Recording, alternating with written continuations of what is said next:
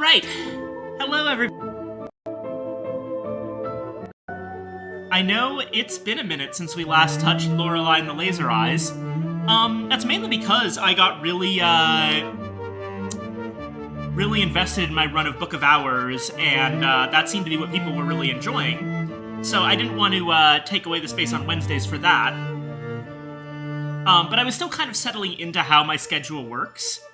And yeah. Generally, I'm setting aside Wednesdays and Saturdays for this, but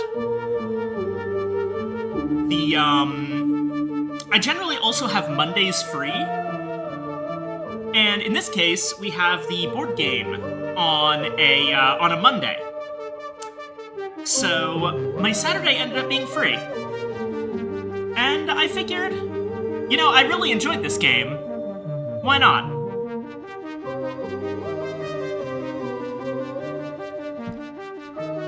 Right. Now, where were we?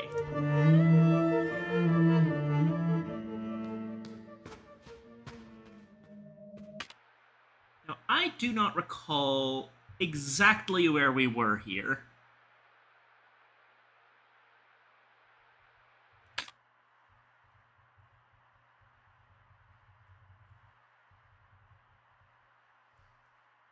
But this should help. Arrived by car, all the way up to entered the hallway outside room 2014. Met the man. Woke up the old woman. Read Ghost by the exhibitions.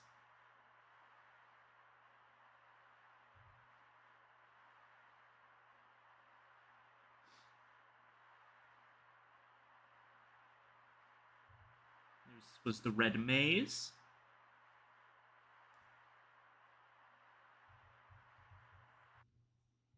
We've got plenty of stuff. We've got all of the maze slabs. Page 1 of the script.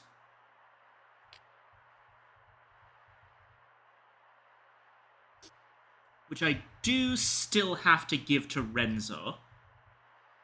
We have the spade and hearts keys.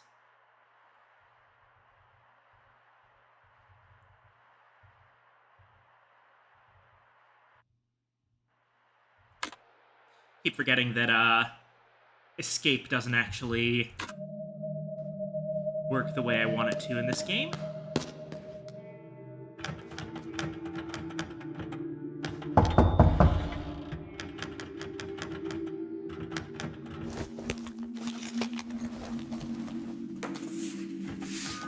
There's your script page. Thank you, Signorina.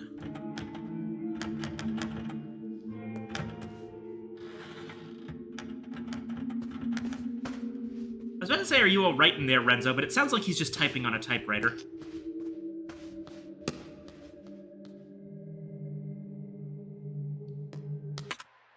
Right.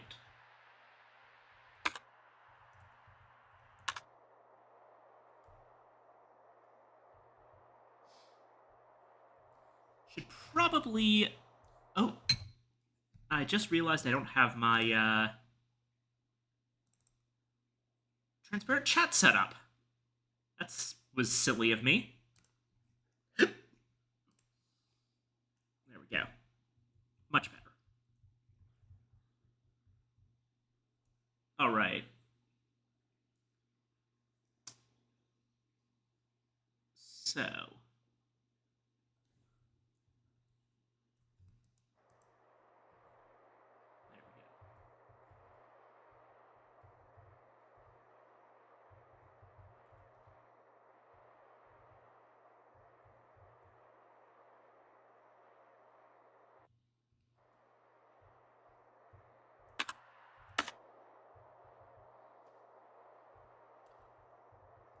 God, there is so much of this hotel left to explore.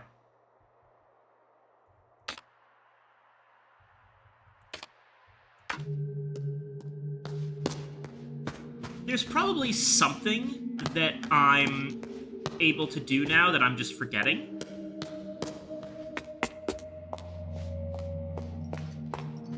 But I'm just gonna wander around until I find something to do.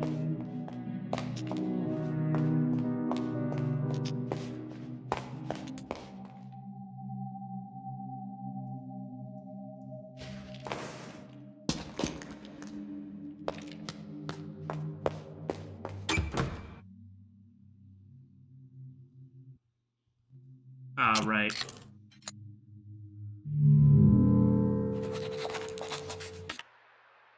Not sure if I ever did figure out this one.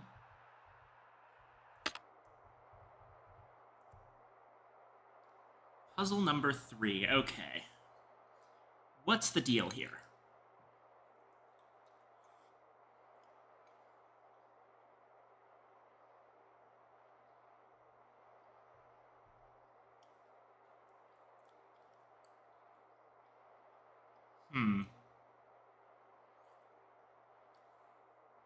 Well, 6 and 9 are the reverse of each other. If you flip over a 6, you get a 9 and vice versa. So maybe that has something to do with it? There's only 2 digits that we have to worry about. And they are square and diamond.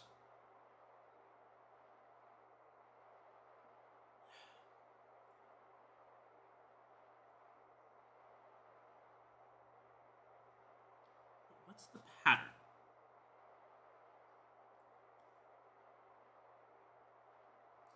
It can't be one of those things where we have to place the numbers so they don't overlap with rows and columns and diagonals, because we have 3 zeros and 2 nines in a row. Just right there.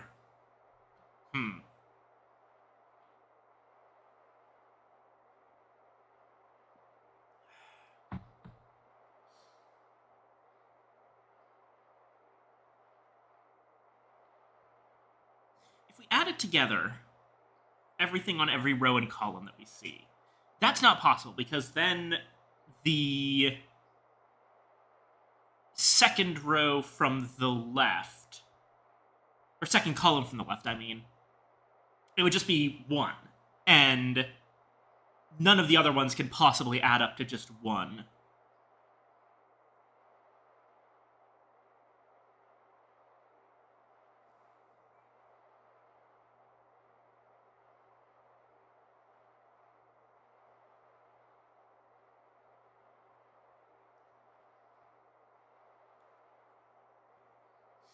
See, the thing here is I really just don't know the logic of the pattern. There's only 1, 2, 3, 4, 5 numbers here. There's 0, 1, 6, 8, and 9.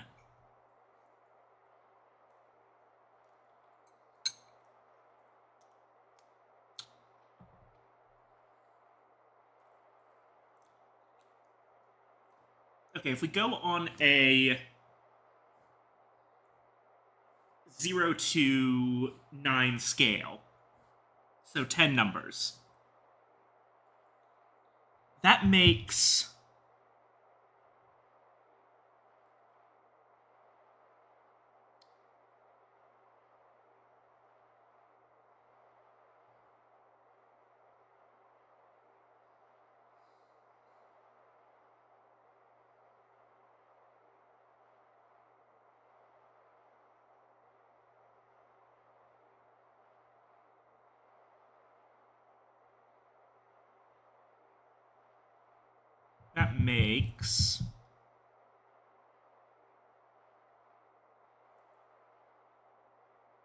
you got 1 and 0, which are the first 2 numbers, then 8 and 9, which are the last 2 numbers, and 6 is right around the middle.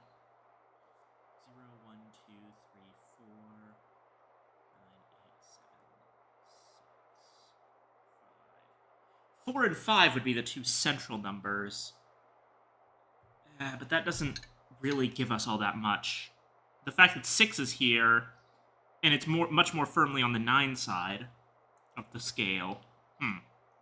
Now, I did notice, if we look at the bottom number,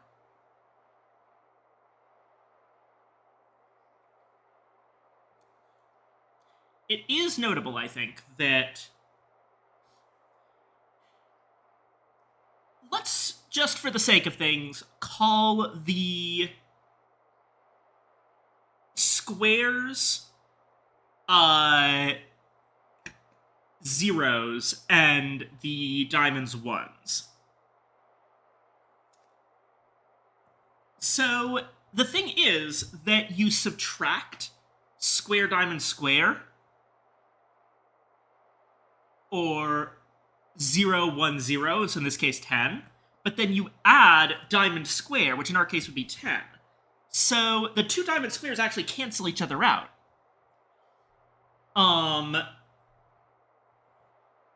And that works with any numbers that you fill into them. I'm so glad you've been playing this one. Yeah, it's a fun one. I haven't been able to get into them as much as I would like just yet because of scheduling. But one thing I really want to do on this channel is play a lot of puzzle games, because I really, really do love them dearly. Especially, like, detective games. At some point I might play a game I've really liked recently called Mystery of the Malign. That one's excellent. But this one appeals to me both because it's, you know, a really great puzzle game, but also I've got a minor in film studies. So, just for example, all the stuff with Renzo Nero, I know this exact kind of person.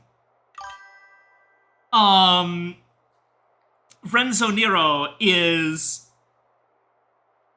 you know, he's a Werner Herzog. He's one of those crazy. He's a Jodorowsky. He's one of those bizarre surrealist auteur directors.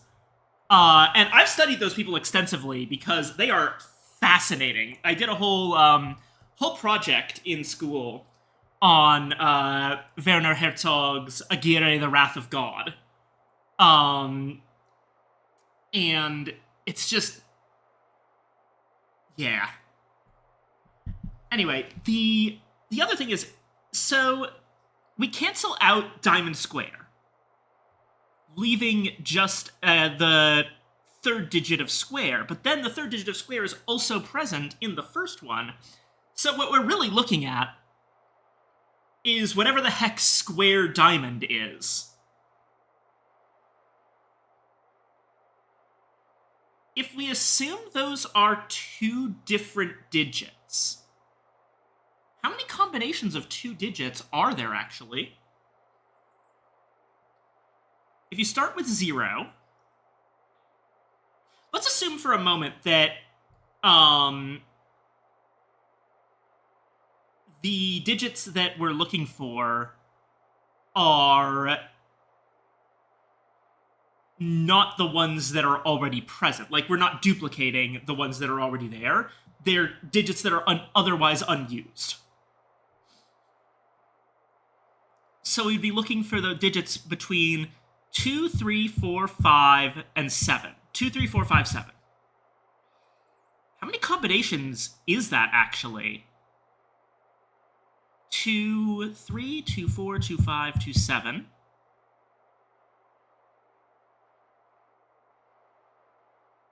3, 2, 3, 4, 3, 5, 3, 7. There's really only 16 possibilities. I think we could actually potentially brute force this one.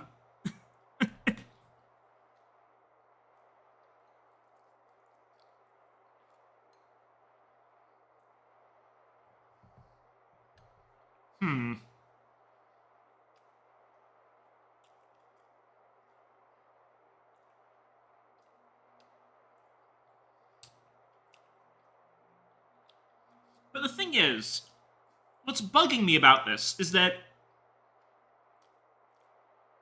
the other number puzzles thus far have not really been all that crazy mathematically complicated.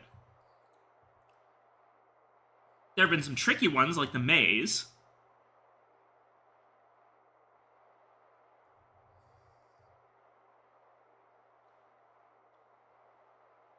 This one's really just identifying sides. This one basically just has you cut the shapes. It's not really even a mathematical puzzle, it's a spatial reasoning puzzle.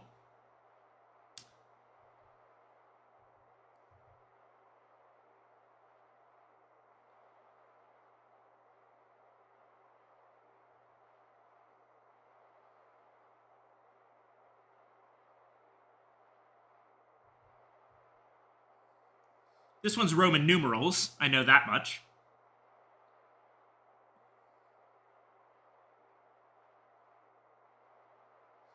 Well, no, not quite. Actually, this one's a bit weird. V plus L is 135. V is 5. That would mean L is 130, but that's not what the Roman numeral L is.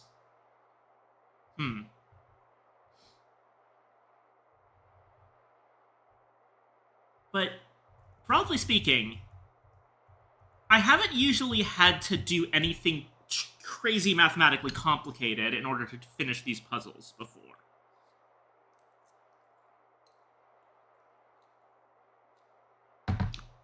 There's usually some kind of trick.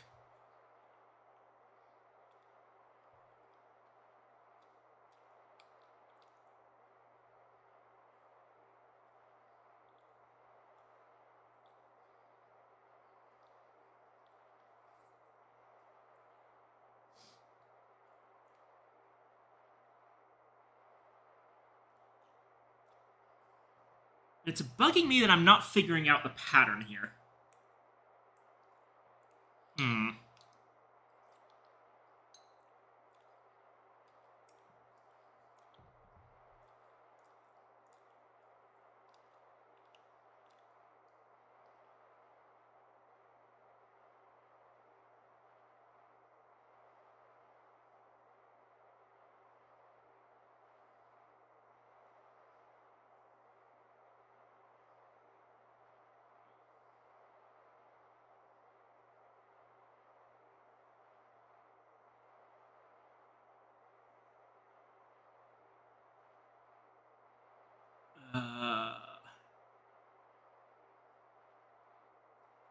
Okay.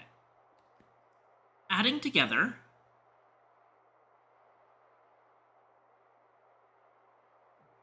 the bottom row. No, it still can't be adding rows and columns together because of the 0001. Maybe it's just rows? Is that it? So the bottom row is 18 plus diamond.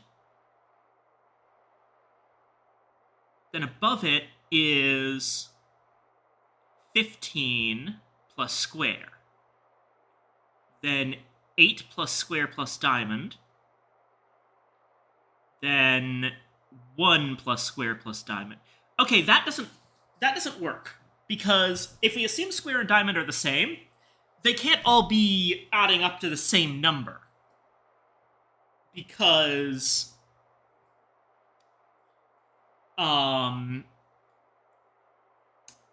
then effectively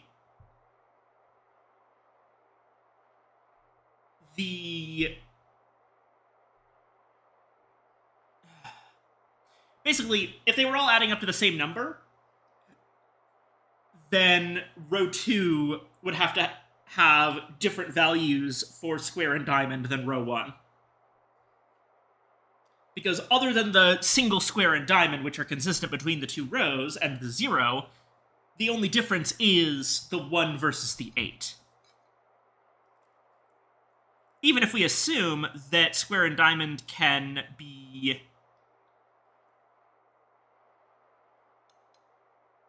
Or actually... What if the numbers are 8 and 1? Let's say that, like, diamond's 1 and square is 8. For some reason. Does that work? That would make 1081. So that's 10. Then 1088. No, that still doesn't work. There's no way to make that work. So it's not add up the rows. It's definitely not add up the columns.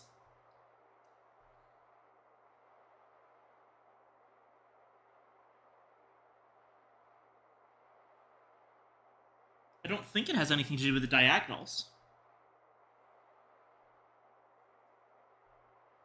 They're the same number of sides. What is the deal here?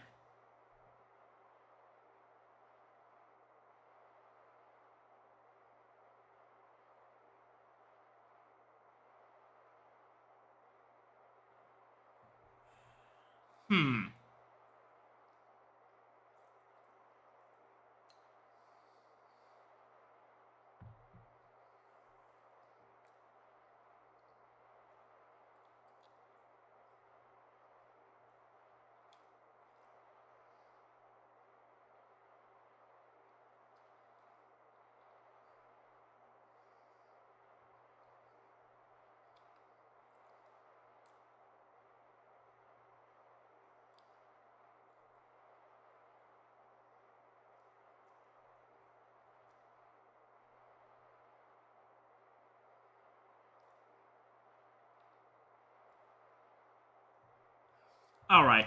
Let's try my brute forcing method. See what we can get and if it works at all. And then we can, Wait, hold on.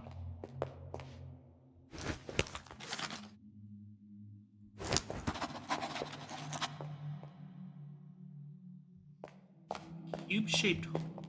Does it have to do with the names of the paintings? No, there's a cube-shaped hole in all of them.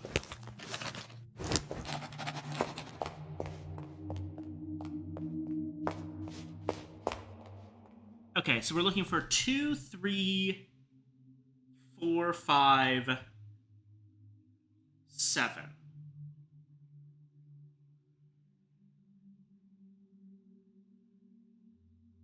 Which means that there should be 25 possibilities, not 16. That was my bad. Okay.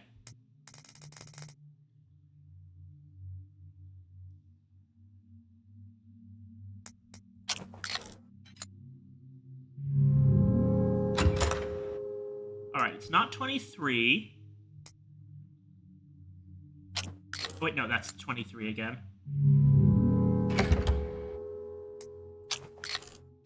It's not 24. Not 25.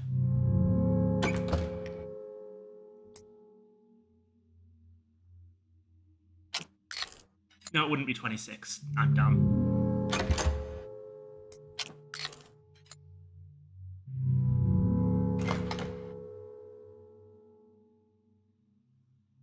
It's 27. No. Okay. 32.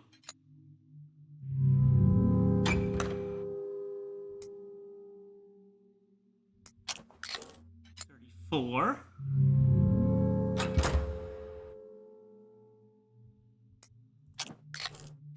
35.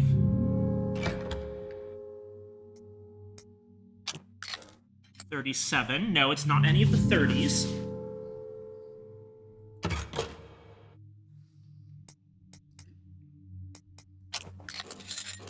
Okay, it was 42. Alright, so what the hell was the puzzle?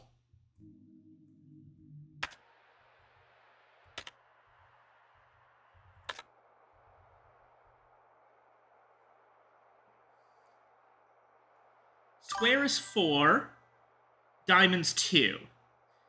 10, 24. 20, 48. 40, 96. 81, 92. Wait. Hold on. 10, 24. Oh my god, it's fucking 1024. Right. Double 1024. Each row is the double of the row above it. So it starts with 1024. Then 2048 is double of 1024. Then 4096 is... yeah, double of 2048. And 4098 is 8. Yeah, 96 doubled is 192. And then 4 doubled is 8. Yeah, 8192. It's fucking 2048. God damn it. I never actually really played that game all that much, so I wasn't thinking to look out for that particular set of doubles. I still actually feel pretty decent about the way I solved it by, like, putting the numbers together and figuring out, like, you can narrow this down to only 25 possibilities.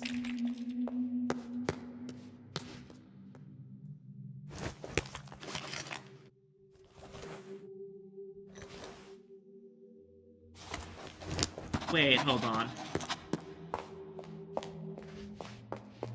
There should be an E here.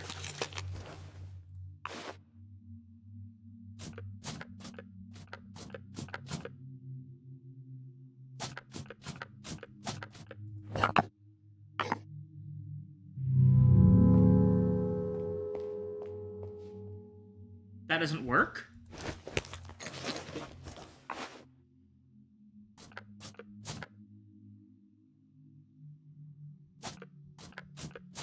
Oh no, it doesn't work because it wants the sideways M, not the E.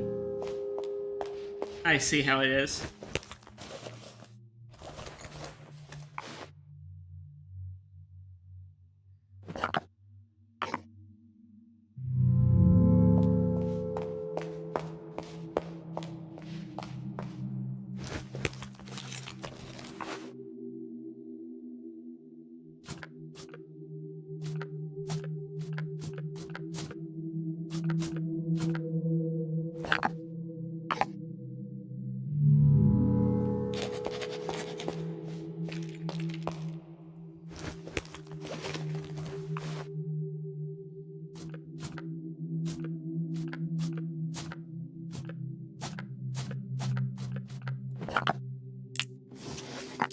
Ah, bingo.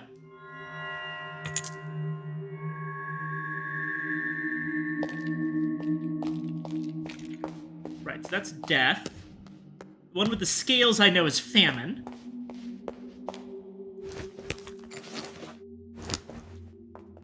So this one must be war.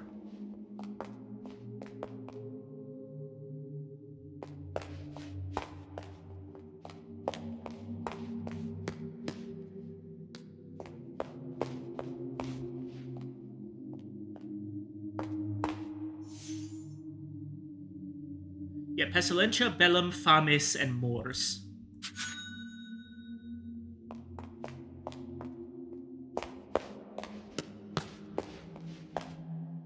Oh! May the Lord be in your heart and help you to confess your sins.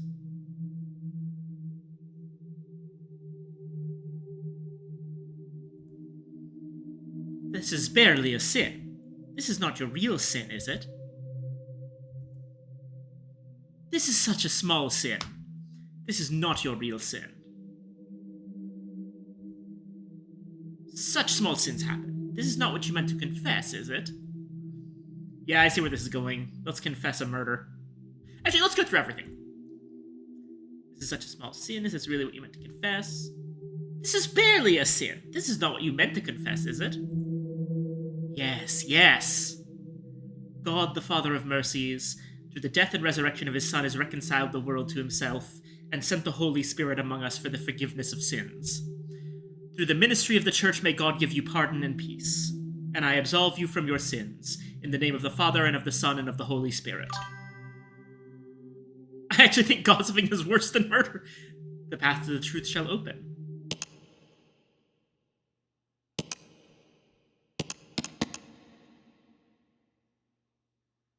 No? Forgive me, Signorina. They hide the secret buttons very well. Let's see, it must be this one.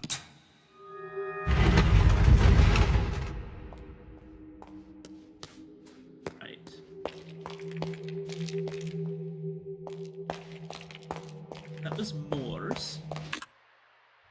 other blocks?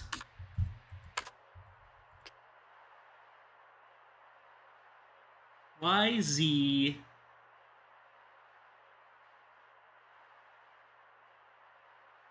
AOU with the umlaut? And I actually don't recognize that last character. I mean, I've seen it around, but I don't know what it's called.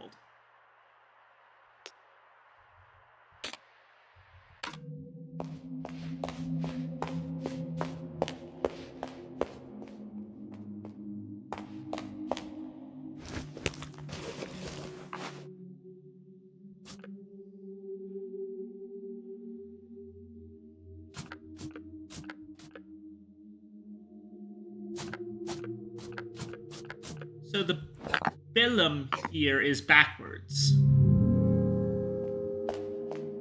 So I want essentially something that's a backwards lowercase b.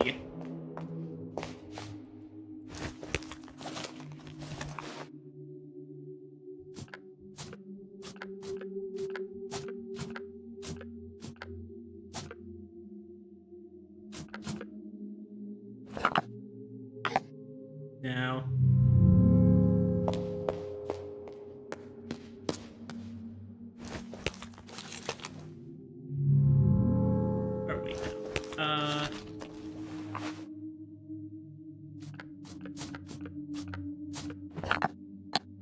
Oh, I get it! Oh, that's clever. It's the Y because that's the figure of Christ hanging on the cross, here represented by Renzo Nero.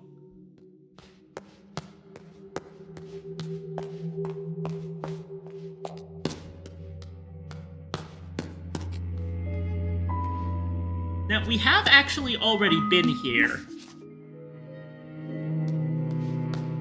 I believe it was,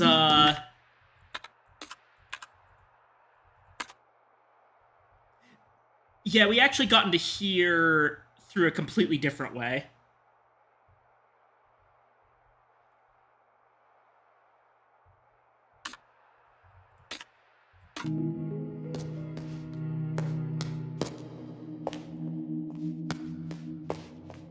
So this is where those number blocks go and what they're for.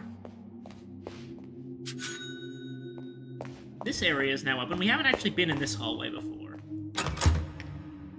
This one's bolted from the other side.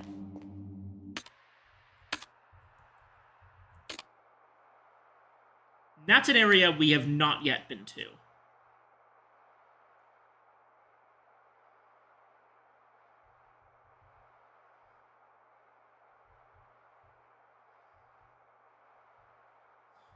We've got the spade key and the hearts key.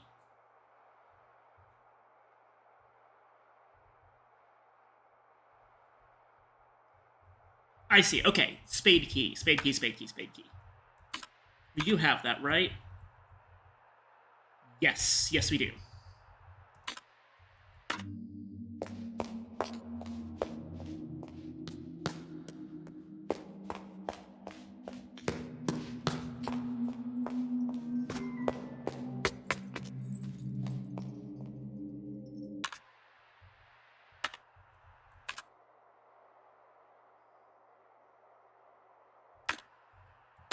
No, wait, hold on. I was going to the elevator.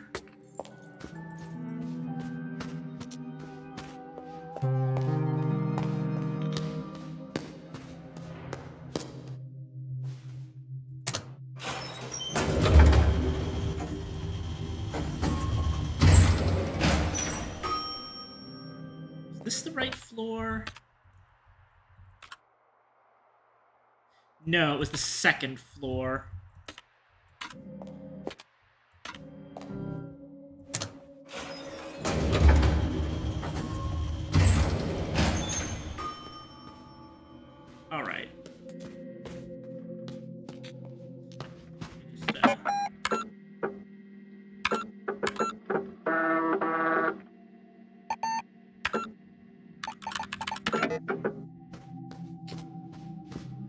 Here we go.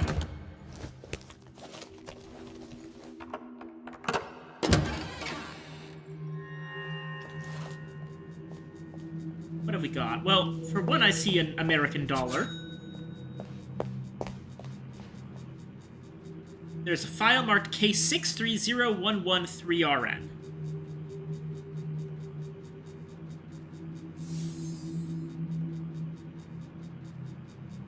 Location, date, time.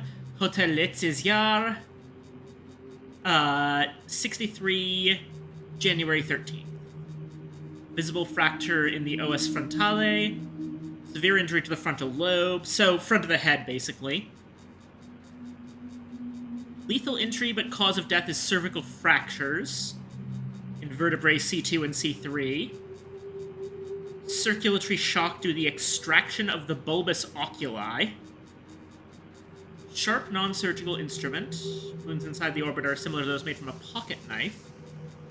Self-inflicted or by someone else. Glass found on and inside of the subject. There cannot be any doubt the subject crashed the window on the 3rd floor. Okay, so this is still the woman that jumped out of the window.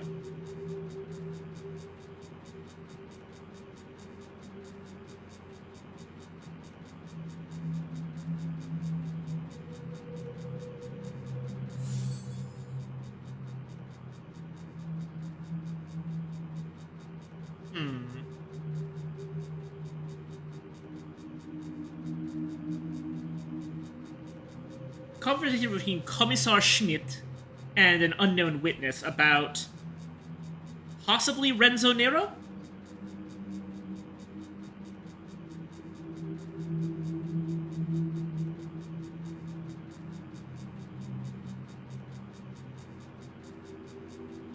This might be us again.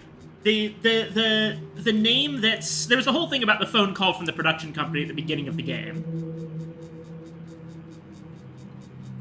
And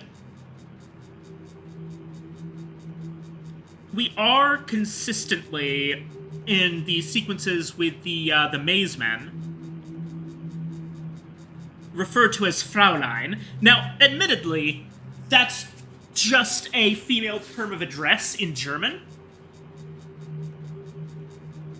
But it has been consistently applied to Lorelei Weiss. And there seems to be some kind of time thing going on here. That, like, simultaneously we are our younger self having just arrived at the hotel, but also I think we are the old woman in the room. And the rooms are named after years. This is happening in a lot of simultaneous time frames.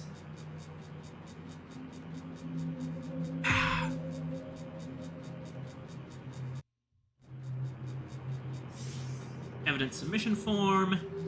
Espresso cup, revolver, playing card, glass shards, letter. Red paint were found on everything but item E.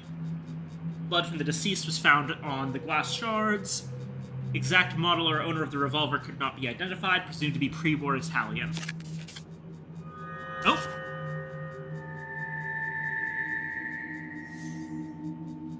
Polizei Beamter Andreas Coleman arrived at the Hotel Letzes Jahr at 1:15 midnight. He was there greeted by someone in the foyer. Someone was in a state of shock and spoke about eyes after being calmed. Someone showed the officer on site the place of the incident. Gravel path, lying face down, legs were facing the house. Deceased's right arm was folded beneath... I'm gonna say that's probably her body, while the left arm was stretched out. A pool of blood had formed beneath the body, and the deceased had visible severe head injuries. The deceased had, in addition, severe injuries to something. Shards of glass were scattered on the body and around the same. Upon closer inspection, there was additional red liquid near the body, which was believed to be red paint. 4 playing cards discovered in the inner pockets of the deceased. Second floor window shattered, dead on arrival. Identified by witness something as some citizen, something. According to someone, the deceased had inflicted something upon someone, and then something. And then 4 months later, no definitive proof of foul play has been discovered in conjunction with the death of blank. The physical evidence points towards probably suicide. It has been established that blank suffered a manic psychotic breakdown. There have been conflicting professional opinions on whether the stab wounds could have been self-inflicted, but the majority state that the frenzied state may have given her the necessary willpower to inflict the injuries upon herself. Further interviews with witness someone have cleared the doubts surrounding her involvement in someone's death. Therefore, no further measures will be taken in this case. I see. Okay.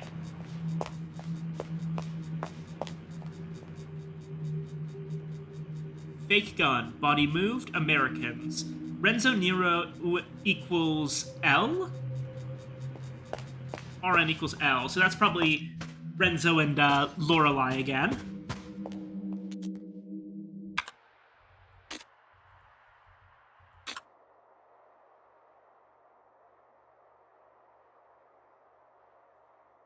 Well, I think at this point, getting that playing card is really, really important.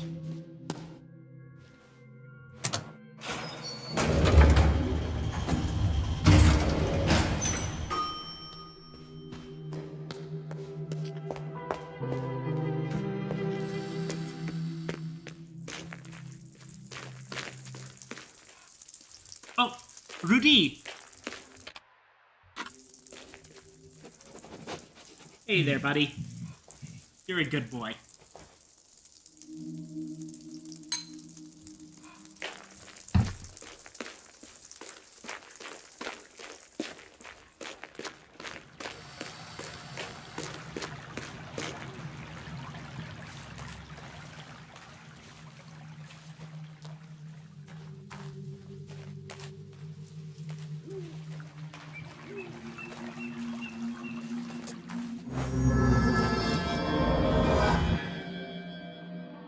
Right now.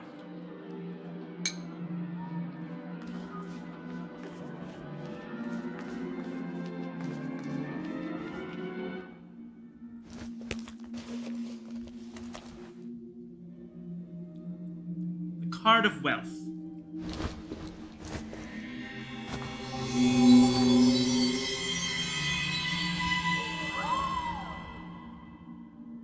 Use it wisely, sister. Oh, I should have looked at the description first. Oh well. Keep forgetting to do that with the cards.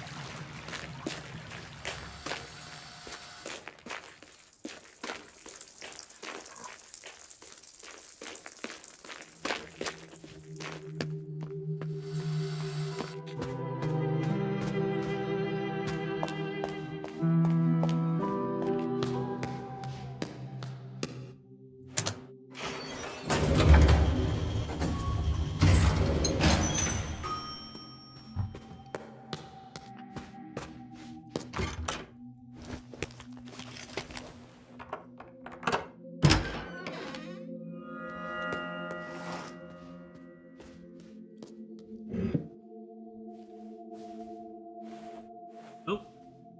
1847. Possibly a negative sign?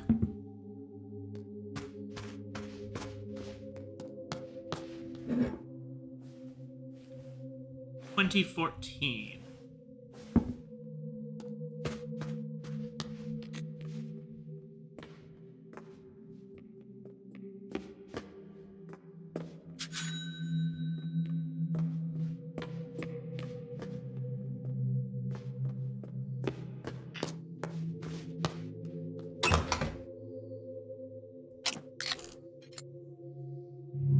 Okay, number puzzle 4.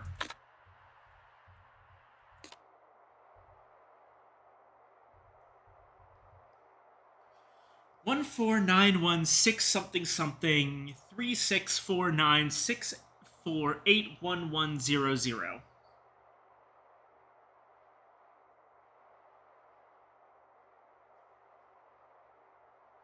Oh god. Okay.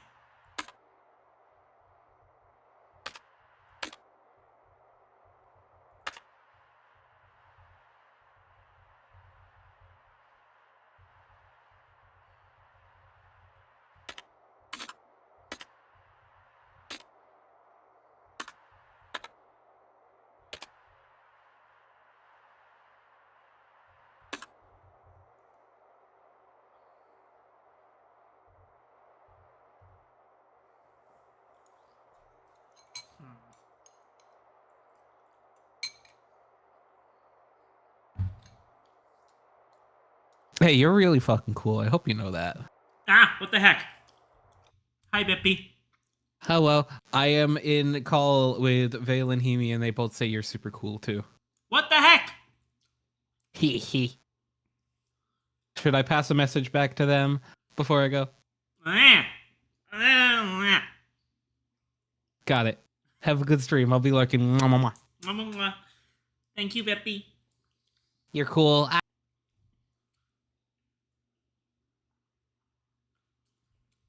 Ah, bot jump scare. uh.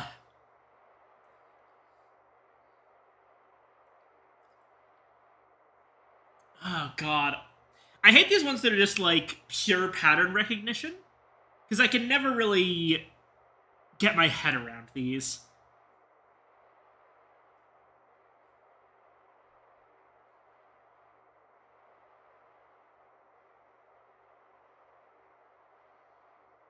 Zero, 1, 8, 4, 6, 9. Aside from the 1, 3.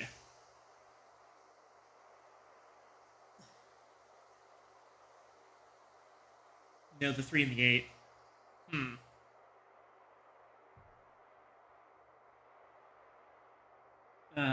1491. No, it can't be years.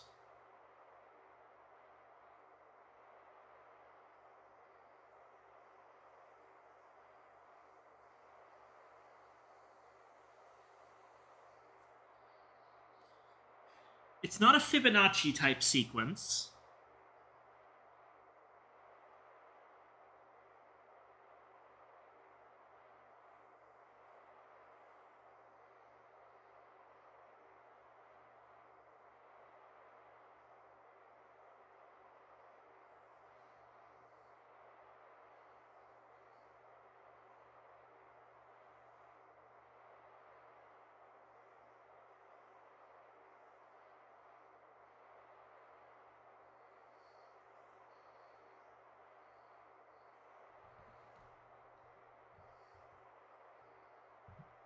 Hmm.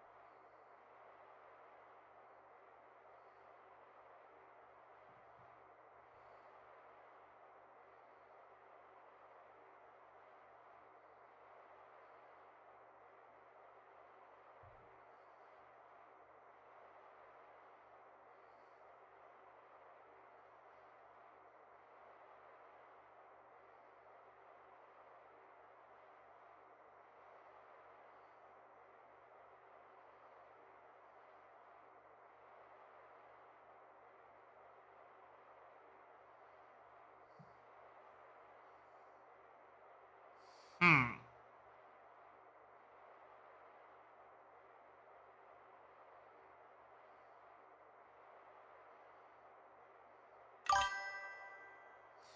I did sip. I did sip. There, I did it again.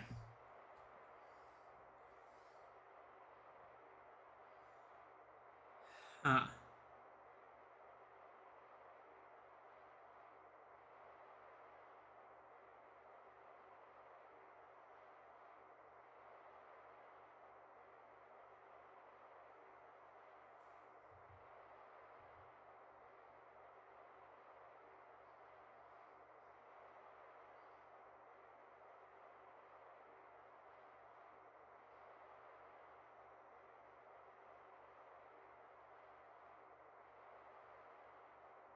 what's the same between 1 and 4?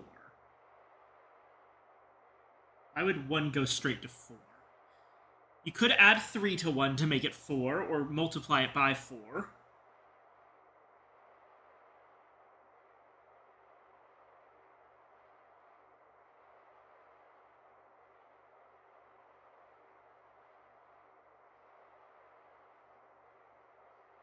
Or it could be 14, which is 7 times 2, but then the next one would be 91. And that's a prime number, I think.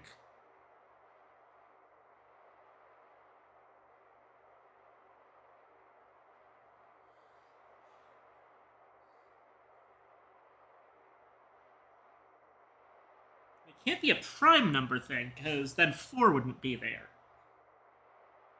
Prime numbers are, by definition, odd.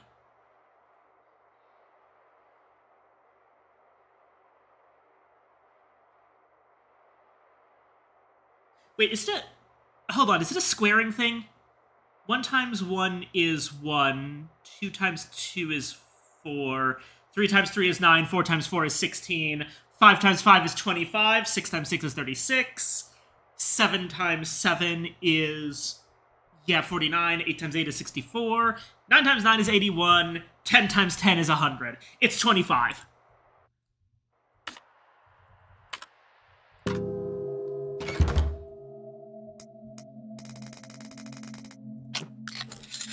Bingo.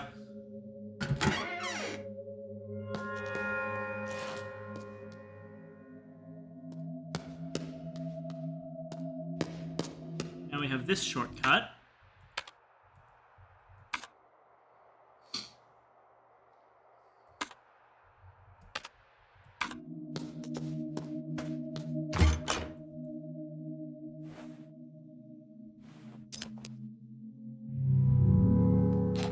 Okay, so we're looking at...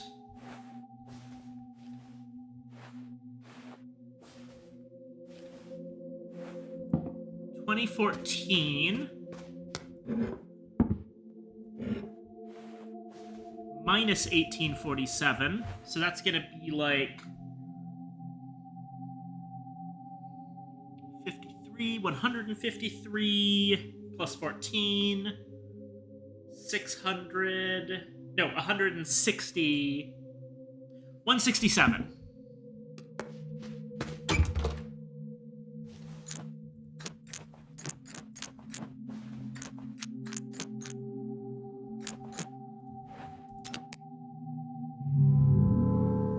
No?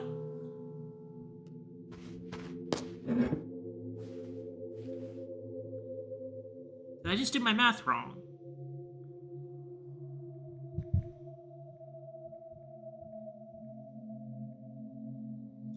No, it should be 167.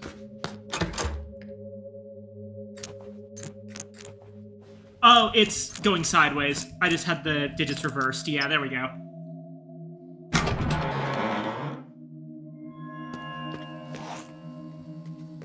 And... now we can lower that ladder. And take an American dollar.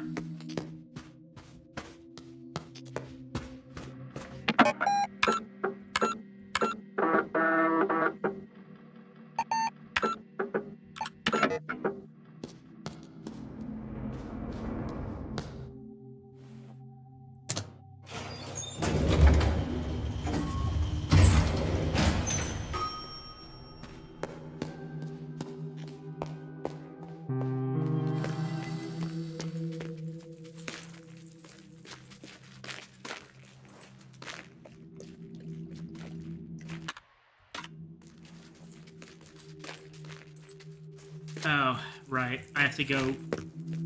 Hi, Ruby.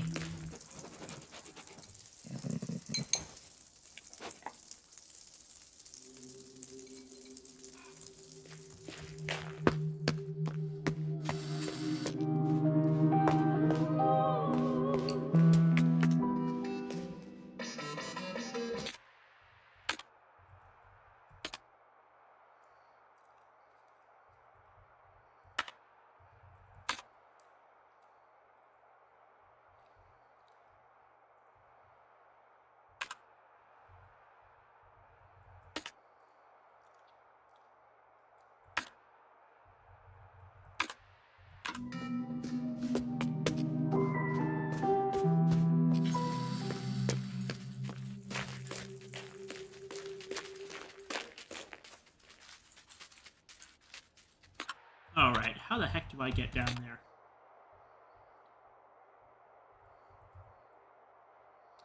So floor 1 is right around... It's right around here.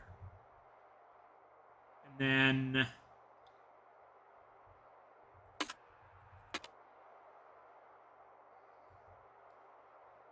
should be here in the cellar, but I can only get there through the back way round.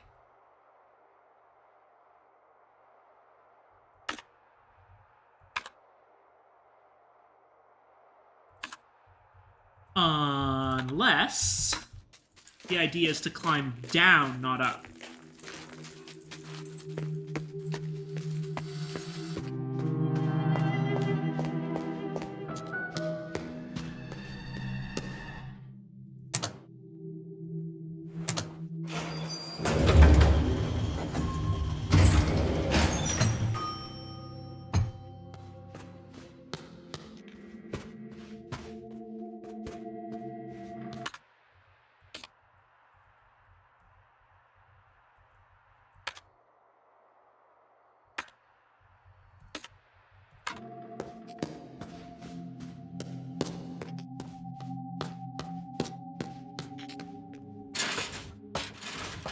There we go. Now we have an American dollar. Hi there, Rudy.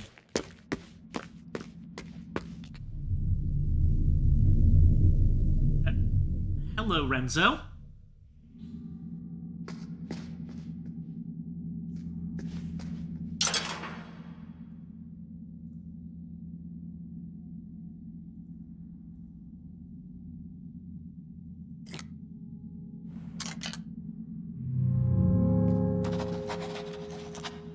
For 51 years you have kept me locked up.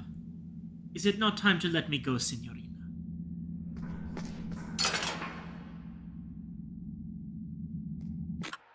Right, okay, hold on.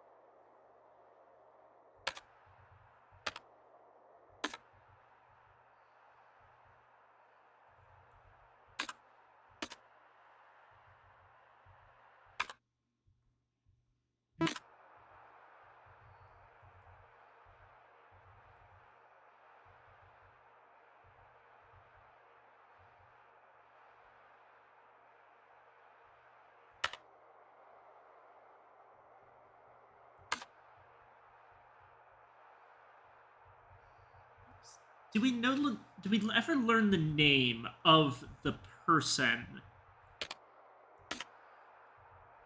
who went through the window?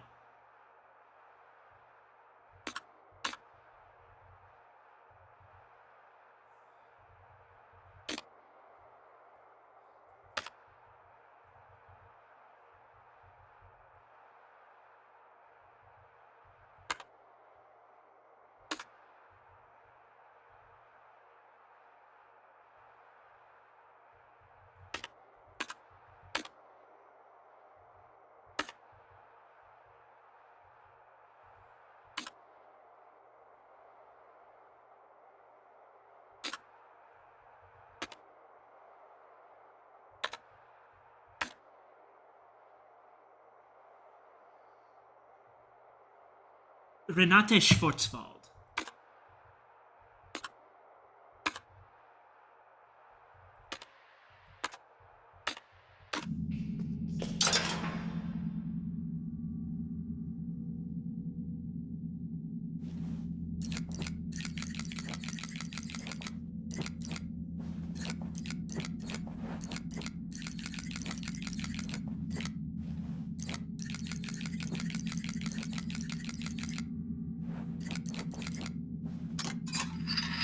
Bingo!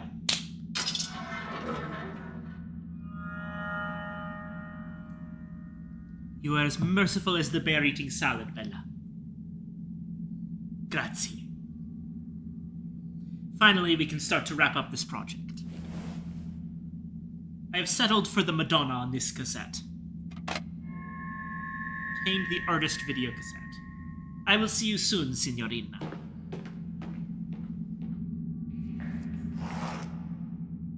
Alrighty.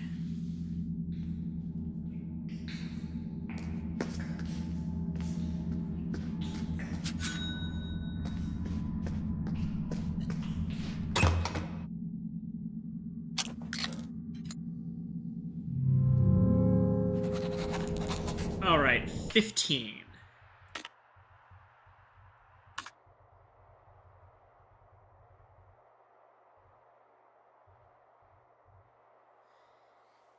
In an octagon-shaped room with 8 doors, the door to the north is marked 0 with red paint, but someone has scratched away all the writing on all the southern doors. The 2 other northern-facing doors are marked 45 and 315. The door to the west is marked 270, and the door to the east is marked... Okay, so this is degrees, I think. So, an octagon-shaped room. If the starting degree is 0... we go diagonally to the right, and it's 45. Diagonally to the left, and it's 315, because 0 is simultaneously 360, which is 315 minus 45. Yeah, door to the west is marked 270, and the door to the east should be marked...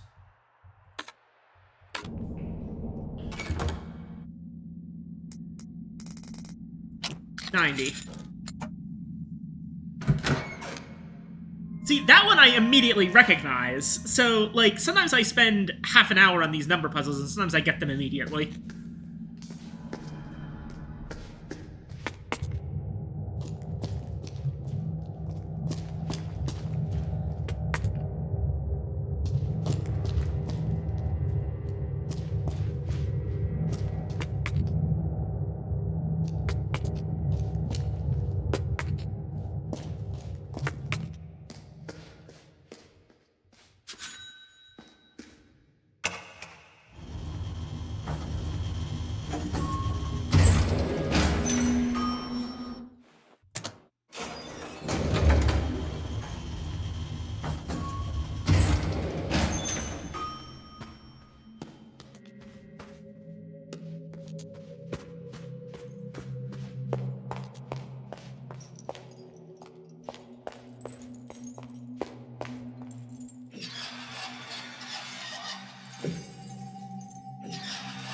Oh, right, there's a key on that. I need to go pick that up.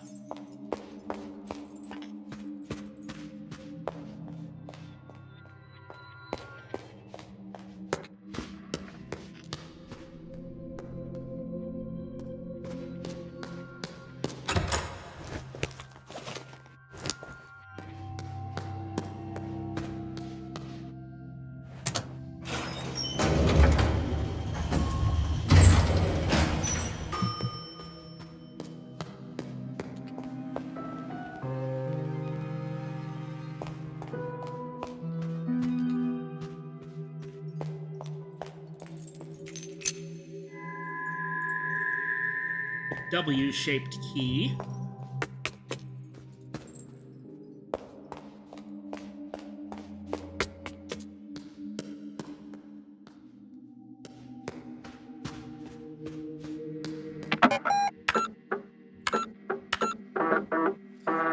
God, it is still crazy that it seems like I've only got like 38% of this game done.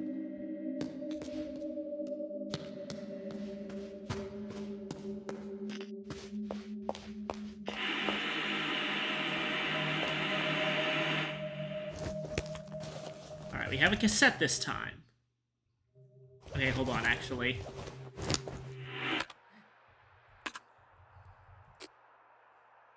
Given by a man after freeing him from imprisonment. The label reads 82-minute magnetic KLB electronics cassette storing your memories. Artist audition is messily written with a red marker pen on the label. A magnetic tape from KLB Electronics, which is mostly known for their early supercomputers and software. The artist audition cassette is said to have been used as evidence in case 63011 3RN and is a rare remainder of the Third Eye Project. If the content is not fabricated, this cassette can be sold for as high as $500,000 American dollars on the black market.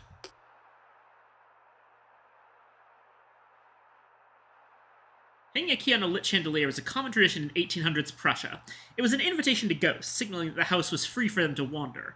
The keys used were often grand and led to prominent parts of the house, which explains why this particular key was used. A key with a W incorporated in its bit piece often means that it unlocks the western part of a house, traditionally the most important part of houses in Northern Europe. The front depicts a trotting horse crossed by a scythe. Ornate letters read Moors. On the back of it is an engraving of a key between a plus and a minus sign, and below it the words Elektromagnetischer Schlüssel. Masquerading as a coin or a medallion, this is in fact a key which uses electromagnetism to unlock a mechanism in a larger construction.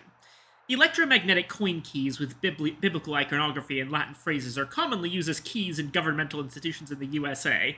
They are always produced in even numbers, which makes it likely that this coin is part of a larger set. I'm gonna be real, I don't think that's true, but it's a fun window into this universe's lore.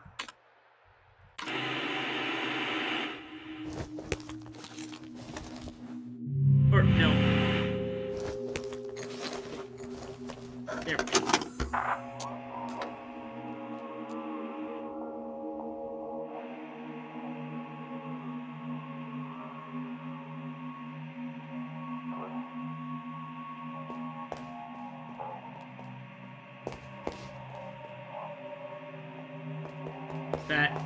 Does that do anything?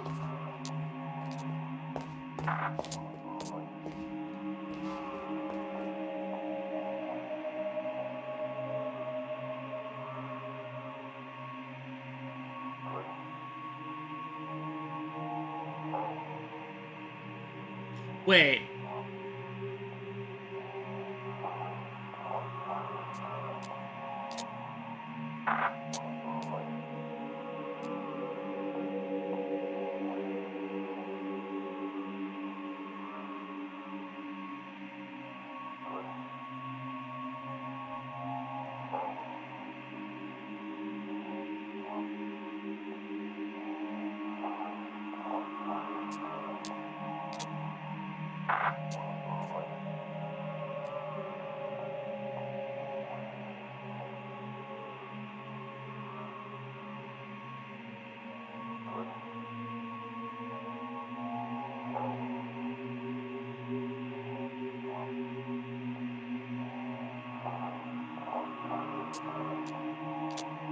Okay, one more time.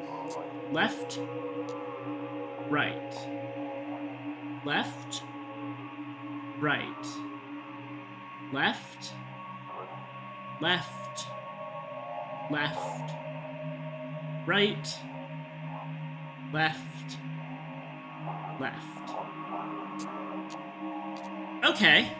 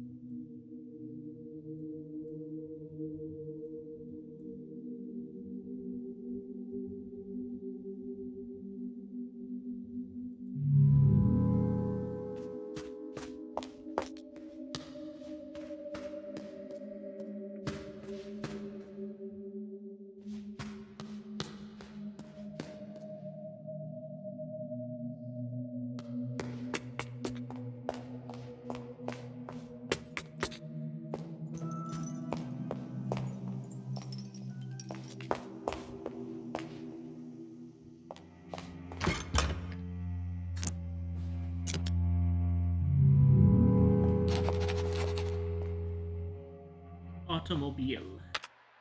Right, I remember how to work these. I have to look at the automobile box. It's 1959, but that would become 6261.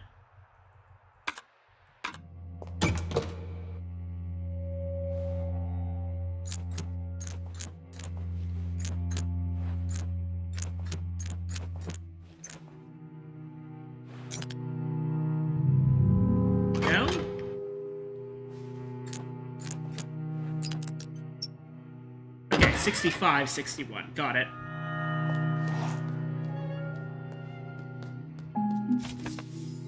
Dear brother, I arrived at somewhere yesterday. It is decayed, dark, and much too large for the Baronine herself.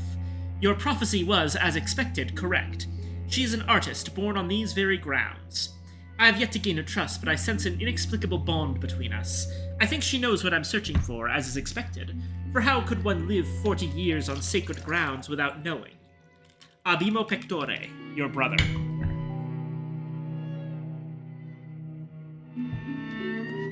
So that's probably 1807.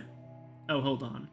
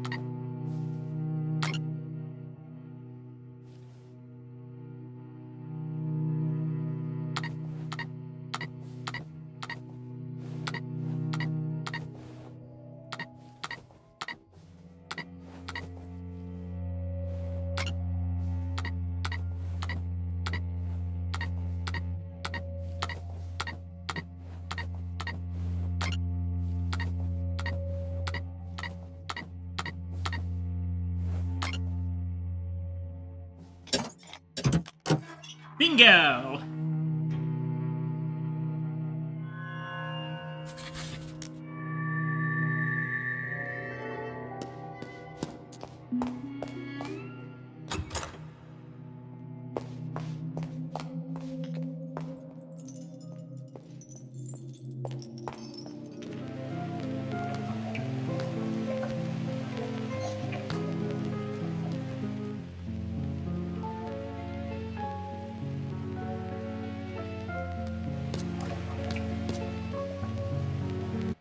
Actually, would you excuse me for a moment? I just had a massive, like, burst of paranoia about a potential, like, was this save actually where I left off in the stream? Because I just got the most massive sense of deja vu from doing that. And I'm wondering if, like, it got reverted somehow. Give me a second, I need to check my old stream. Excuse me just a moment. Let me just go ahead and... Okay.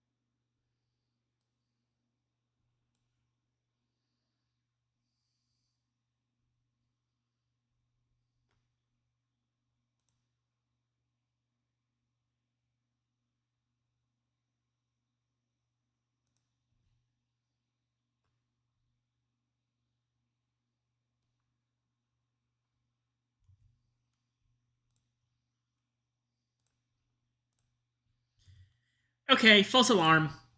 This does appear to be... Ah! What the fuck? Okay, let's do your thing.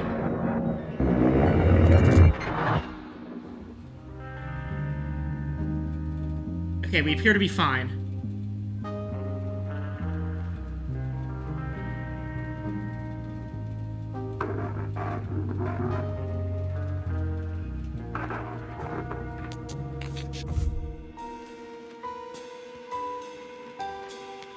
Okay. It's another one of these memory things. Right, we've got... the woman who is holding up 3 fingers and has a plate with 2 forks and a knife. And a glass of wine. And a glass of water. The forks are on the left with the wine and the rose, and then the knife is on the right with the water glass, and she's holding up 3 fingers. Then we have a candlestick, a candelabrum, with 5 candles on it, a bottle of wine, and a glass of water broadly to the left of the man's plate, but mostly in front of it. And then his plate has 2 forks and 2 knives. He's holding up a glass of wine and petting a dog.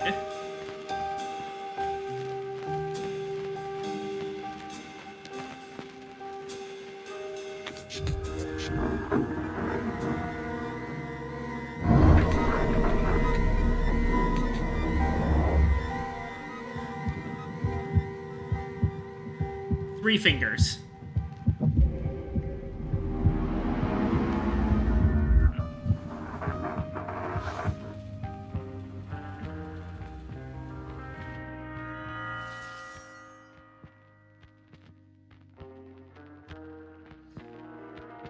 Interior, hotel, dining hall night. The woman studies her host in the flickering candlelight. Piano music plays from the turntable. The woman takes a deep breath. Now, the maze I'm designing. I have very little information. Yes, the maze is in a sense metaphorical. In what way? I think that is not something that should be put into words. You must find it yourself, within the maze. The woman makes a frustrated face. But what is it for? The maze is for getting lost, Signorina. I could use some technical specifications. The OCU-3 is... Signorina, we must remember the unfortunate hen who won the farmer's race. Tonight we eat and drink. They raise their glasses and drink. The woman glanced at her host. You said that we were alone, but I saw... Yes, Rudy! The man snaps his finger. Rudy, a black Labrador, comes running into the room and trots over to the table. The man ruffles Rudy's fur. What I like best about Labradors is their complete disregard for financial institutions. No, I saw a man, a magician. The man stops petting Rudy. Signorina, that is great news. We cannot rely on technology alone. Now we have magic. Tell me more, please. He made this gesture. The woman covers her eyes with her right hand and raises her left hand, holding up 3 fingers. The man watches her seriously. Signorina, listen carefully. It is a greeting and a warning. I had a similar encounter years ago in the depths of Cine Terzo Studios. Art can be very dangerous at times. The man stares out into space, then he snaps back and smiles. But you need not worry about the magician or his brothers. Act as if he were never here. Yet. The man runs over to the turntable and puts on a cha-cha. He turns to the woman and bows. May I?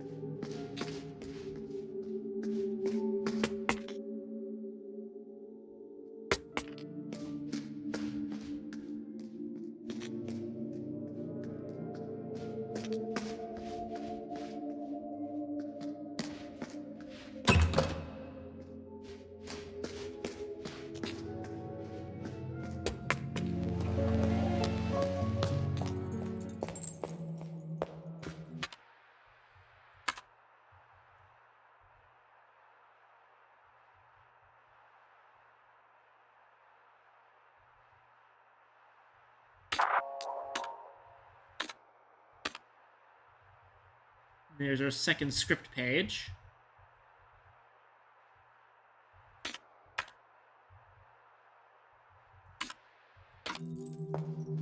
It must have been that I solved one of those puzzles.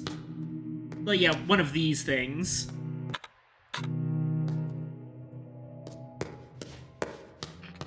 Yeah, this was the one. And I just thought that I had done more of them. Let's do those now, just so that I'm not going absolutely crazy. This is un animal terrible, but it's backwards.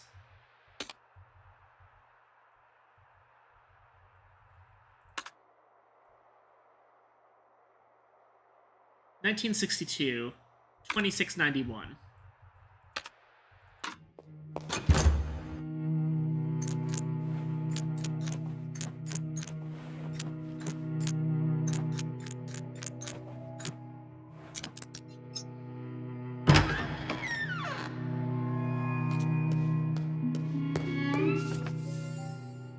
Dear brother, my worries were not without cause. Things have started to appear. A red hallway behind a clock. A theater. The Baronine is changing and speaks in a puzzling tongue. Minutes and hours are years. At this very moment, time is the year, she said, as if it was a rehearsed line from a play. The Crimson Beast skulks these halls now, playing strange games and whispering horrible words. It wants to swallow all. Tonight, if such a time even exists, we are invited to a performance. Something will happen. There is violence in the air. Abimo pectore, your brother. Minutes and hours are years. At this very moment, time is the year.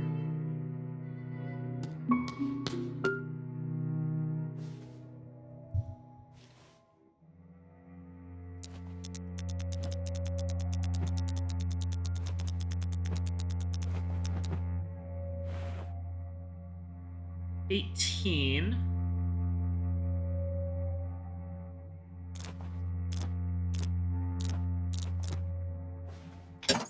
Bingo. So it's 6:47, basically.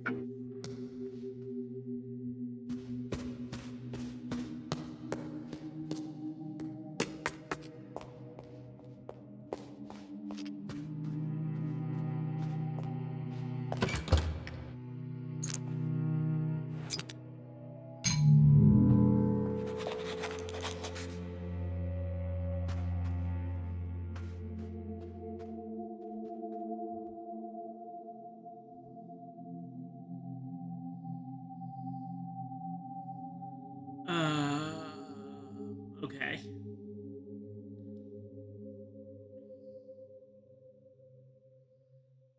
So everything is just kind of shifted one space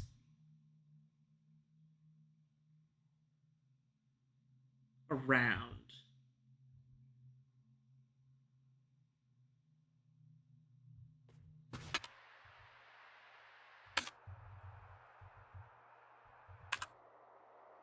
$1954 is the etymologist's dream.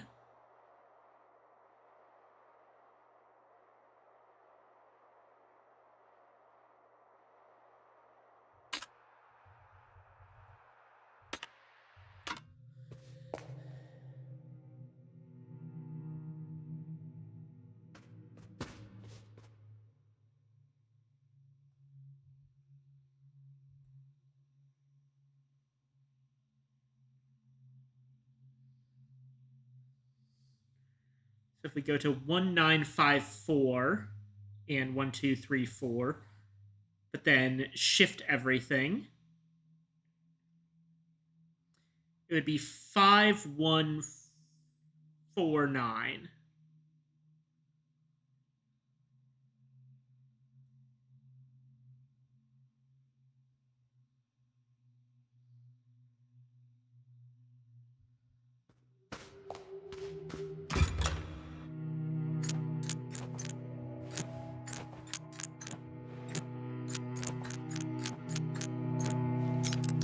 Bingo.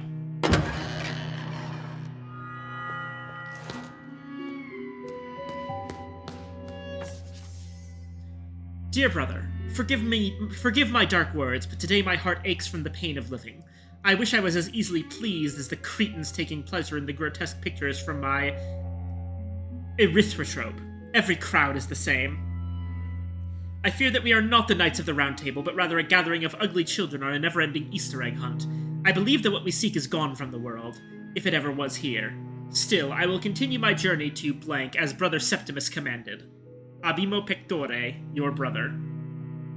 It's December 1846.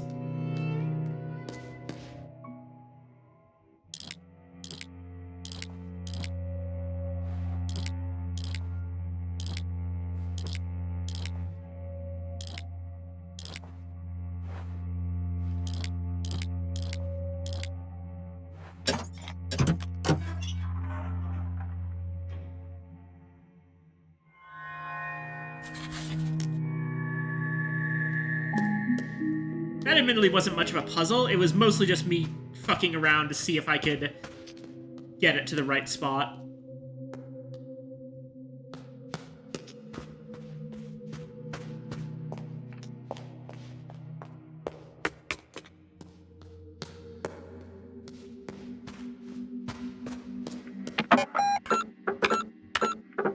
I'm now very paranoid about running into another one of the maze-headed people.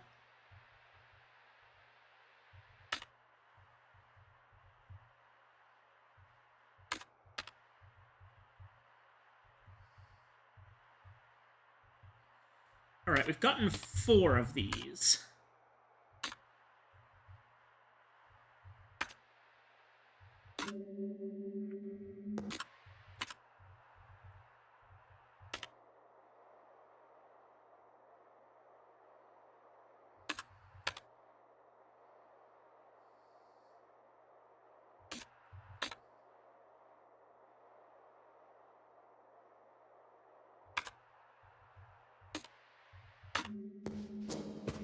The last one should be on the first floor, I think.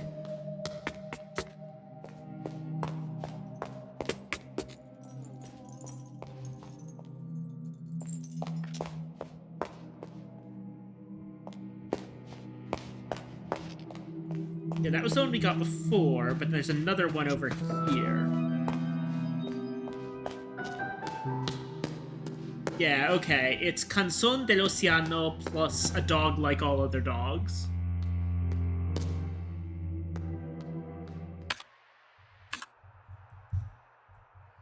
Canzon dell'Oceano is 1948.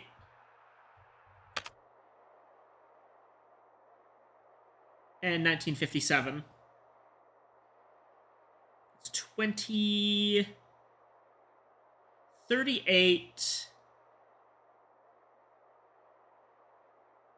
No, 39...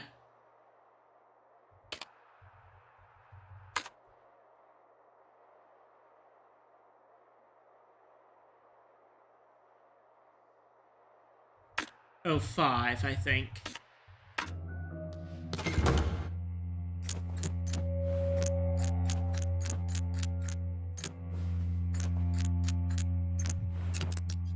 Yes.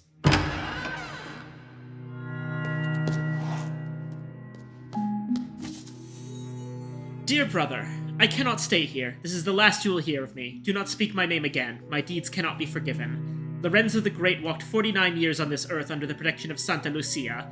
Now he must vanish. I shall be reborn a nameless vagabond. Valeas quam optime, your brother. 1847. That would be 1798.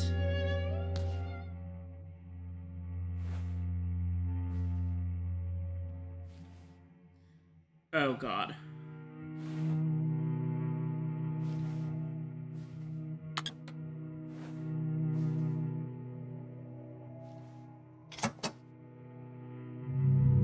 Oh, wait, I get it. 1...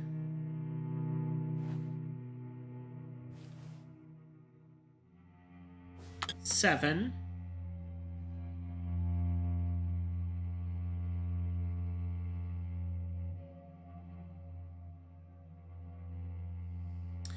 It's 3 along the side, then 2, 3, 2, 5, 6, 7, 98. Bingo! It's the number of, like, squares they're made up of, effectively.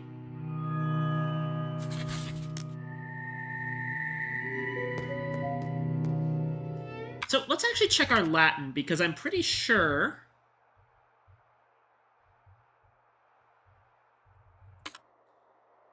Ab imo pectore is from the bottom of my heart, basically, from the deepest chest.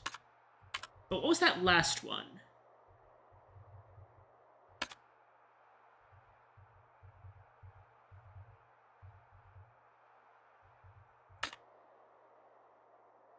Veleas quam optime.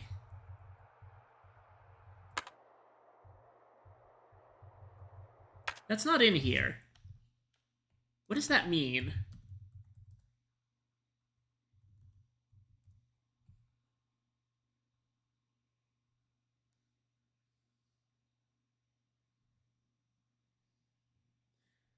Veleas quam optine.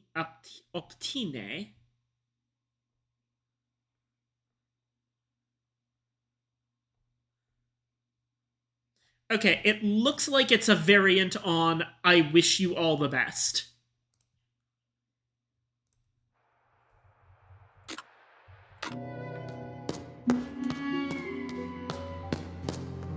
Don't quote me on that, but that's what I'm getting from it.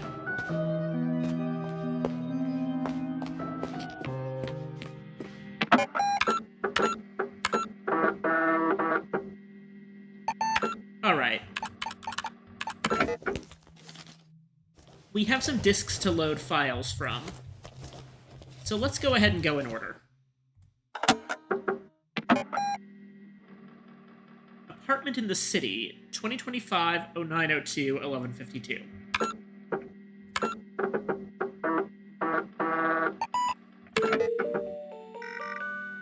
My bags are packed. I have a strange feeling about this project. I feel a little anxious. I should relax a little before I go.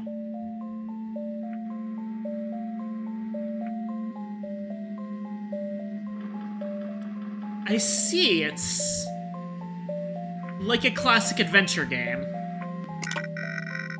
It's empty. I should put something there. Mostly things in there that I don't have the heart to throw out, but don't want to have on display. There are more books in there. Oh.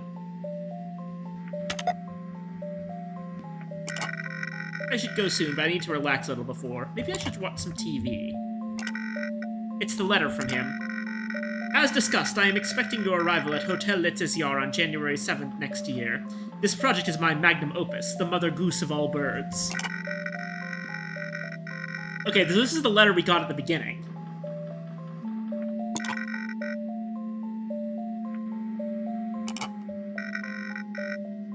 A show for the eyes of the cosmos. Ambitious. I should bring this with me when I go.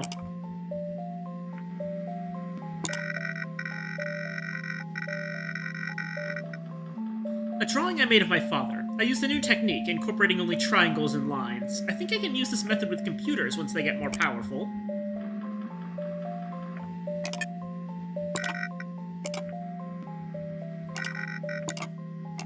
Doesn't switch on. Oh, shoot. I did not mean to do that.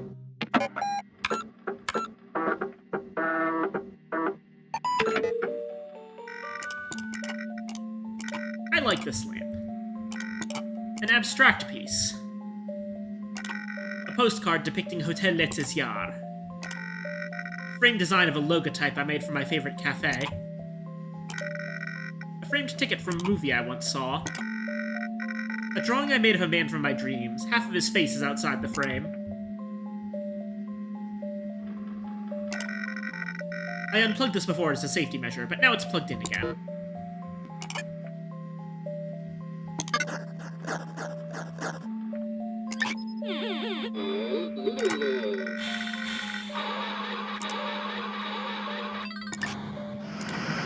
Seems to be a film about someone sailing the seas. It's a talk show in Swedish. The host Hyliand is popular here. Looks like a film is about to start. The Etymologist's Dream. Oh? There's a magic show on. It's not particularly interesting, yet the magician has an undeniably magnetic charm which draws you in. Sister, I have a message for your future self. In the future I am made of paper. From my hat there are cards. There is a red rune. This is the ancient rune I.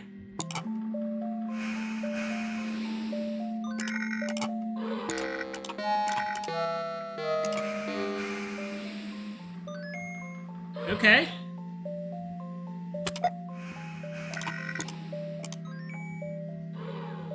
Is that it?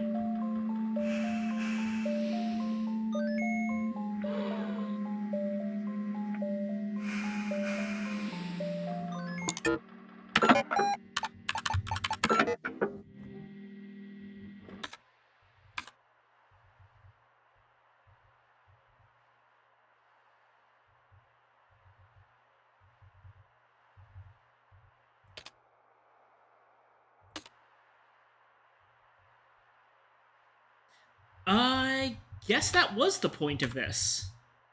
Okay.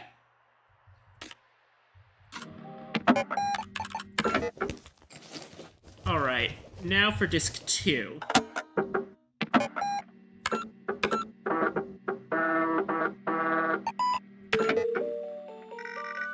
I need to get to my car. I parked it at Augenplatz. I have a long ride ahead of me.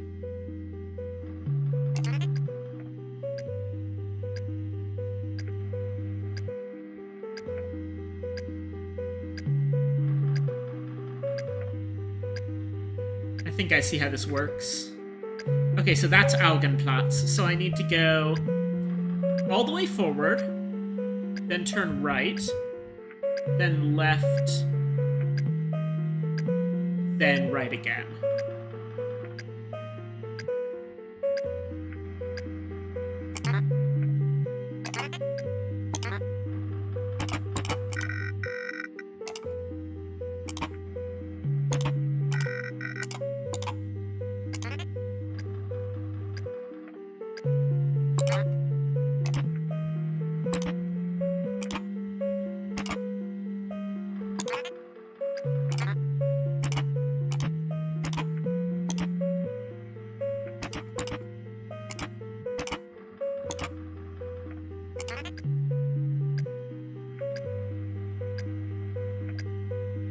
No, that's Kirschplatz.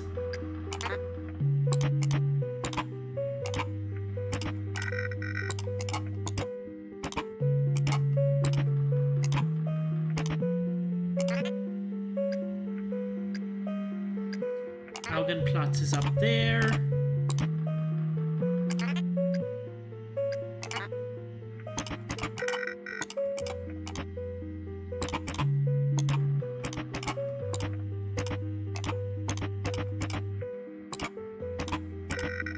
There she is, old Lily Christine.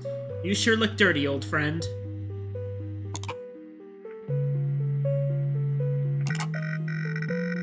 Looks like someone's wrote something on the window.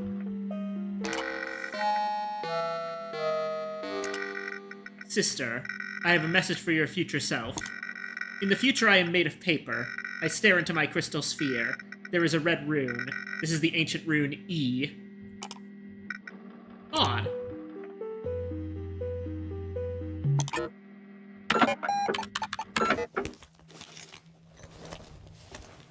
Now for disc 3. In the car. A car ride like this really gives you time to think. Maybe too much time.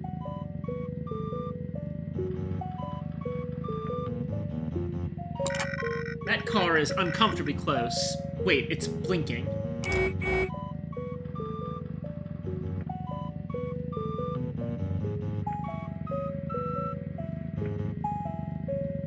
Seven, 6, 5. Okay, it blinked 765. Hotels beyond these mountains. I found an American dollar. How did it get there?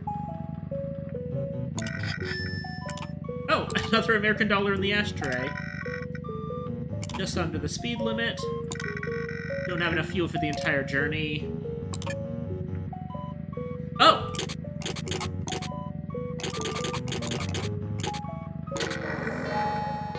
Hey, there we go! Sister, I have a message for your future self. In the future I am made of paper. I reach for a bottle of my miracle tears. There is a red rune. This is the ancient rune O. Is that him again?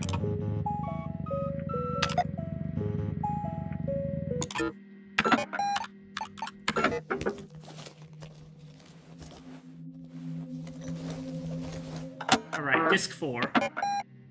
Gas station. I could have sworn I had enough gas for the entire trip. Oh well, a chance to stretch my legs and get some fresh air.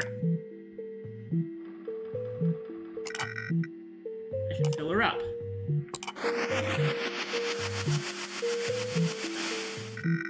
That should do it. I should pay.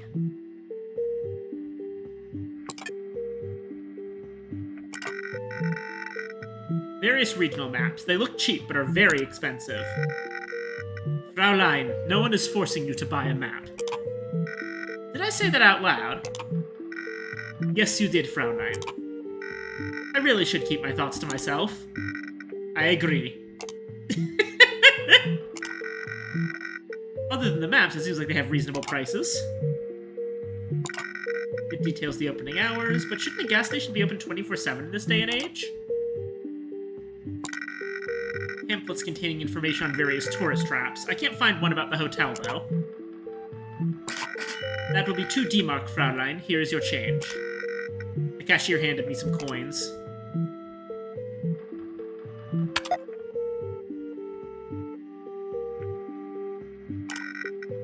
She's all filled up. I have no reason to enter. Oh. A doodle of a UFO and a little alien guy running around a planet. Cute. Looks like the work of an up-and-coming artist. Aww.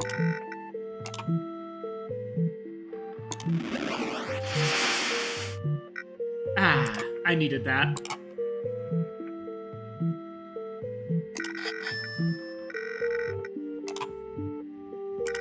Obscenities and poetry. My hands are clean. There's something written in red on the mirror. Call me, sister. 069641.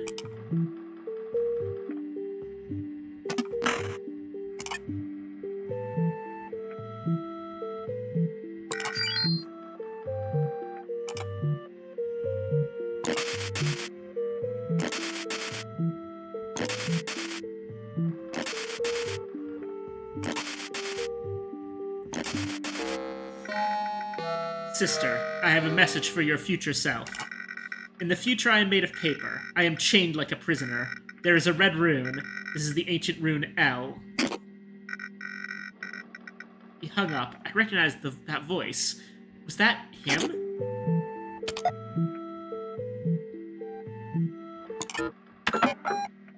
Okay.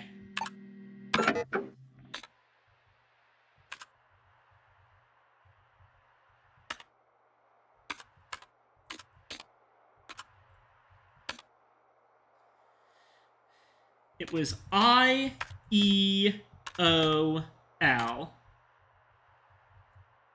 I-E-O-L.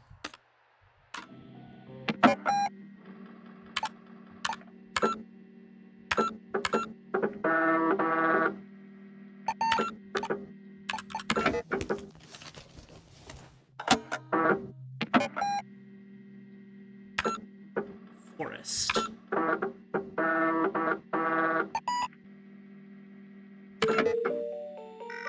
Here we are, in the middle of nowhere, Hotel Les Yard. This is it then. Made it, old friend. I hope we make it back as well. I found an American dollar hidden behind the map. Why would someone put it there?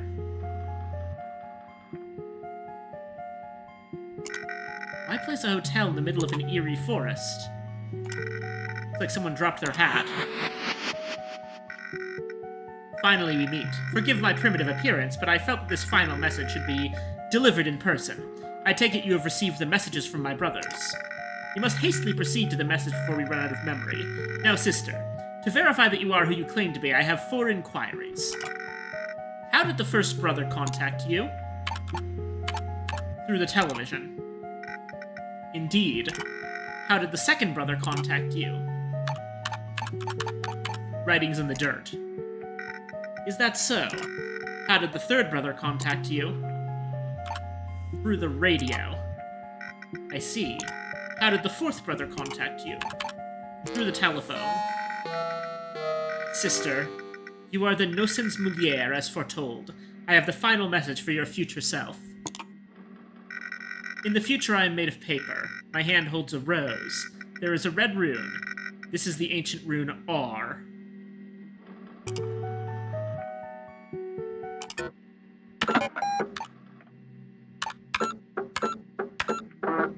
Huh. Okay. That seems to be everything to those discs. This has been a pretty lengthy puzzle. There's an entire section for it here for messages from the past.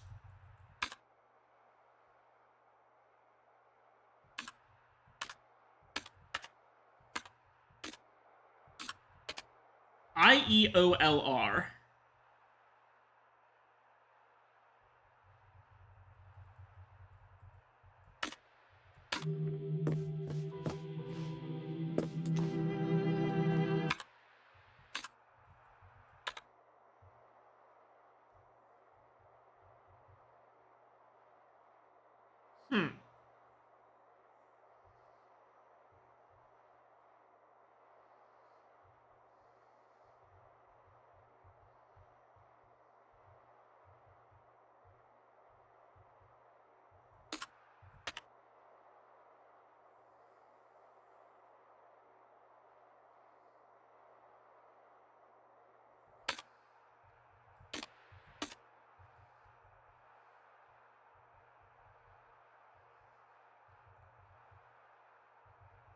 You have a crucifix key and a W-shaped key that I don't know really where they go.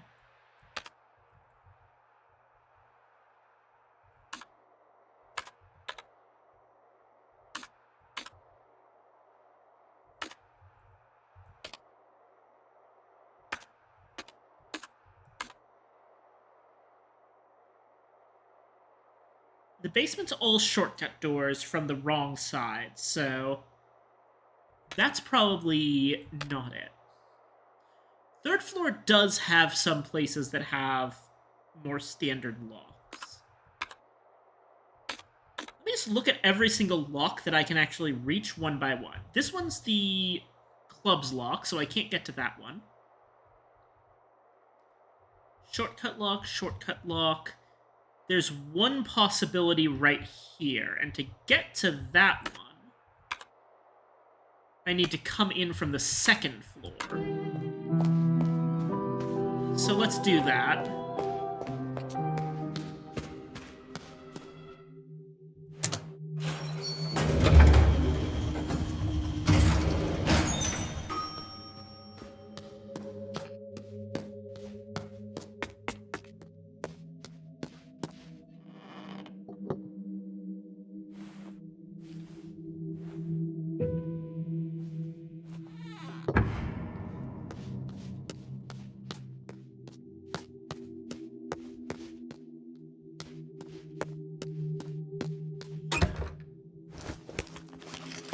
Oh, wait, okay, so this is the...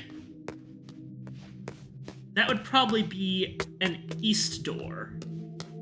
And there's also supposed to be, like, a west door. Which is what the W is meant to be. Okay.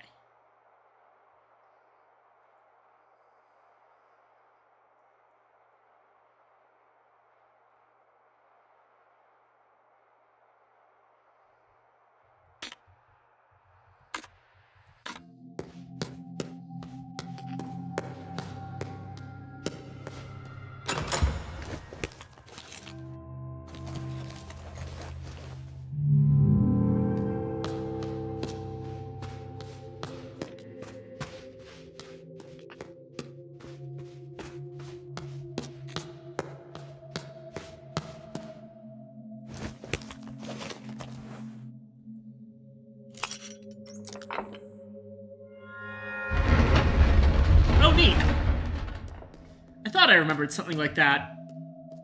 Yeah. Got a phonograph.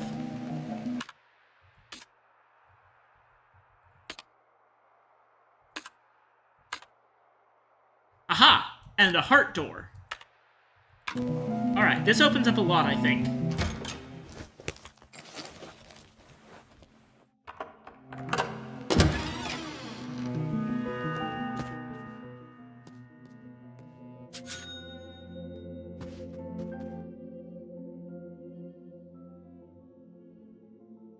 Newspaper and magazine clippings.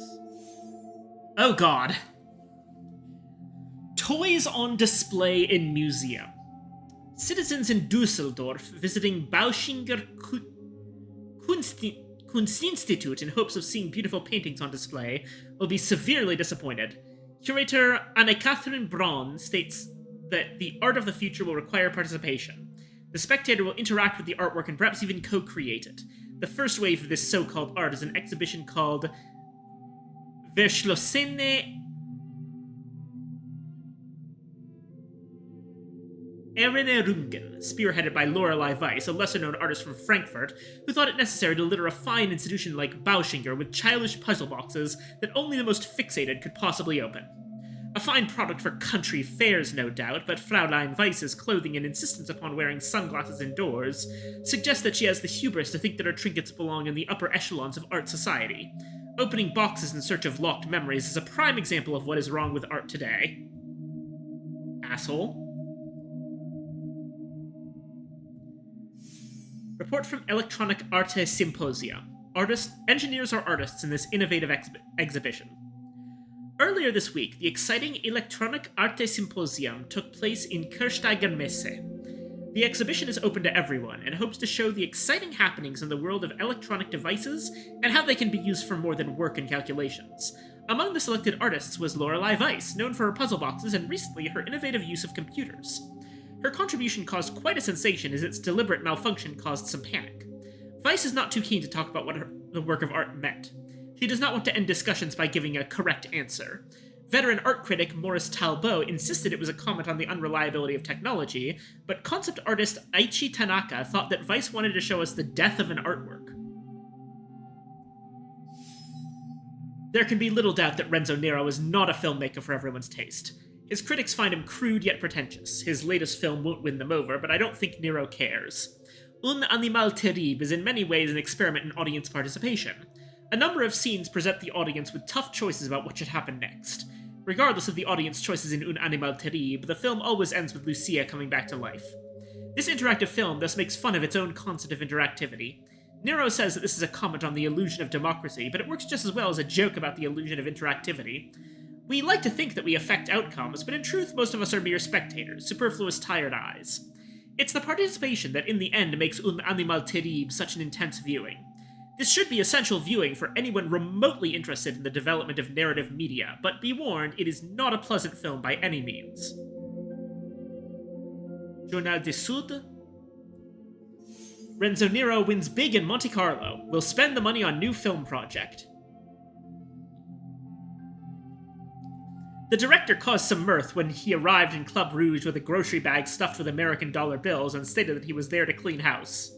According to witnesses, Renzo Nero was in good spirits and joked with both staff and other patrons. Despite the rumors about Renzo Nero when it comes to romance, our reporter Mrs. Melissa Dubois caught Renzo Nero in the company of starlet Carla Romano and socialite Felicia LeVay, both drinking champagne, but the big winner celebrated with a double espresso. Were you not afraid to lose such an amount? No. First of all, it was not my money. Secondly, I had seen in the stars that I would win. There was no reason to worry. Risky business, gambling with the production budget. If you lost, there would be no movie. There would be no movie, but it's better to have no movie than a bad movie. I needed more money than the studio gave me. Do you think you have set an example for other filmmakers? No, it was a terrible idea that turned out very well. Casinos are crooks. I got lucky. I would recommend filmmakers to rob banks instead, because gambling is immoral. Good luck with your next picture, Mr. Nero. Thank you, Bella Melissa. It will be the one. We're restarting cinema from the beginning, to the time when celluloid was magic, not for passing the time between hamburgers. God, I love this guy. He's hilarious. Oh shit. The Ace of Clubs. Das Nordas Journal. Death at Hotel Letzes Jahr. Police are coy about details. The police are investigating a death that occurred at Hotel Letzes Jahr yesterday evening. The hotel had been closed for the season, but according to neighbors, there had been a film shoot in the weeks past. The police won't confirm that there was any correlation between the film production and the death. Kommissar Schmidt, who is in charge of the investigation, refuses to release any further information. The investigation is in a delicate phase at the moment, and therefore the deceased's identity will not be released at this time. We cannot rule out the possibility of a crime, and as such, it is standard procedure to treat it like a murder investigation, the police commented earlier this morning. Report from the inside, the Third Eye movement. Cult or commune? Our reporter secretly joined the pilgrimage.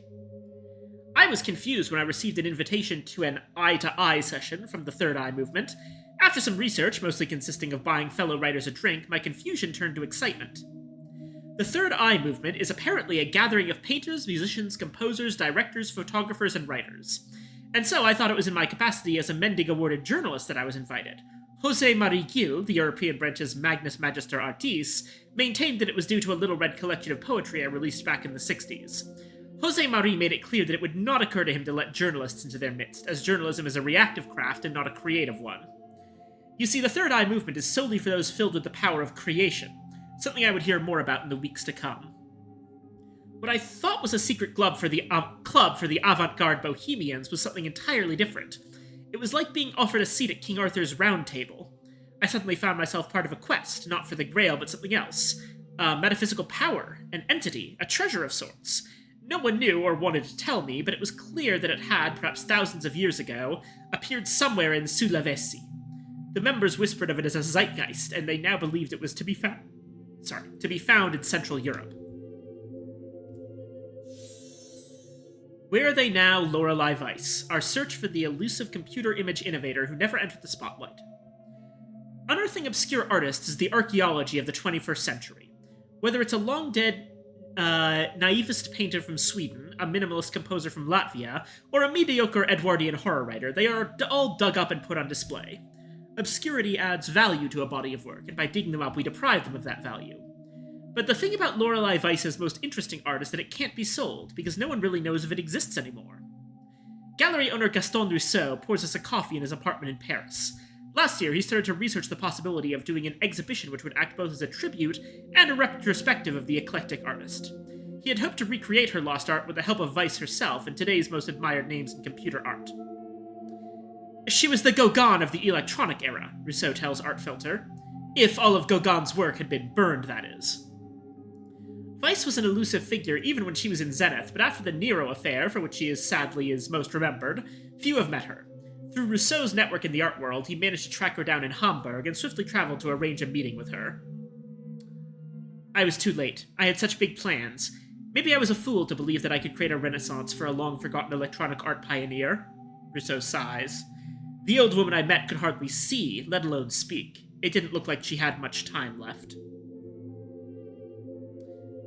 So yeah, okay, the old woman in the 2014 room, because this was in 2014, is definitely Lorelei Weiss. And we are also Lorelei Weiss, I think.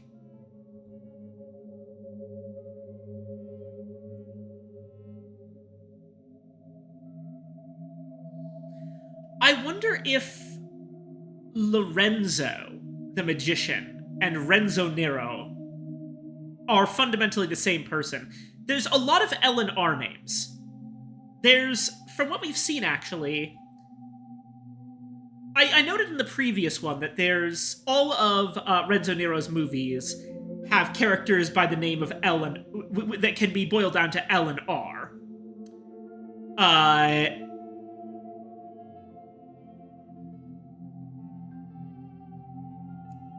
But so there's Renzo Nero and Lorelei Weiss, that's one L and R. And usually in his movies, R is the man and L is the woman.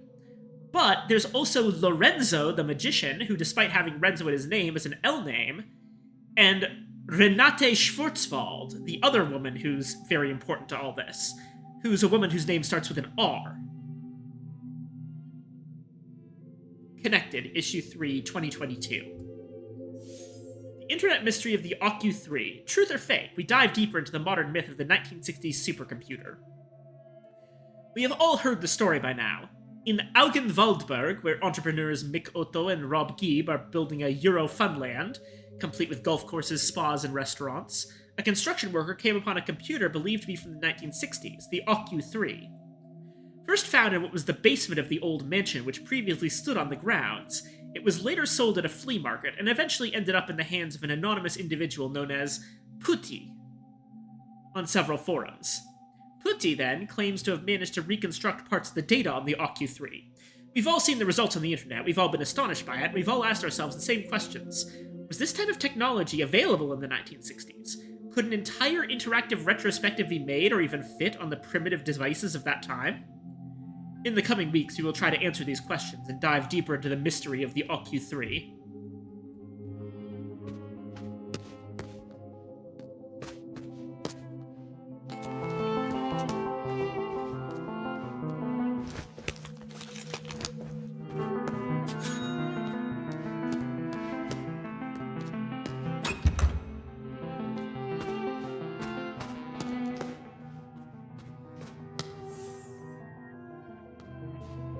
What? What do you mean memory recovered?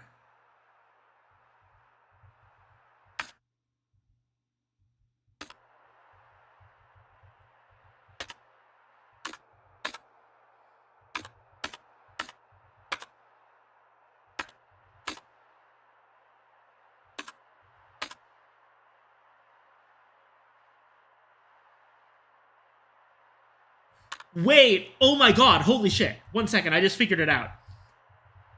The magic posters and the messages from the past correspond to each other. From my hat, I am made of paper. From my hat there are cards. There is a red rune.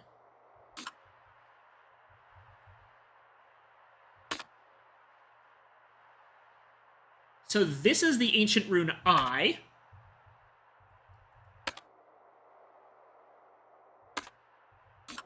E. Miracle Tears O.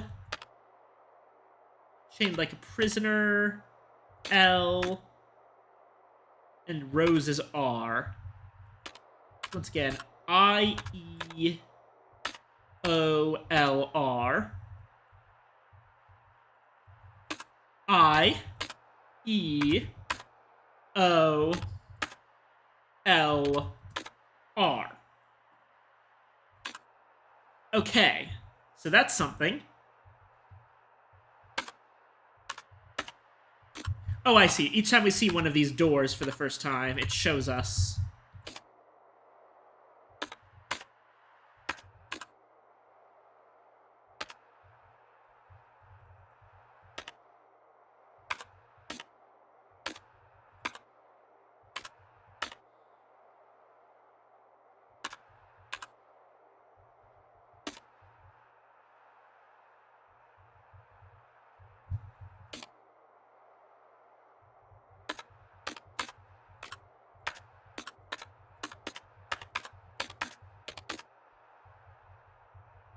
Apparently we have one more paper and magazine to get.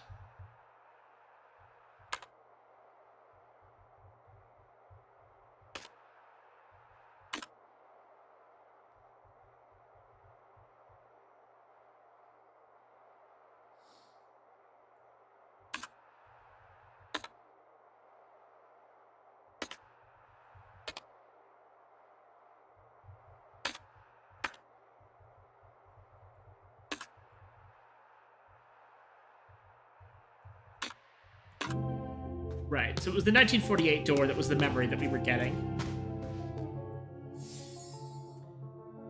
Renzo Nero, red window about to break. Performance, brick window, artist audience. Nero's work is characterized by its strange logic. Events occur independent of space and time, and scenes are arranged to construct a narrative not driven by chronology, but rather by intuition and association.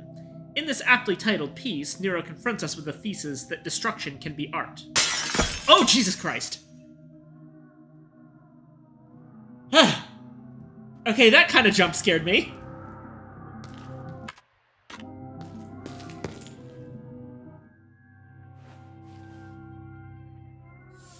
Did you make it to the red window yet? This has only been painted red. It is not the one. I am really enjoying your game. I found this key. You hit it very well. You are good at this game.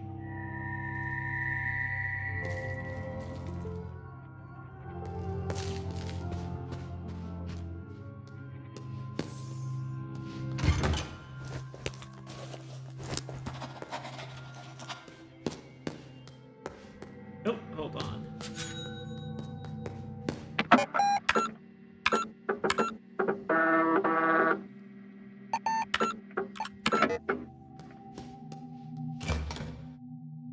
Okay, this is number puzzle 9.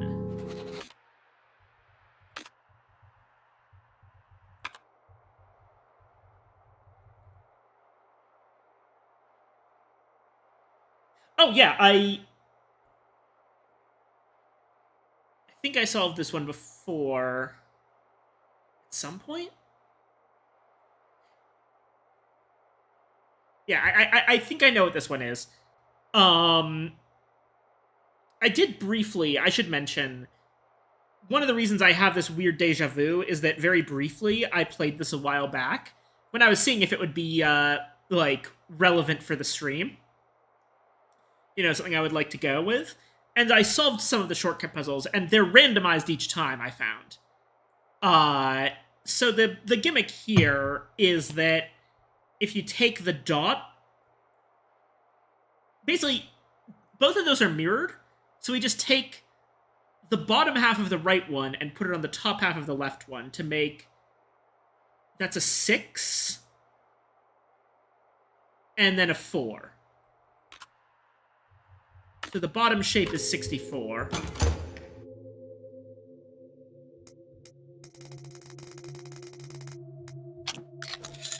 There we go.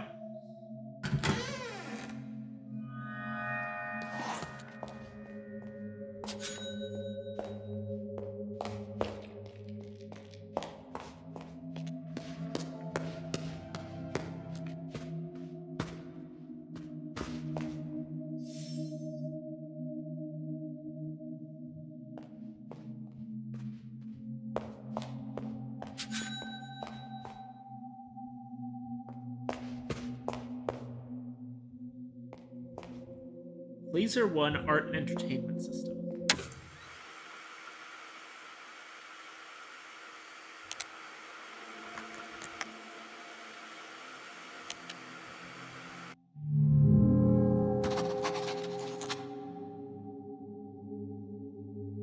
Wait, holy shit. 1 second. Left, right, left, right, left, left, left, right, left, left, boom. No?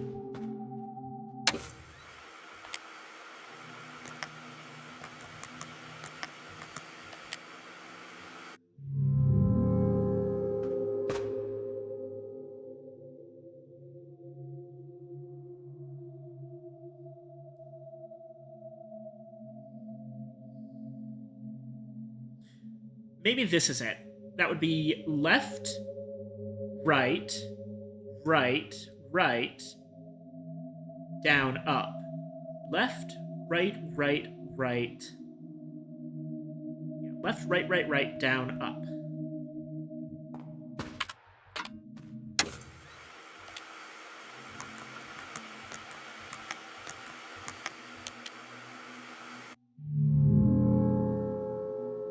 No, not that one either.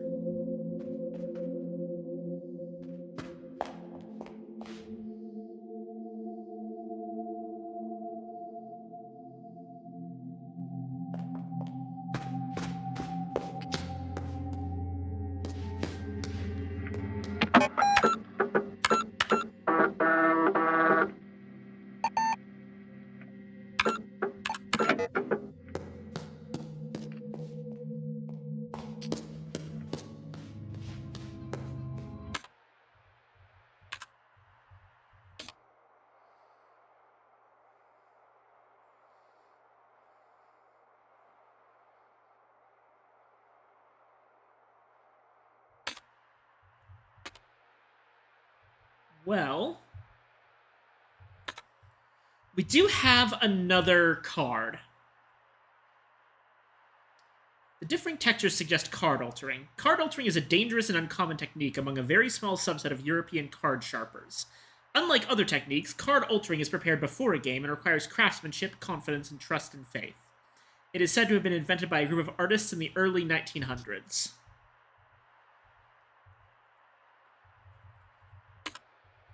So we do have access to the club key, but I don't think we have any place to actually use it. See, the problem is that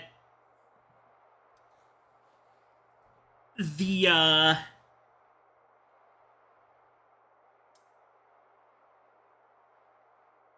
think that the club door is locked from the other side if we're going in from the front of the hotel.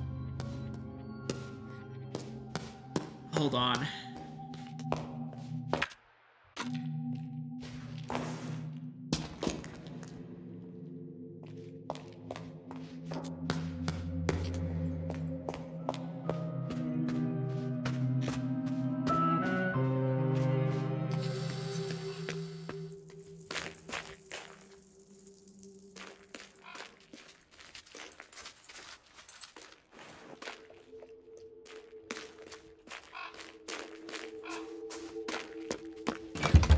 Like, that right there is a shortcut door that's blocked from the other side.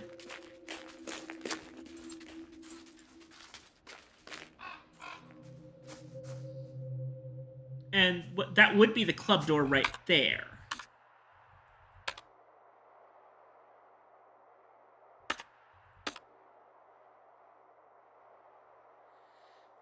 But again, the only way in from the second floor is a shortcut that's locked from the wrong side. And it seems like the only way to get in would be through... Hold on.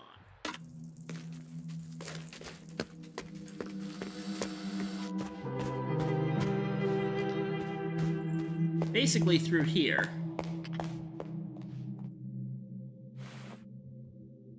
And this is something that I don't fully understand, which seems to involve both Roman numerals and the zodiac.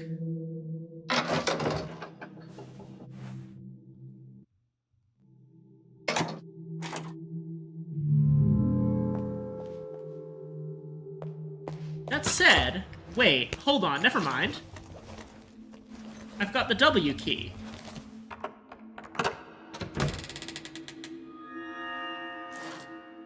It has nothing to do with this thing.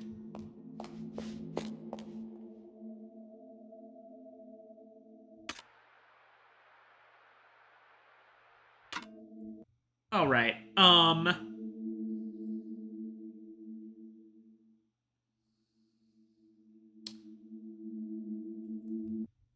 I gone? 2 hours so far. Let me take a quick break. I need to use the restroom. And probably order myself, or otherwise get myself some food. I had a snack while I was starting this up, but that was more of a lunch than a dinner, and it's almost 9 p.m., so I should get going on that. All right. I will be back sometime within the next 10 minutes. I will, and then we'll explore this new part of the, place. Hold on. There we go. And how do I do this again? See you all very soon.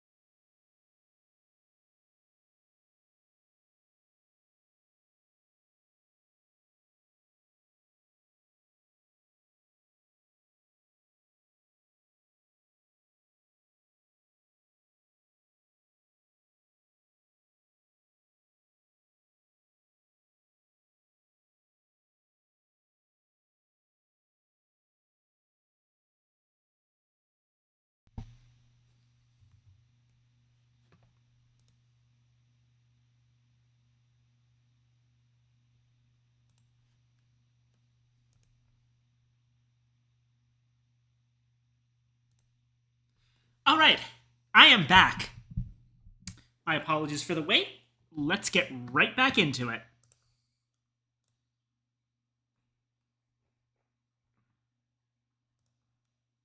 Alrighty. Oh, hold on. Just gotta respond to this.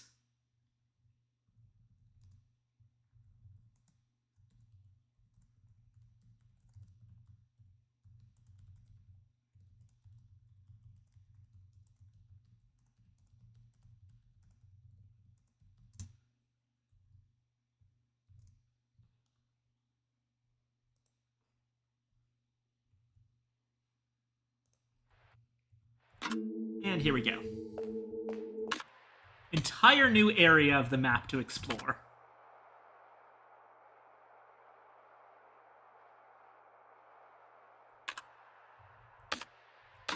So first, let's go get that key. Just so we don't have to do this walk later.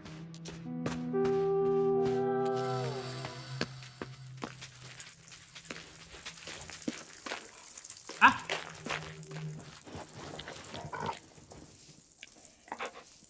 Hello, Rudy.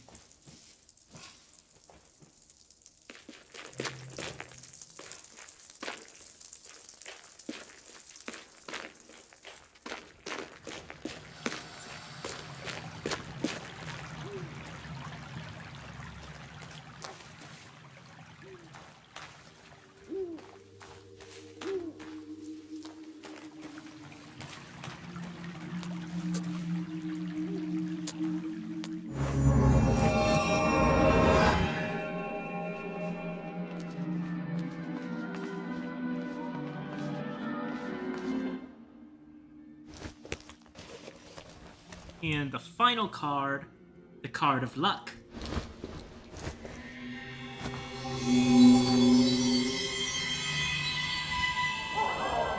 Use it wisely, sister. You have been a wonderful audience.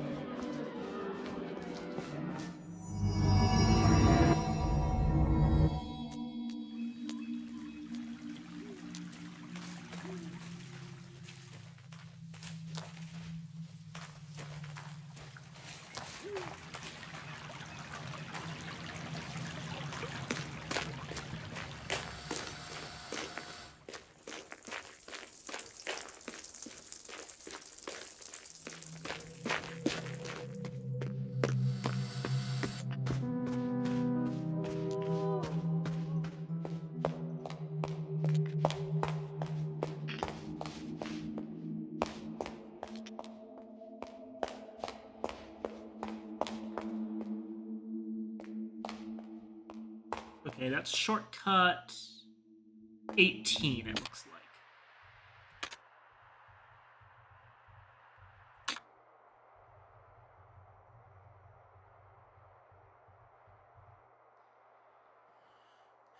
Okay.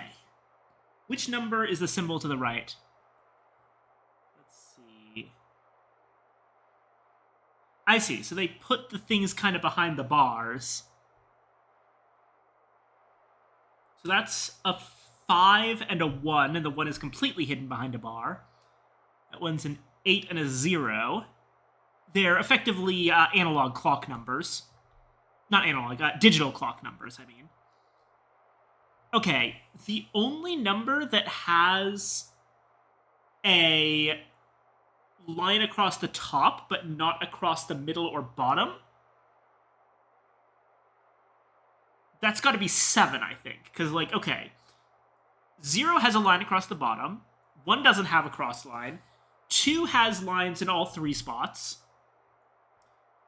3 has lines in all 3 spots, 4 has lines in just the middle, which, that probably means that the other one's 4, so it's 74. 5 has 3 lines. 6 has 2 lines. No, wait. Depending on how you write the 6, it might actually have 3 lines. 7 has just the 1 top line. 8 has 3 lines, and 9 has everything but the bottom line. So it's 74.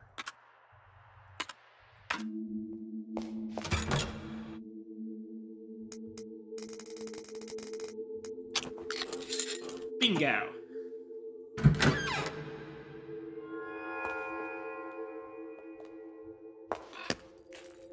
Oh, hello. Ah, and this is the east key.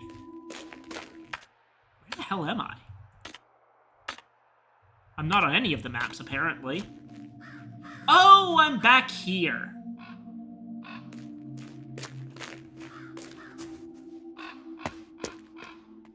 Wait, the east key has been here this entire time. Oh my god. Ah, this game. Oh, phonograph.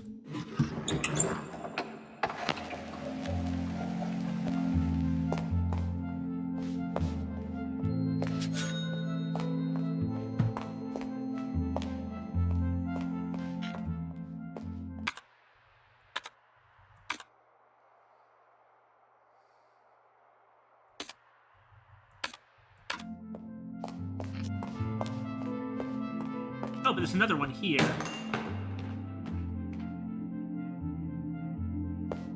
With an espresso machine. And it takes us down to, I think, another part of the basement. Yes, okay. $1 American.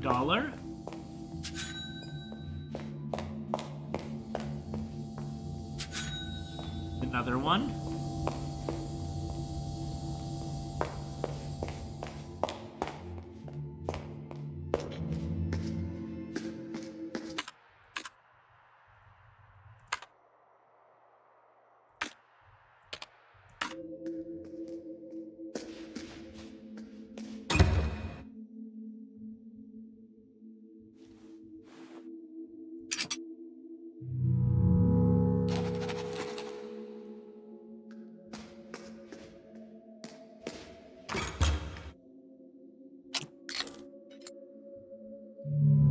Alright, so that's puzzle 10.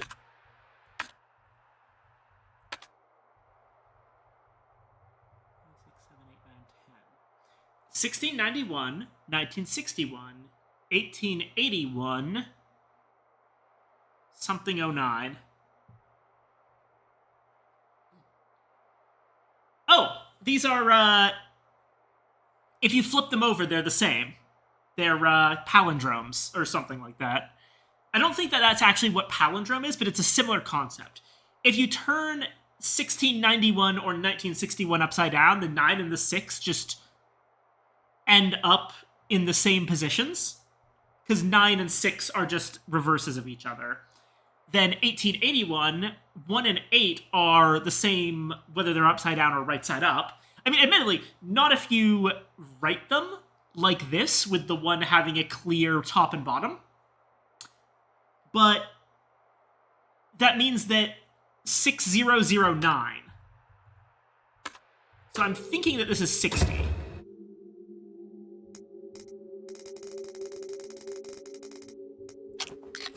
Yep, bingo. That's a nice easy one.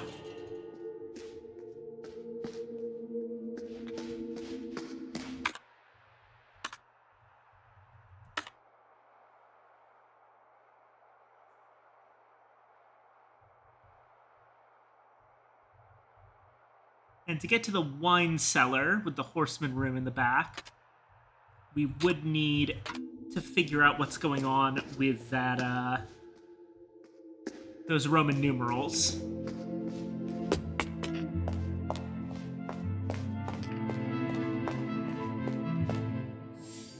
Oh, hello. Aperitifs, vermouth, Olseni Aperitivio Rosso, Palinka, Budapest Kutia, Aquavit, J.M. Jensen. Cocktails, Negroni, Boulevardier, Cardinale, Kier. Gin and tonics, classic gin and tonic, elderberry gin and tonic, rosemary gin and tonic. These all have associated numbers. This is probably for some kind of puzzle.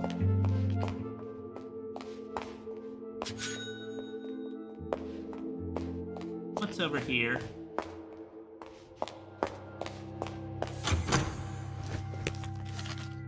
Door number 1932.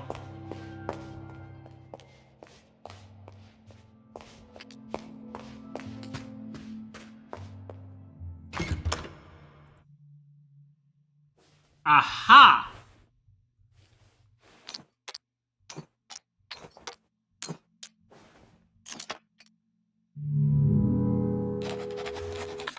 Okay, I got this. Hold on a second. Patterns and inscriptions. The calling card has, okay,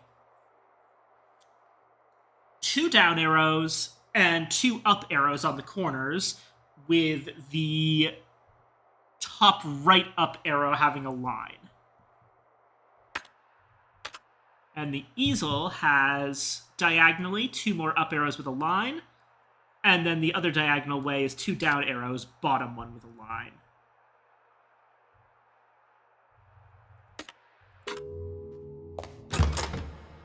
So putting that all together,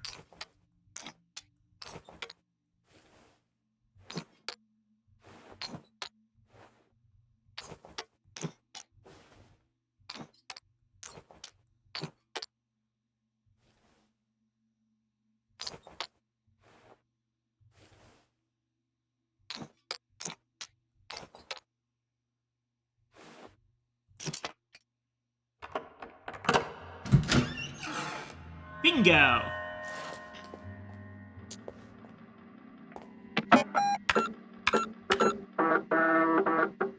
Uh-oh.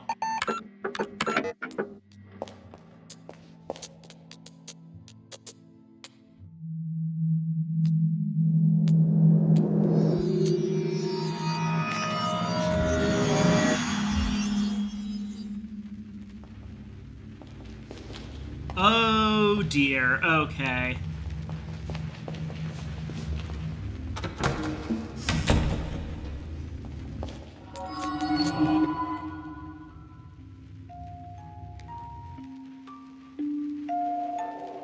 You are brave to enter the hallways of wisdom.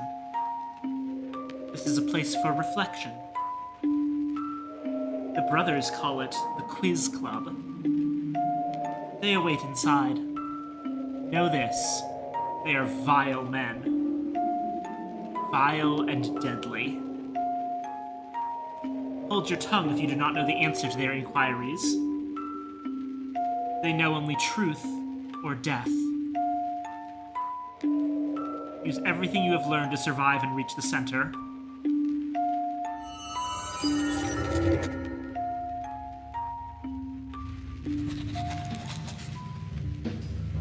Okay, okay.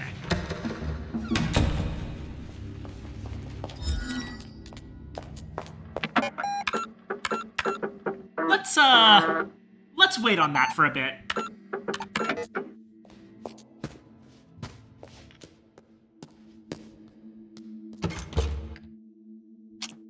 Alright, this one's number 11. Oh, no.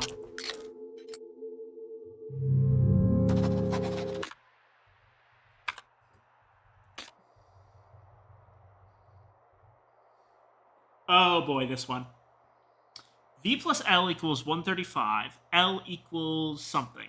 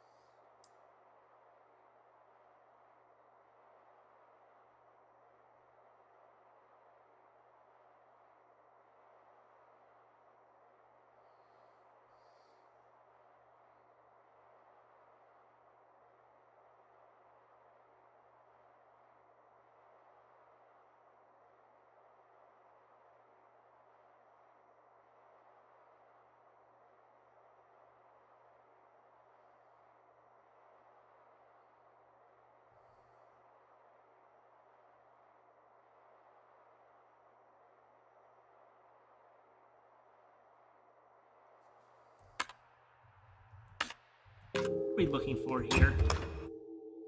It's, as usual, a number between 0 and 100. Actually, no, okay.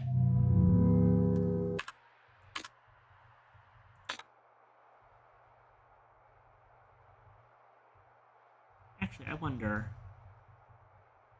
Okay, yeah, there are 20 listed, and I can believe that there are 20. So I think while the individual, like which puzzle goes to which door is randomized, all of them are used in the game.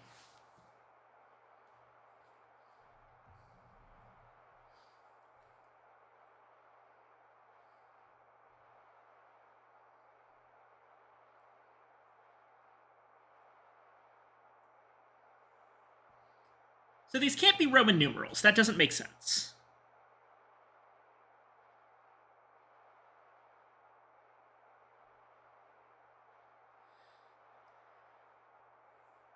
It can't have too terribly much to do with digital numbers because you can't make V on a digital numbering system.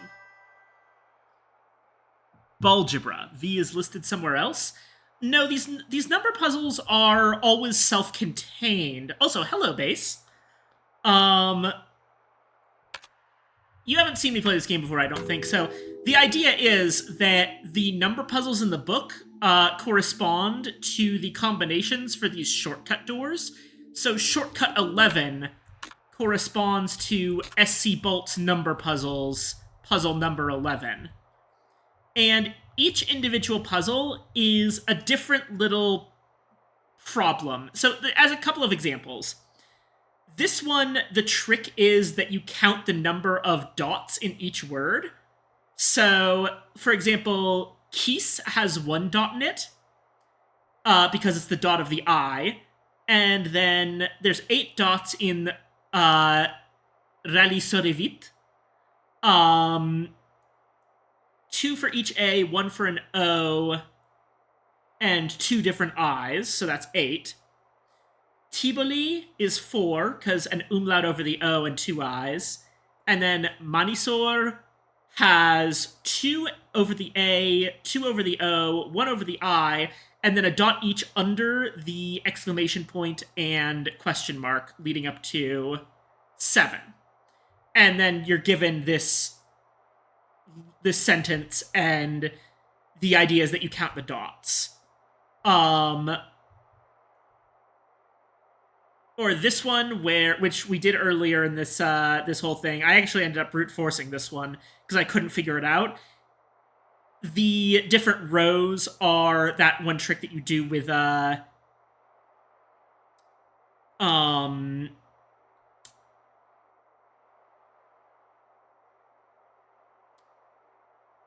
like it was 1024, basically.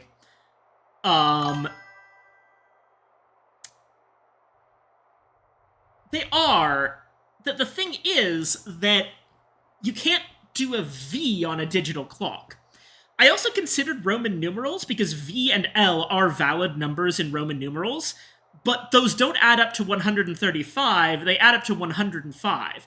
And anyway, if L equals 100, that doesn't work because the problem is that what we're looking for is a number that's between 1 and 100, and 0 doesn't make 100. So technically, we're looking for a number between 0 and 99, which does make it very weird that the black bar appears to have 3 digits. Wait, I think I might have just gotten it. Okay, hold on. A, B, C, D, E, F, G, H, I, J, K, L, 12, M, N, O, P, Q, R, S, T, U, V.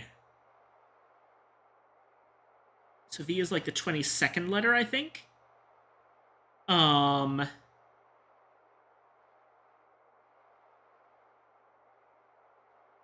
Yeah, that makes sense. V is the 22nd letter.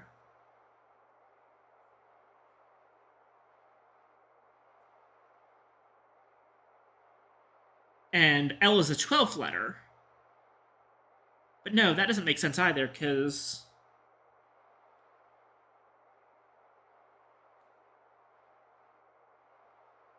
12 plus 22 just makes 34. How does that go up to 135? Damn it! I really thought I had something there. Oh, excuse me just a moment.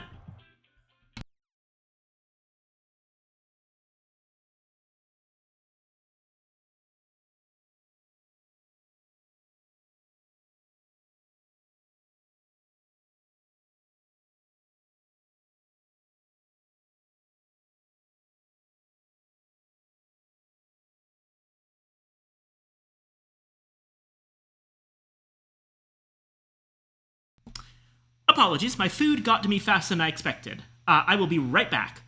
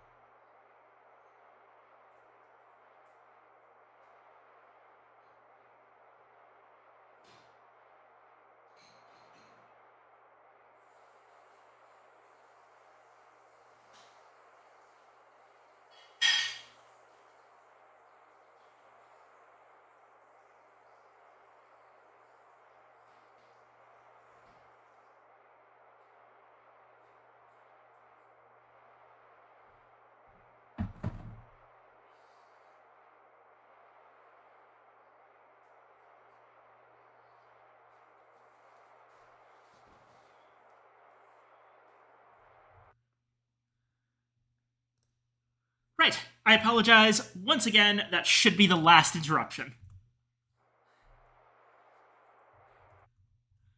Righto. Excellent.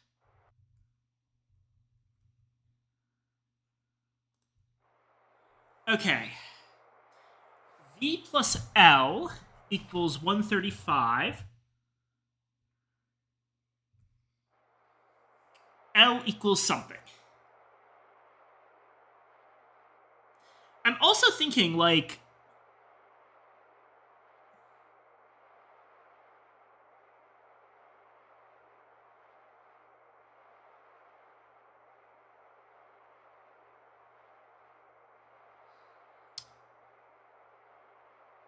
L equals 135 kind of looks like the word lies. But I don't see how V fits into that. And... Huh.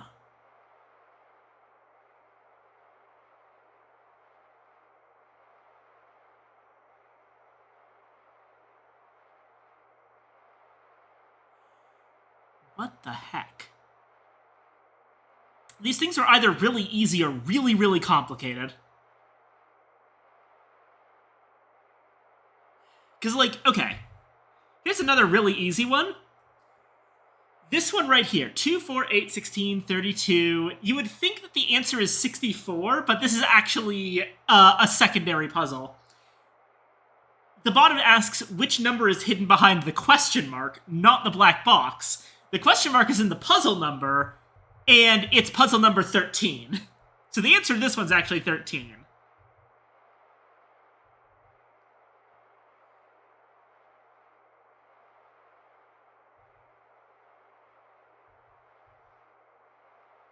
But there are... And this one works if you, like, know how dice work.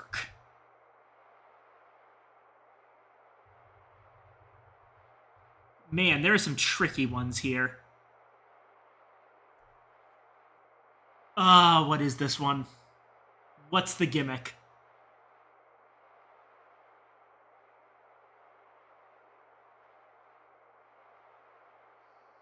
It can't be a straight math problem. There's gotta be a gimmick somewhere, because if it's a straight math problem, we simply do not have enough information here.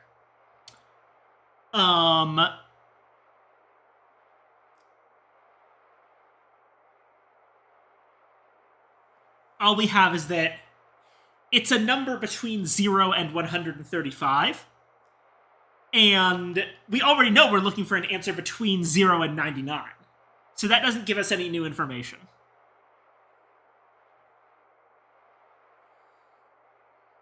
What could V and L possibly represent?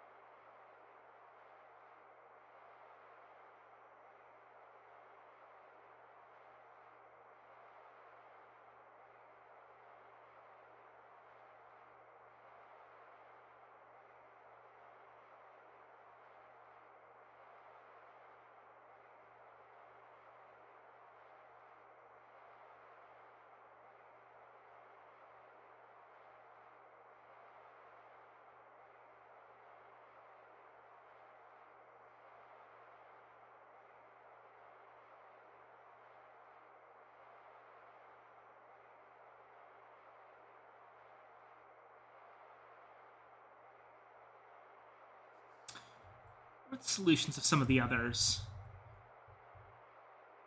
This one was counting dots. I don't think we ever solved this one specifically, but...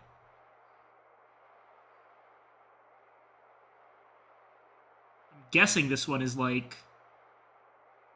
minutes on a clock, so...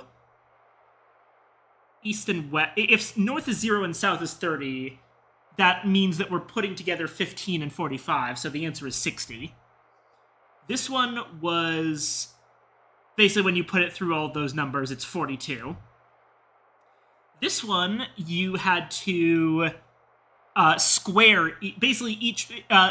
if you squared each number in order, you get 1 times 1 is 1, 2 times 2 is 4, 3 times 3 is 9, and the black box covers 25. This one...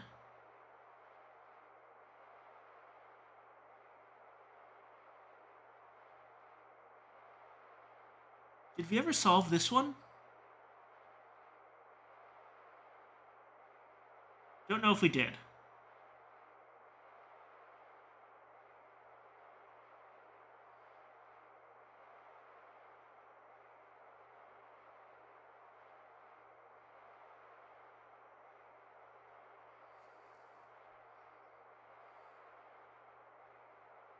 But, okay, so with this one, R and E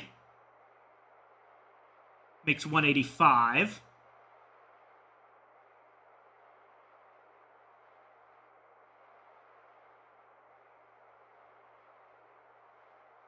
L and O makes 1215. L and I makes 129, or 129.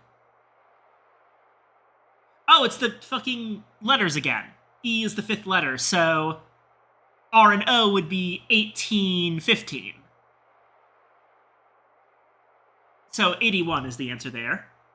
This one was literally just count the turns, which was annoying. In my left hand, I have half of the total amount of coins I have. In my right hand, I have half of the amount of what I have in my left hand. The rest 6 coins are hidden away in my hat. How many coins do I have? Okay, so basically, he has 50% of the coins in his left hand, and then 25% of the coins in his right hand, and then the rest, which is another 25%, are in his hat. So the right hand is the same as in the hat, so that's 12 coins. He's got 24 coins. This one is literally just count the sides.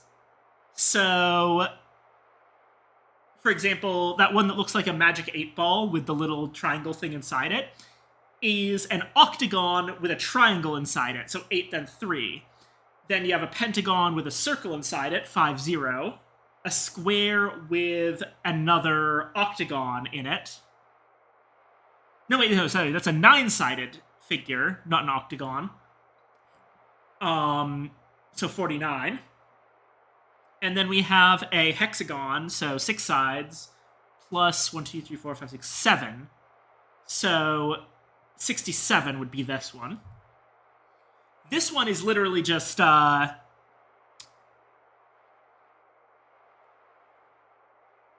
have to take the top half of the first shape and put it onto the bottom half of the second shape and see what numbers you get, which turns out to be 64. This one's palindrome numbers, so, like, if you flip over 1691, it's still 1691. Same with 1961 and 1881, so it's 6009. Then we have the one that we're wondering about. And then we have puzzle 12. Meet me here for breakfast 210 degrees after 0. You know the number, yes? Shit, what was this one? Did we even do this one?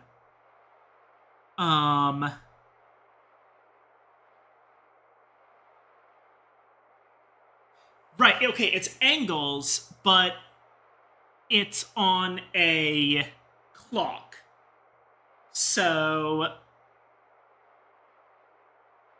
90 and 90, which would be a full 180 degrees. Then 30. That's like...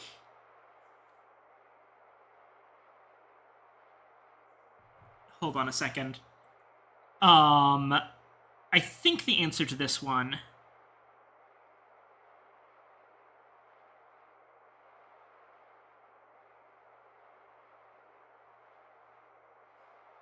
...210 degrees...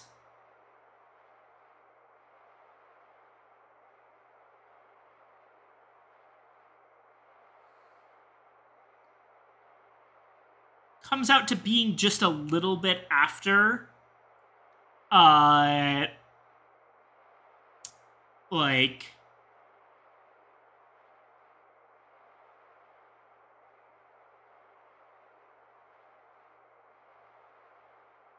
Hold on a second.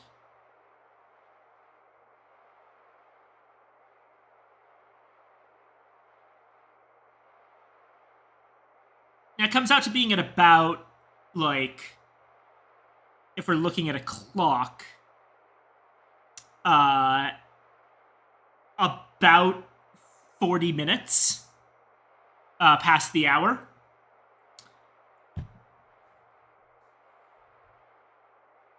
This one's the question mark one. This one, frankly, I don't know. And I'm kind of dreading when we have to deal with this one.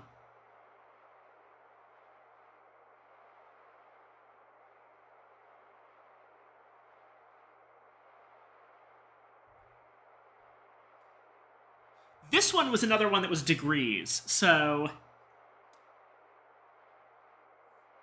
you have to know, like, that, okay, on an octagon-shaped room, if 0 is at the top, then the spot halfway between the 90-degree angles on each side are gonna be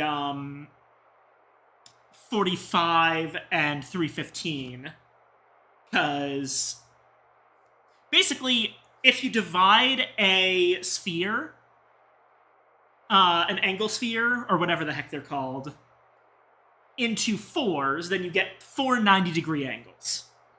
And then if you divide them in half again, you get 8 45-degree angles. So you just count by 45s.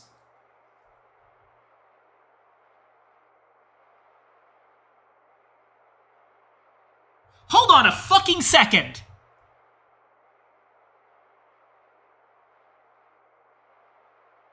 Oh my god! The L is a 90-degree angle, and the V is a 45-degree angle, and 90 plus 45 makes 135. So L equals 90.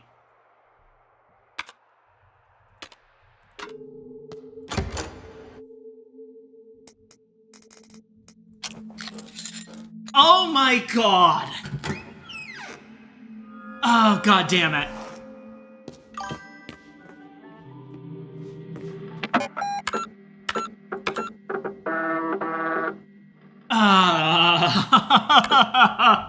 Oh, that's such a mean one!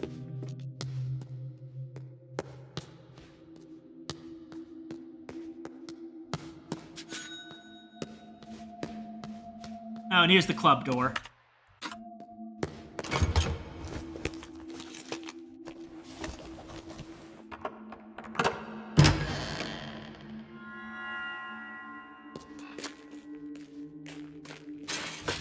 We now have access to this ladder.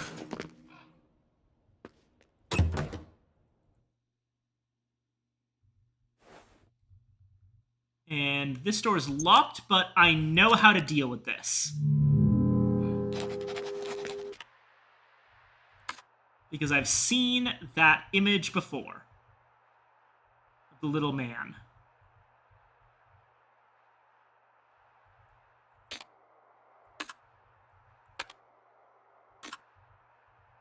Where was it?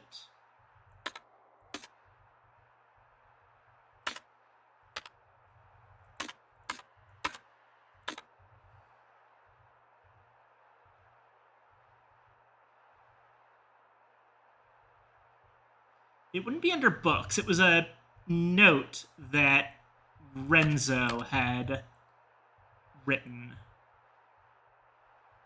So it would be under notes, right?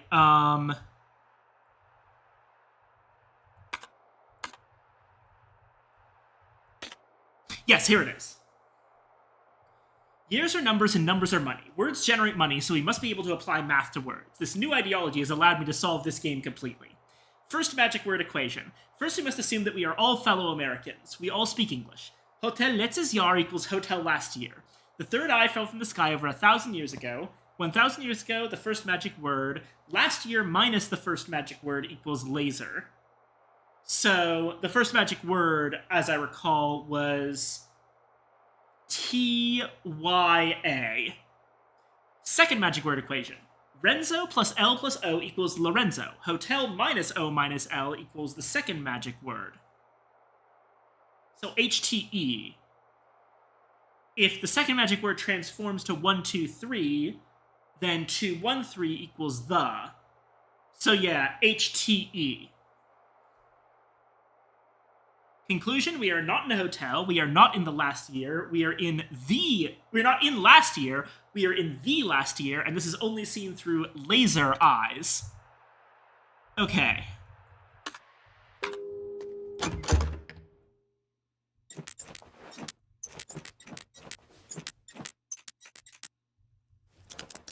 Bingo. HTE.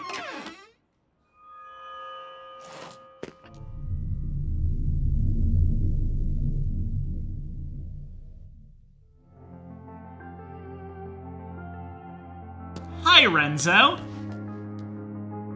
What are you up to? As you can see, you have gotten me into trouble. Quite the metaphor you have created, Signorina. An escape artist who cannot break free from capitalism. Now, set me free, Signorina. A photo is taped to the man's back.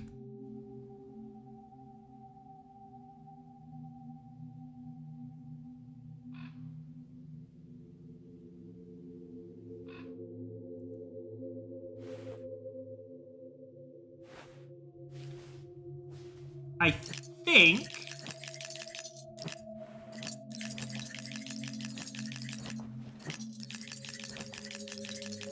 it's the right number of letters. Oh, shit. I went past it.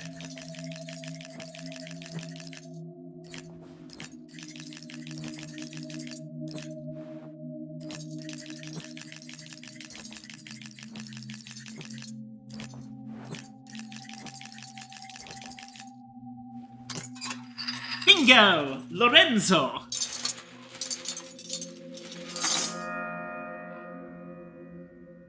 Grazie. Now that we are on our way to freedom from the monetary system, we can get back to the project. The man on this cassette is perfect for our needs. Obtained the magician video cassette. I will see you soon, Signorina.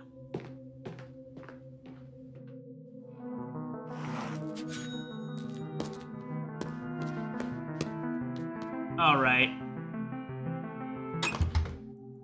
This would be 14. Did we end up being able to figure out 14? I think we did, actually. Hopefully. Please don't let it be that weird one. No! It's this one! Oh, God.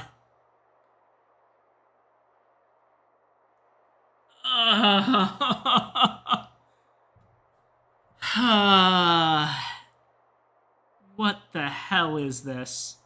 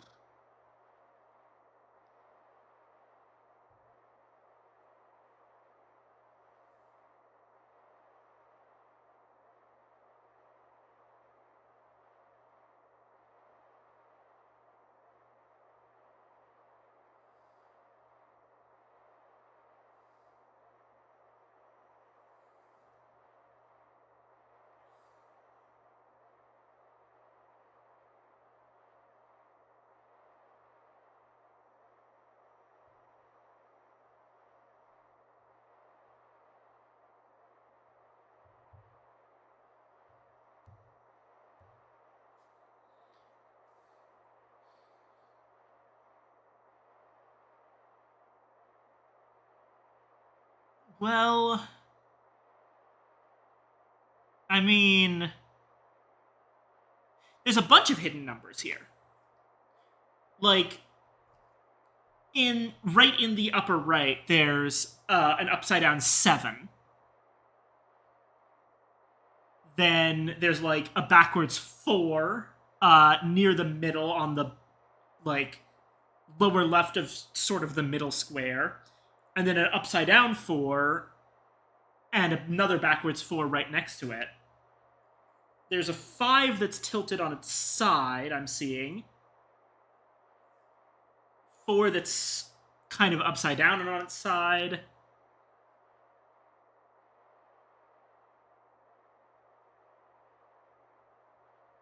Backwards 6.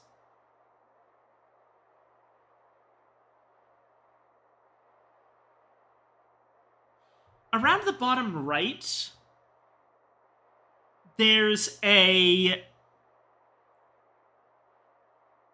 3 there. Or not exactly on the bottom, but like a little bit above the bottom. There's like a 3 that's the only number I can see that's actually right way up when you look at it from the perspective that we're seeing it at.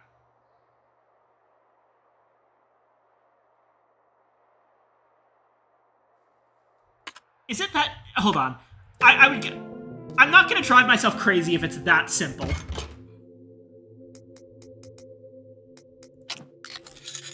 Wow, it was literally that simple. It's just the only number that's the right way round.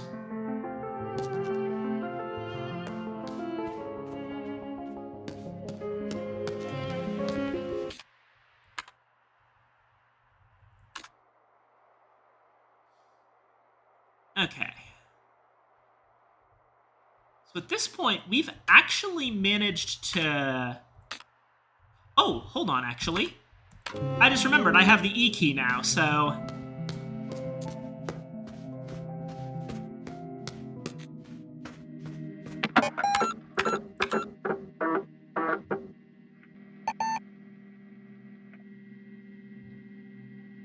Right.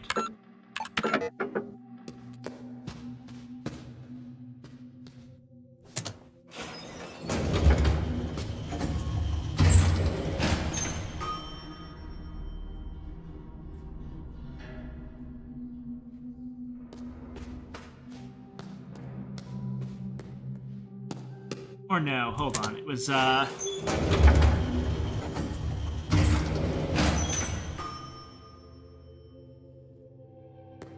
had to go over here, down the stairs, and yes, okay, there's an east door right here.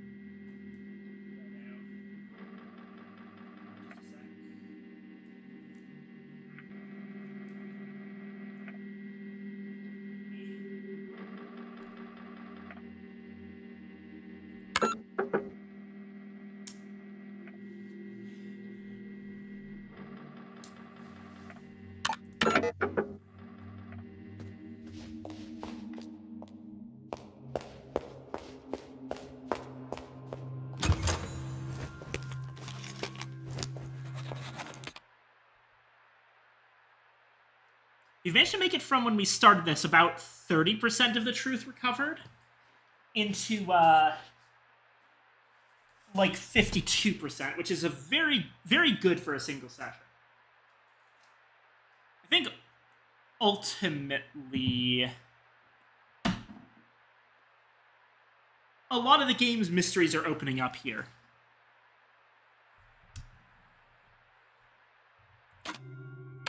Oh, and I also wanted to check some stuff.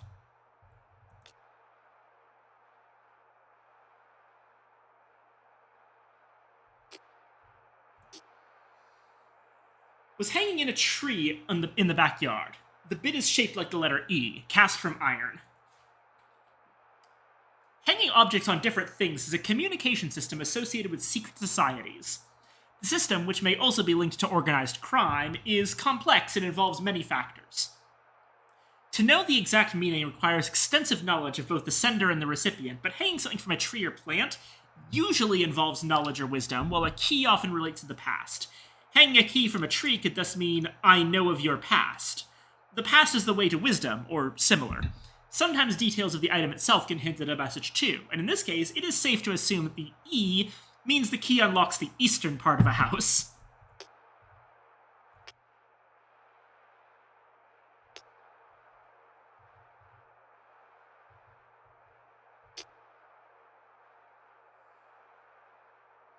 The condition dates the key to the mid-1900s. The unusual shape of this key could hint at the establishment it unlocks, as such aesthetic connections were not uncommon in the 1940s to 60s.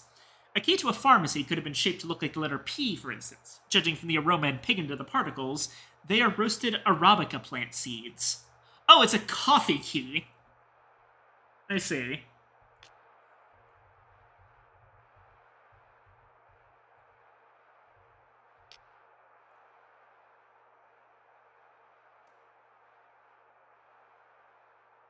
Part of a crucifix on the altar in the chapel. A layer of dirt and rust has been scrubbed off and reveals a shinier surface below with an engraving reading 3. Crucifix-shaped keys of this size were common for sacred places like cemeteries in the 1500s to 1800s. This key is at least 200 to 300 years old. The engraving is the Roman numeral 3, which could either represent the Holy Trinity or be an allusion to the third eye, which is often confused with the Eye of Providence, even though their meanings differ wildly.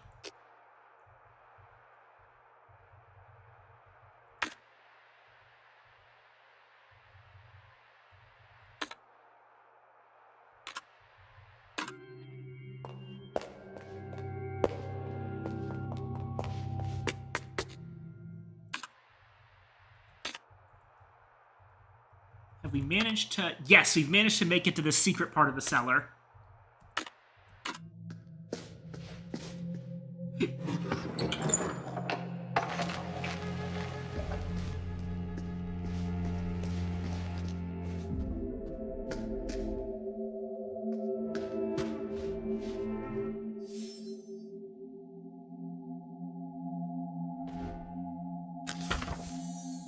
Super Telegame.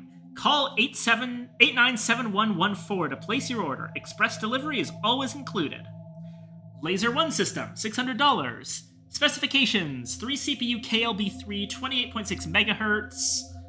Blah blah blah. Limited supply. Year Walk returns Power Walk. New monsters await in the dark woods, now in impressive 3D.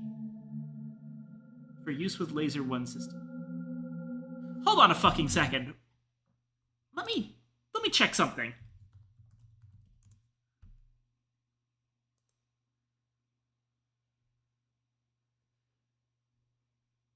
Oh, fuck off.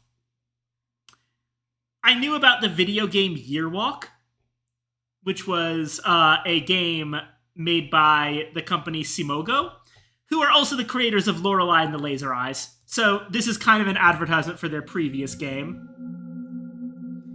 A bite-size system. Ilo Milo Shuffle. Ilo Milo Shuffle. SPLT2. Lorelei and the Laser Eyes. Device 7. Alright.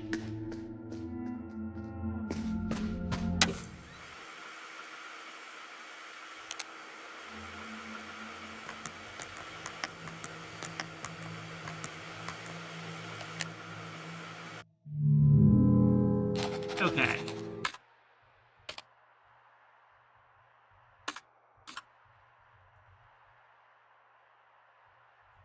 Game testers note 1. That's going to be up, left, right. Up, right, down, down, left. Up, left, right. Up, right. Down, down, left.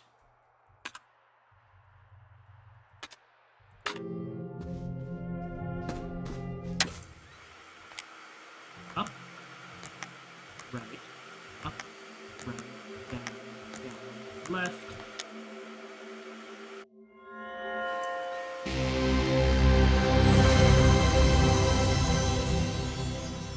Laser 1. Or, sorry, no, that's not Laser 1. I just realized it's Laser Eye. Of course it's Laser Eye. I'm an idiot.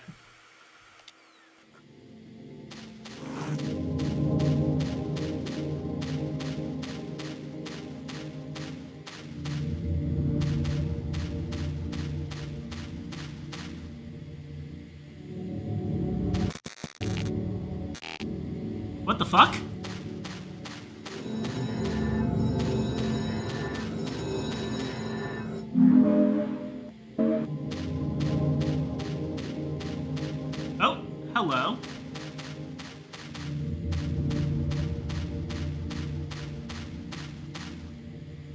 Thousands of these almost.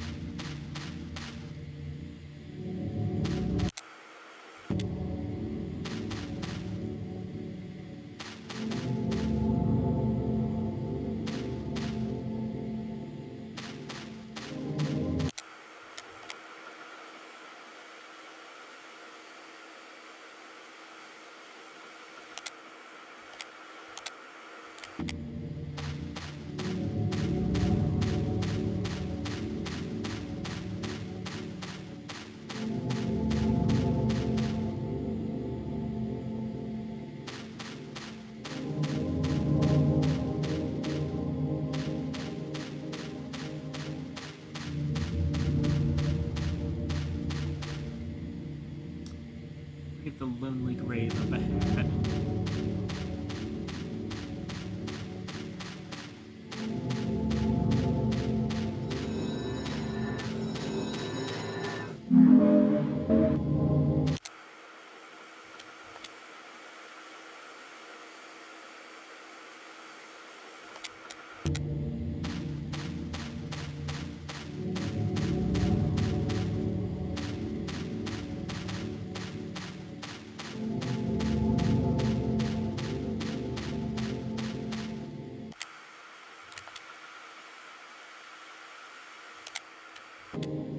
This is gonna be the white tree. Is right here, it looks like.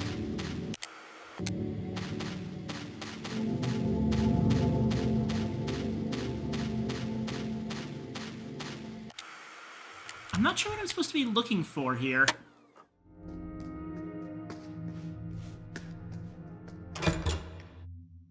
Alright, this is number 13. Which, I do remember that one, actually. It's just the number 13, because the gimmick for that one, which I mentioned, was... what number is hidden behind the question mark, which is puzzle number 13.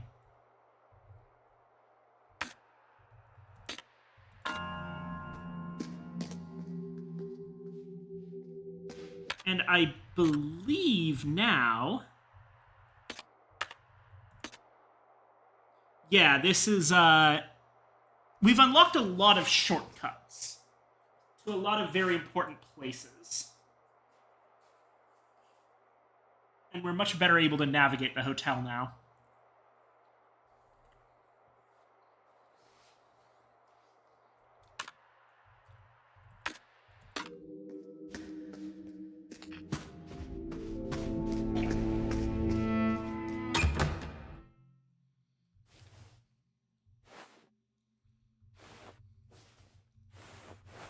Another Roman numeral one.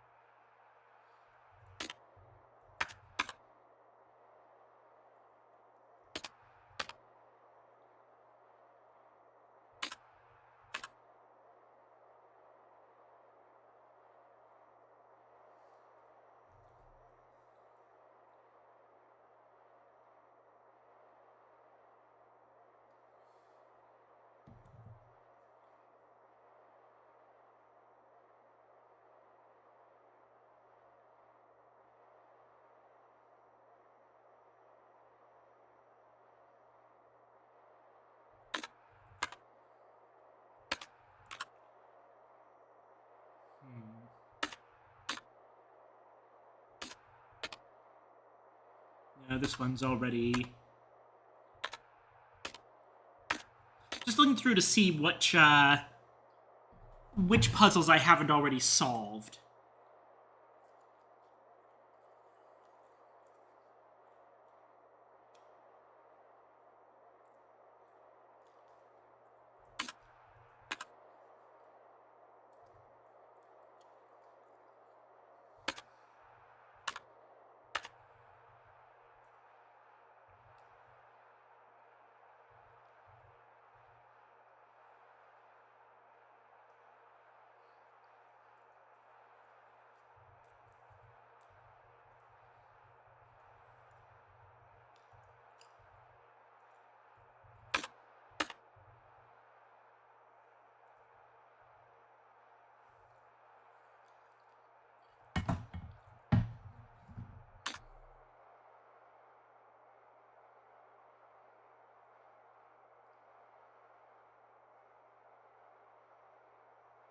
Oh, hold on.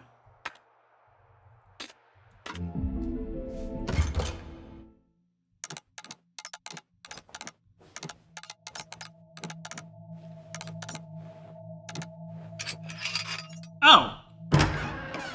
It's literally just the things that are written in the Roman numeral book. This one would be 2014.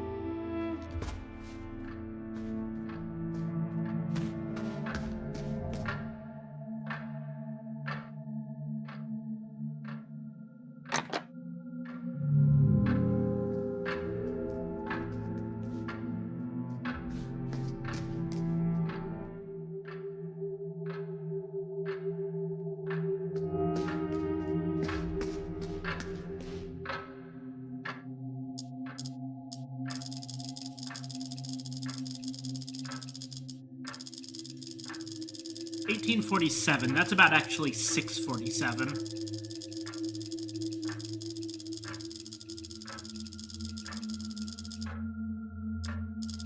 Six.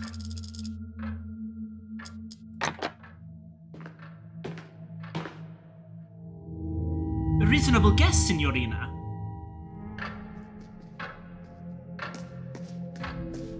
Hello. Hello, Renzo. Strange, is it not? One might think it is broken, Signorina. But here time itself is broken. It flows mysteriously. Right now, it is always late by 12 minutes.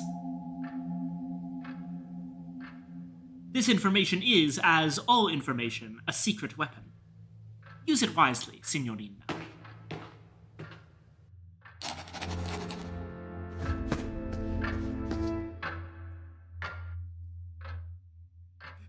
So if it's late by 12 minutes, that means that the actual time is 12 minutes ahead.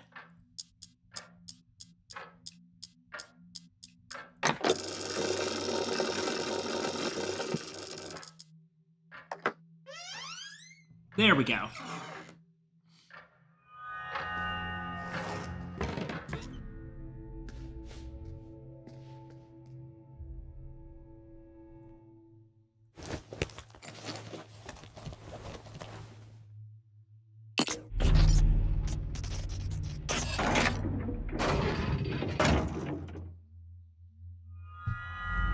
I see, okay.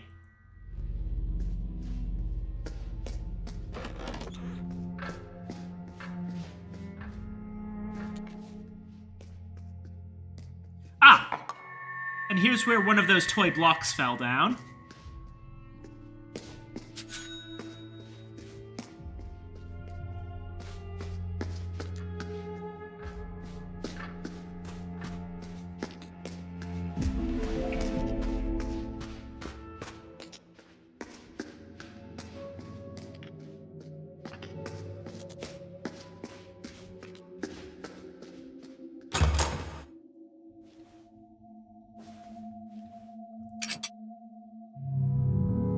So that appears to be 10 numerals.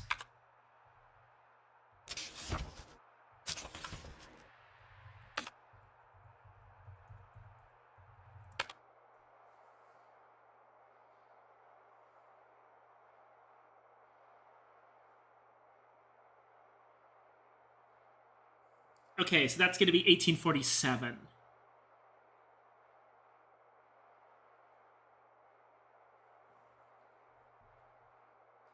MDCCCXLVII.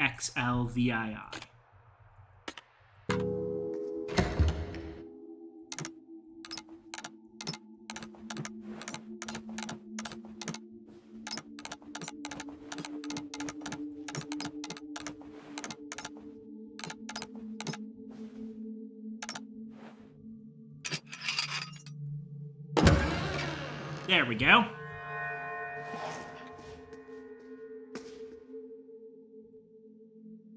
Oh, geez.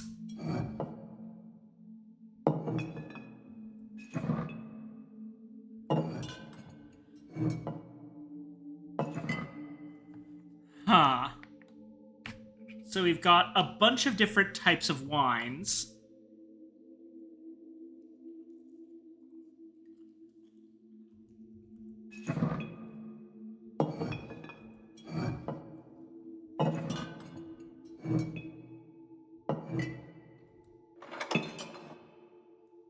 Oh.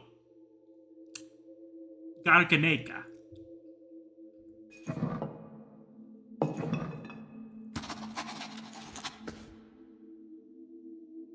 Oh god, there's even more.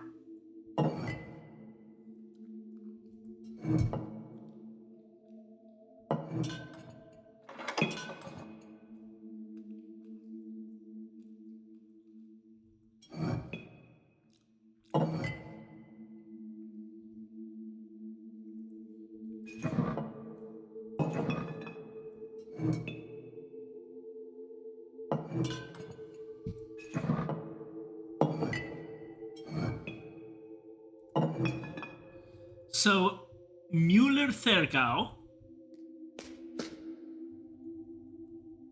Garganega,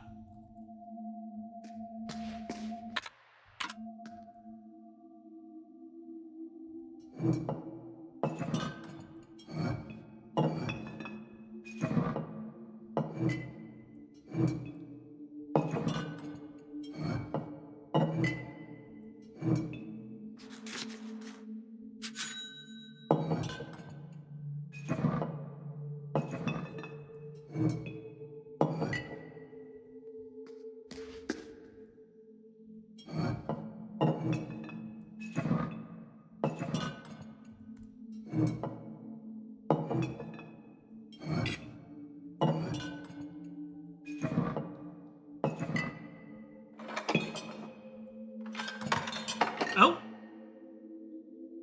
Hello. What?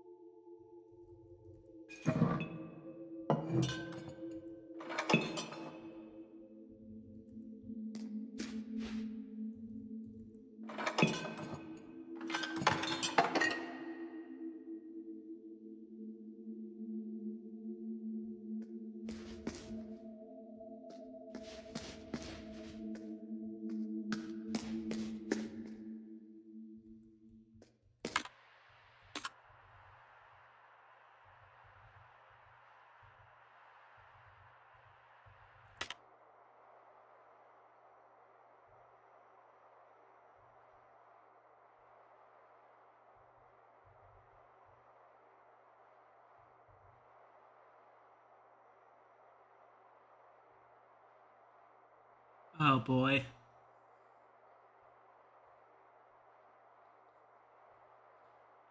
Oh god, what's the gimmick here?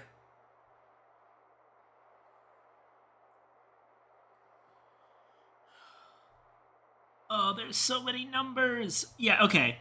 The ones that don't have a glass are the same ones that are apparently stuck on the shelf. So maybe it's just Schwarzriesling, then Garganega, then Müller-Thurgau.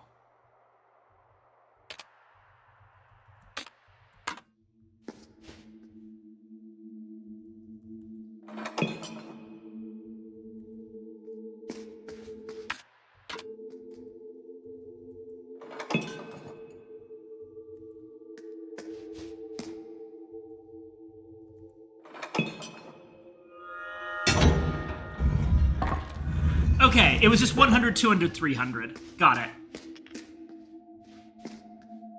And another one of these. I'm gonna need another thingy before I do that.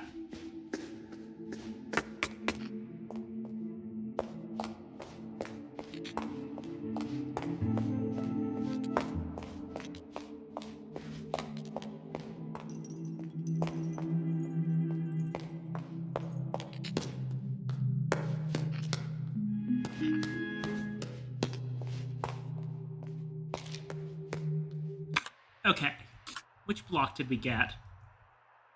GHIJKL. Found stacked on top of a dollhouse in the nursery. Fell out the window and unbelievably unfortunately fell down a drain. It was later found in the basement. Each side of the block has a carved alphabetic character. There is a tiny carving on the bottom which reads pt2. It is likely that this block was manufactured by Bertil Tarabi Tramecanique, a Northern European company which was active during the greater part of the 1800s and 1900s. The company produced various mechanical wooden items, such as novelty locks, puzzles, and toys. This block is a rarity among Bertil Tarabi Tramecanique's output, as the company usually specialized in items with religious motifs. The company went bankrupt after its involvement in the spectral information scandal became publicly known. Well, yeah, these blocks are used in the church, so GHIJKL. So it's definitely not the pestilence one.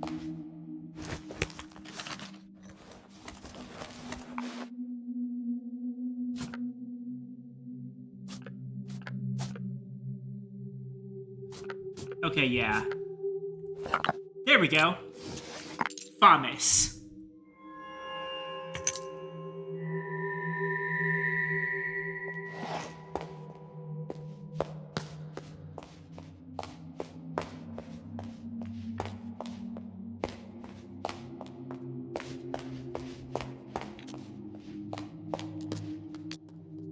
Uh-oh.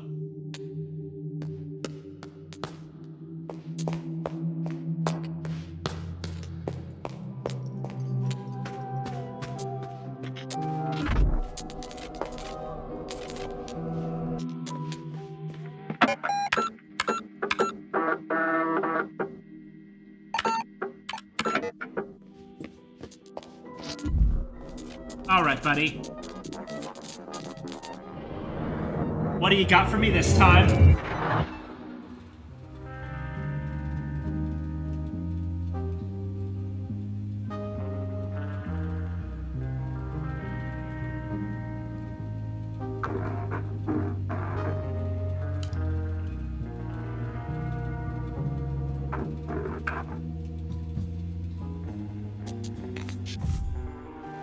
All right.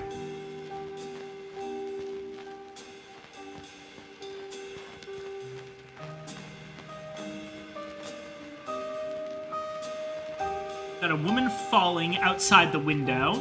Rudy is looking at her. On the desk is a lamp, a teacup, and an open book. We have candles. On the left, two of them are the same height, but on the right, one of them is short and the other is tall. Left is short, right is tall. There's a chandelier.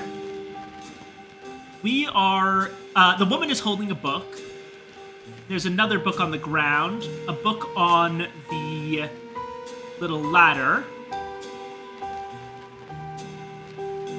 There's a key up on the shelf. Wine bottles, 3 wine bottles and 2 glasses. A horse figurine. And on a key and a clock, and the clock. The clock reads just after 6:45. That's probably going to be 6:47 again. We've been seeing that a lot. There are a total of, it looks like, 4 bottles, 5 vases,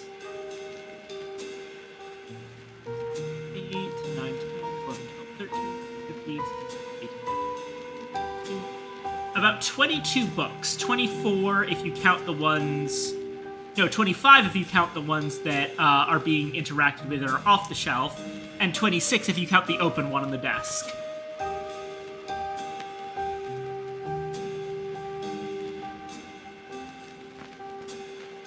Or no, 27 total.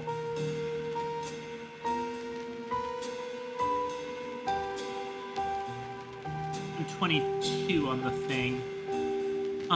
Okay. And there's a piece of paper attached to the side. Alrighty.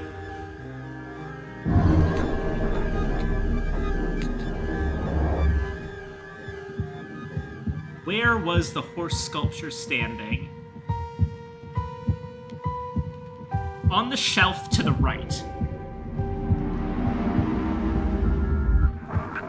This matches our information, Fraulein.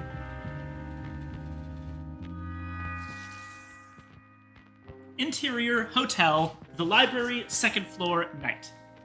The woman walks around among the shelves. Let us sum up what we know, Rudy. We are designing a maze for a project that will transcend the human experience of art, and it's a metaphor that I have to discover. Rudy wags his tail. The woman takes a dictionary from a shelf. Maze, a complicated irregular network of passages or paths in which it is difficult to find one's way. Rudy barks and walks to the window. Rudy snarls. What is it, Rudy? The woman looks over to him. Rudy whimpers from fear. All of a sudden, a falling body passes the window. The woman gasps. On the ground below is a dead body.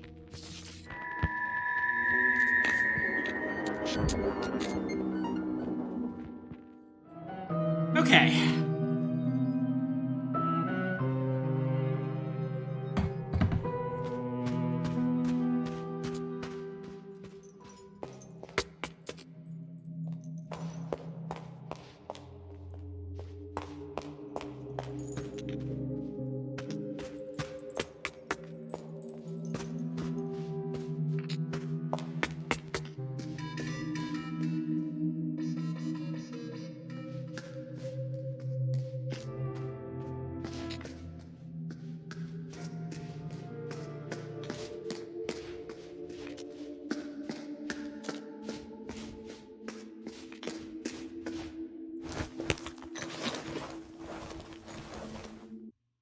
Oh, hold on.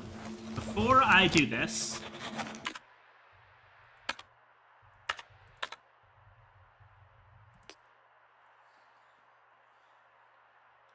Masquerading as a coin or a medallion, this is in fact a key which uses electromagnetism. Oh, this is the same thing we saw for the Morse coin. It's claiming that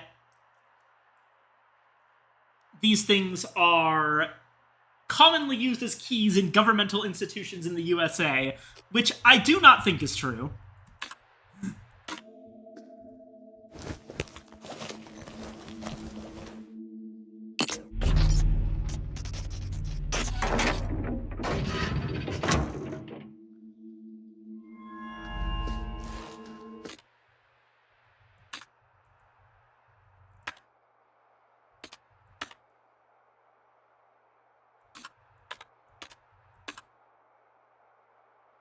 There's another one over there.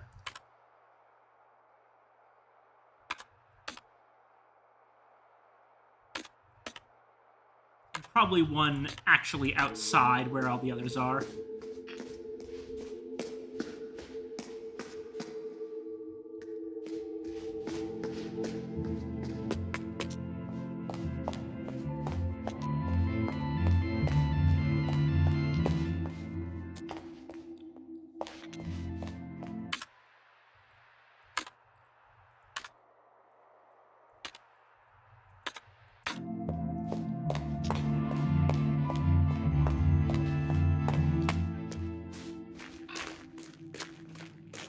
Yeah, there's one right here.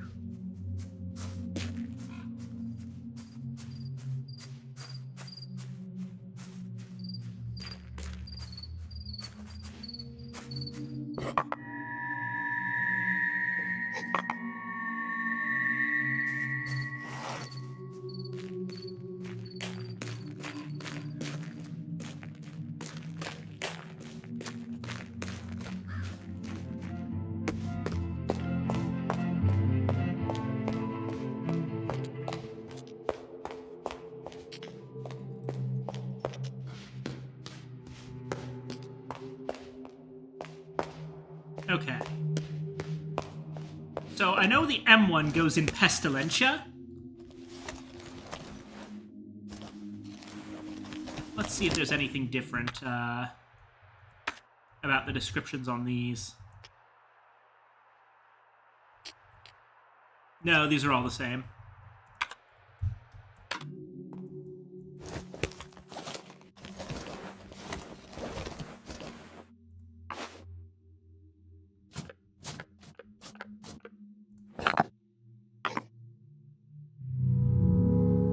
Oh, wait.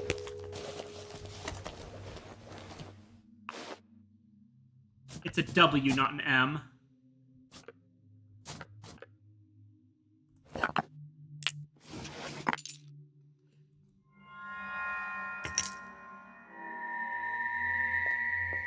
That's Pestilentia. And the final block, the MNOPQR block, is gonna be Bellum.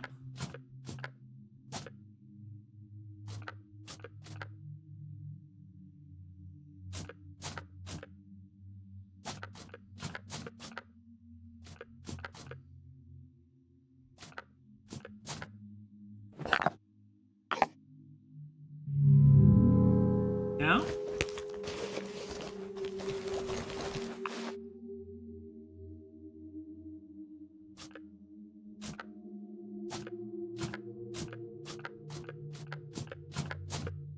Oh. There we go. Upside down P.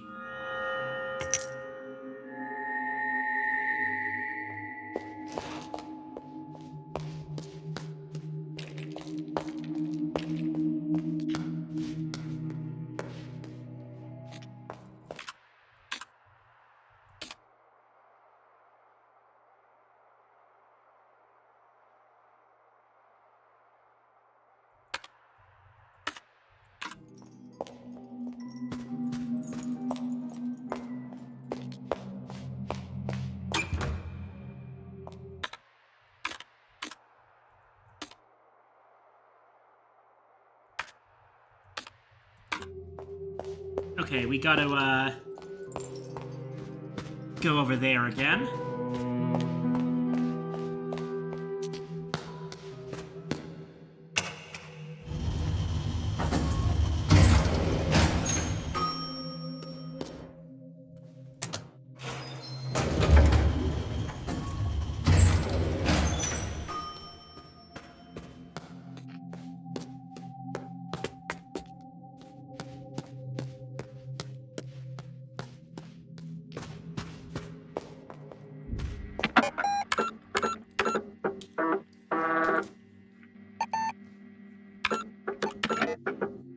Okay. This one's number 7.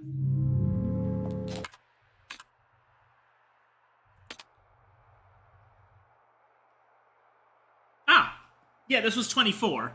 In my left hand, I have half the total amount of coins I have. In my right hand, I have half the amount of what I have in my left hand, so a quarter of what the total coins, leaving the last quarter to be 6 coins, which makes 6 coins in his left hand, 12 coins in his right hand.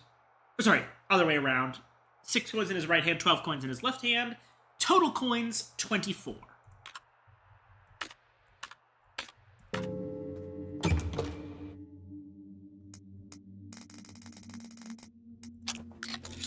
Bingo.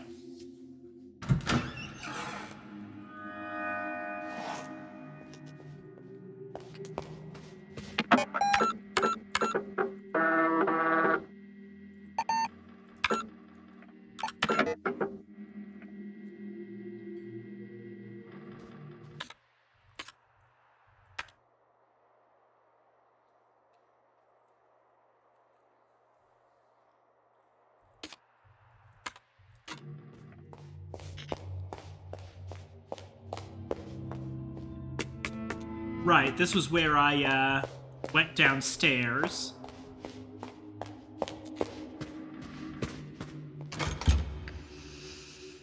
Scent of coffee wafting through the door. Ah, well that's gotta be the coffee key.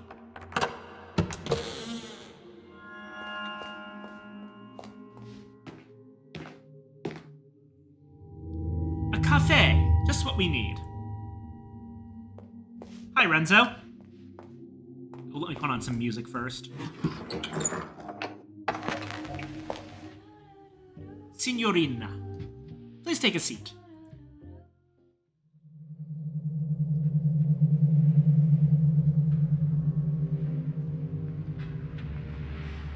Ah, like black magic flowing through your veins. It makes you think faster. Did you know Americans dilute it with more water?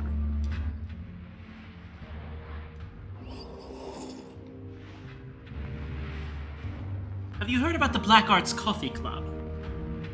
I hear they have struck a deal with this hotel. For a small fee, members get unlimited coffee. Unlimited espresso, signorina. It sounds like sunshine on a Wednesday. Why not give them a call? 730023. Life is short, signorina. Only the fast carpenter catches the best wood. I have to run.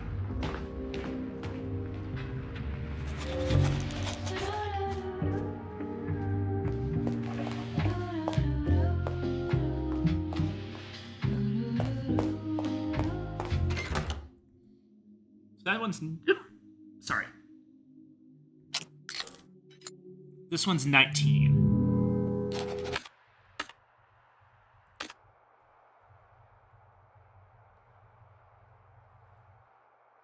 Oh, this one's super easy. The trick is that you have to know how dice are constructed. For those who don't know about dice, the opposite faces of a die always add up to the number 7.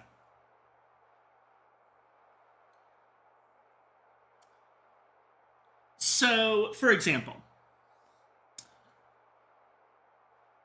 in this first one, right, we're looking at the same die across the row. It's 6 on top each time. And we're looking at 3 different faces of it. Now, it can't... It's, the faces that we see are 2, 3, 4, 5, and X.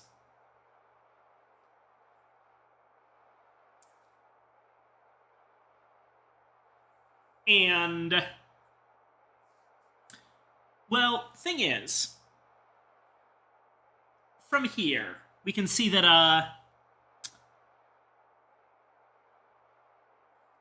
even if we assume they're all different dice, and we're not seeing, like...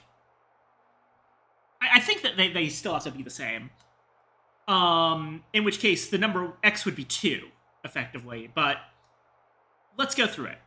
So, the 1 is actually on the opposite side of the 6. And the 4 is on the opposite side of the 3, because those also make 7. So the only remainders are 5 and 2. So X is either 5 or 2, and I think that because of the position of the 4, it has to be 2. Then for the next one, it's gonna be, that's gonna be 1.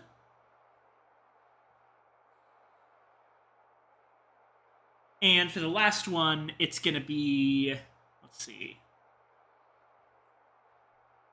6 on the opposite side. 5. So that's 1, 5, 2, 1, 5.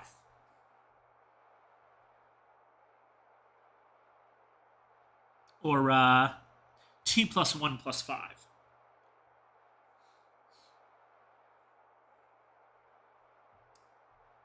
5, 6, 7, 8.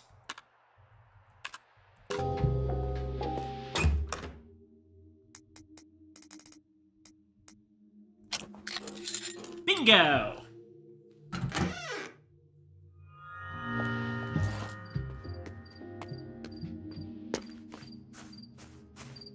And this leads back outside.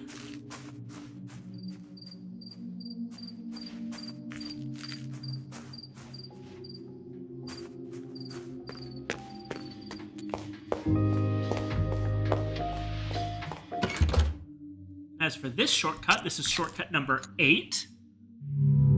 Fairly certain... Oh, shoot. We solved this one at some point. Ah, yes, it's this one.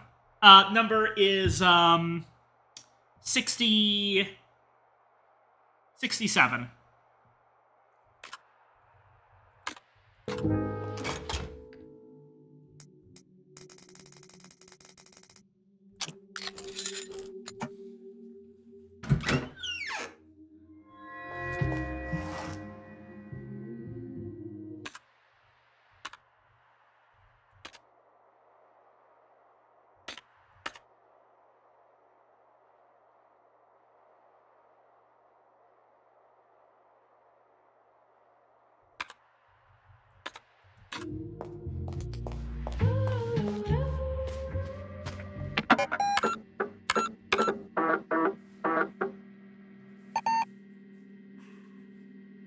Alrighty.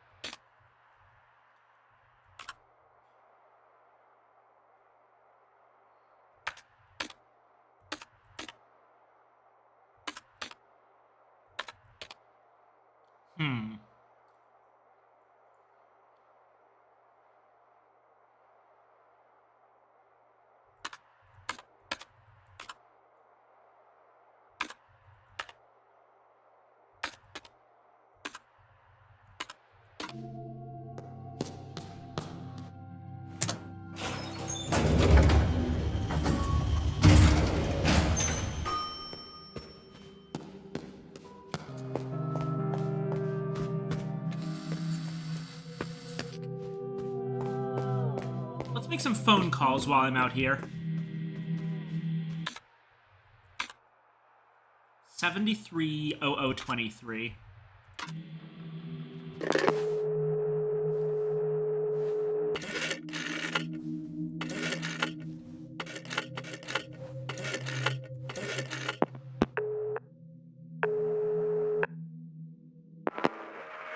You have called the Black Arts Coffee Club. You are calling about the membership.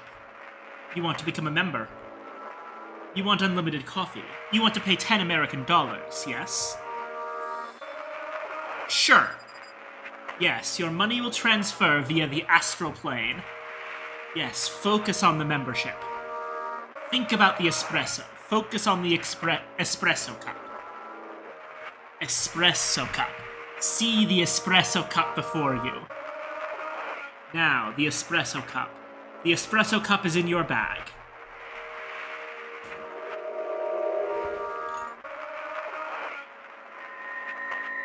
Obtained an espresso cup. Yes, you will enjoy unlimited espresso. You will forget everything about the Black Arts Coffee Club.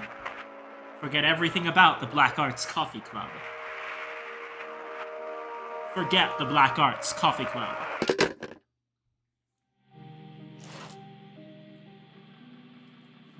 Neat.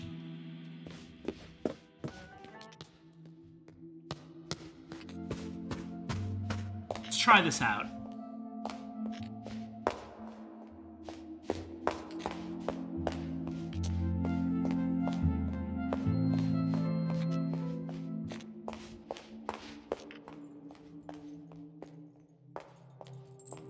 Where is the nearest espresso machine?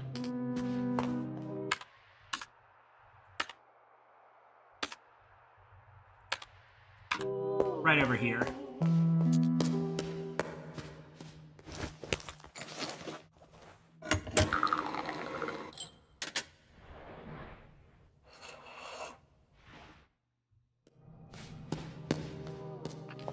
Ah, and that lets us run. Neat.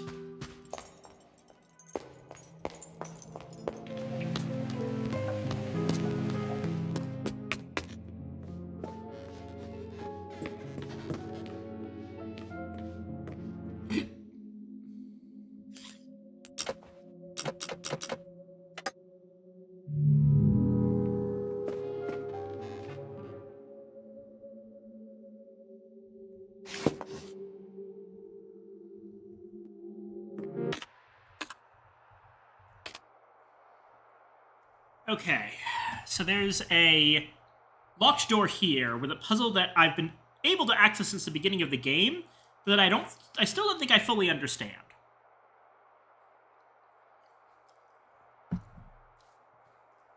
Basically a bunch of books on the library shelves.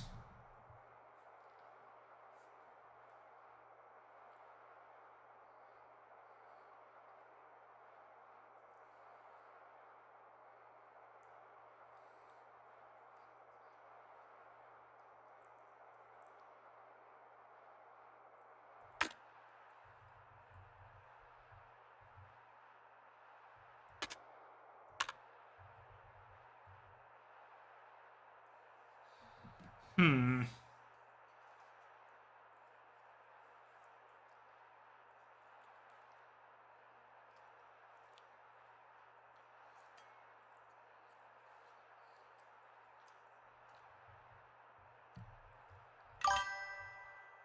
Oh. Hi, Aurora. Good to see you. Alrighty.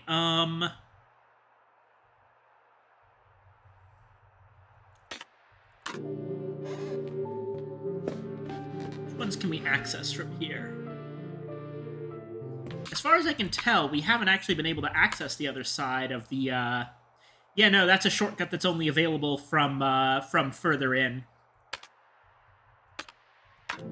Maybe that's the trick. It is my birthday and wanted to check in on how you're doing.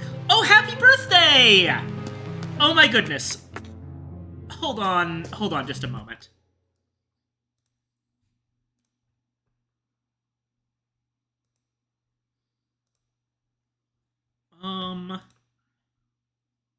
Let me see here.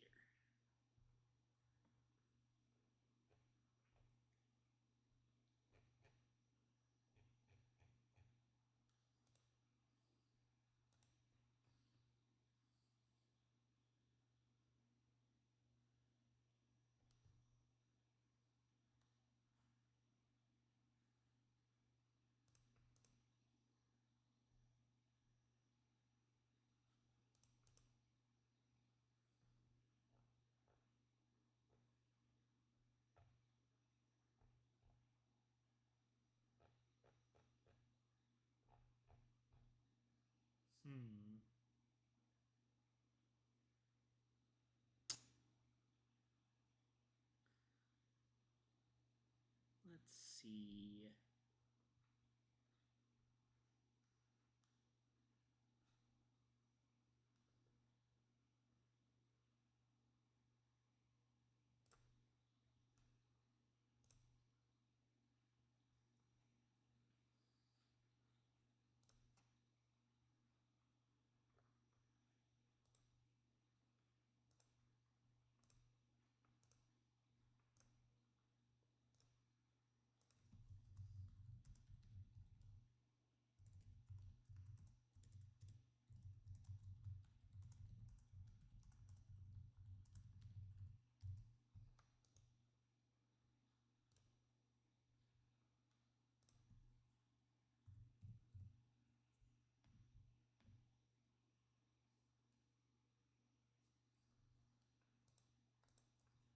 All right, and that's done. Excellent.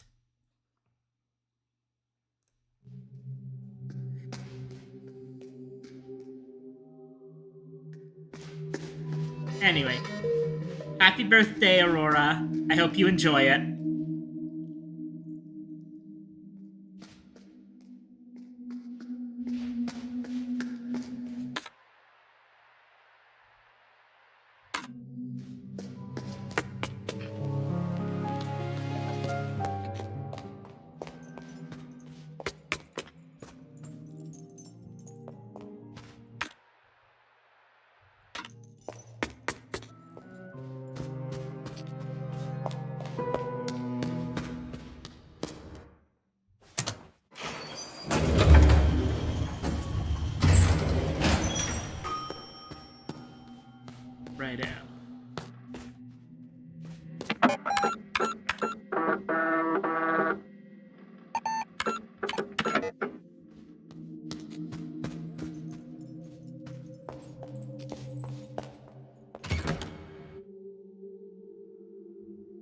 Aha! But now we know what to do with these. MCMLXIII.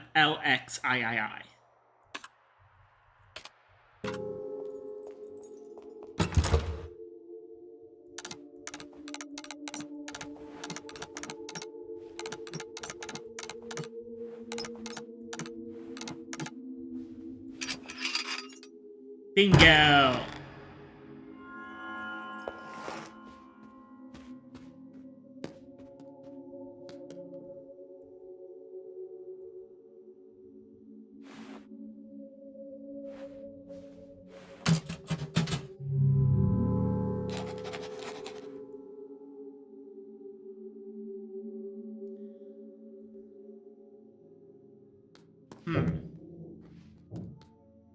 That's 2014.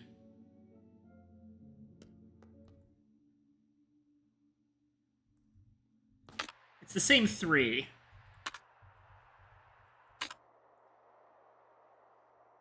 (2014, 1963, 1847).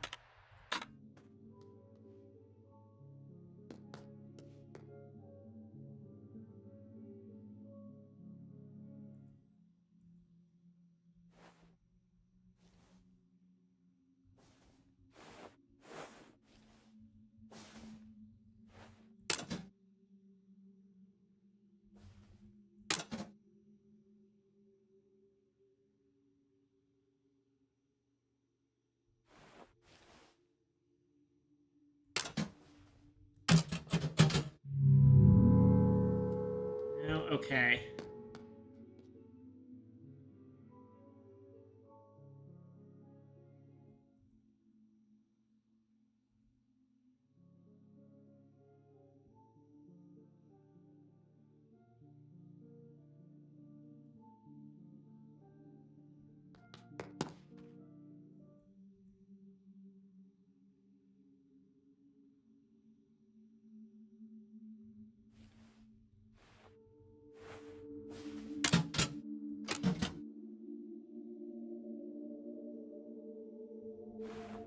Okay.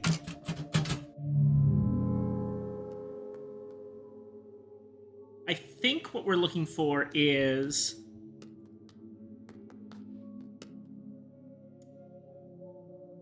lowercase or uppercase L, uppercase E, lowercase h.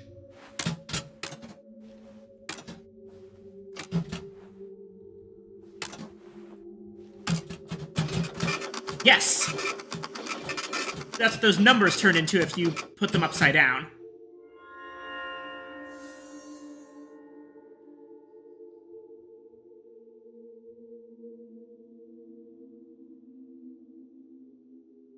Interesting. Okay.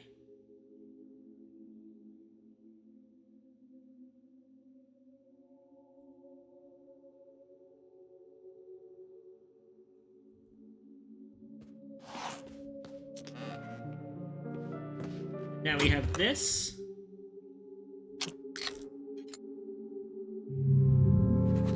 And this is puzzle 2, which we determined was probably 60.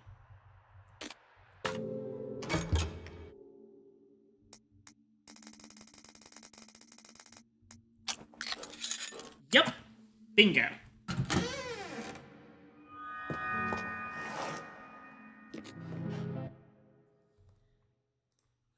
Actually, let me also do something real quick, just to make sure people who aren't watching the stream know.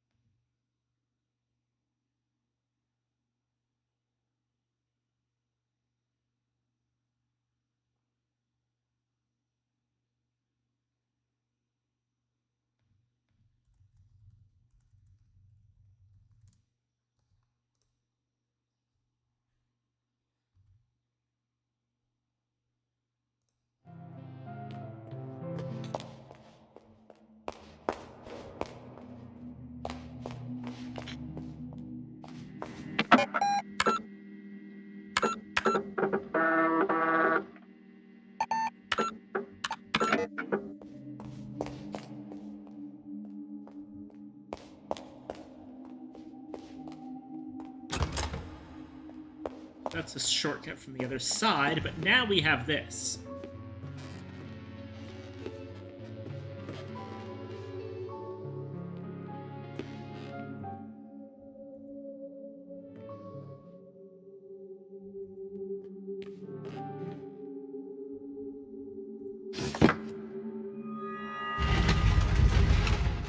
Bingo! 1847 book.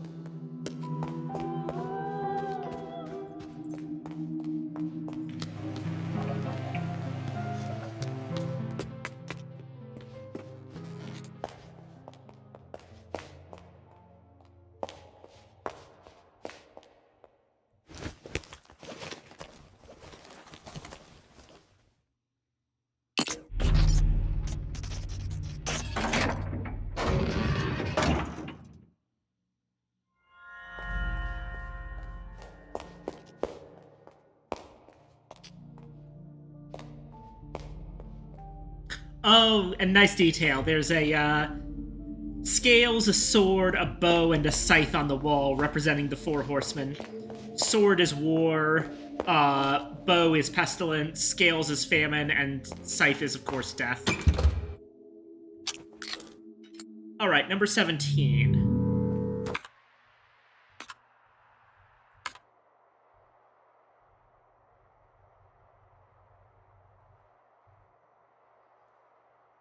Okay.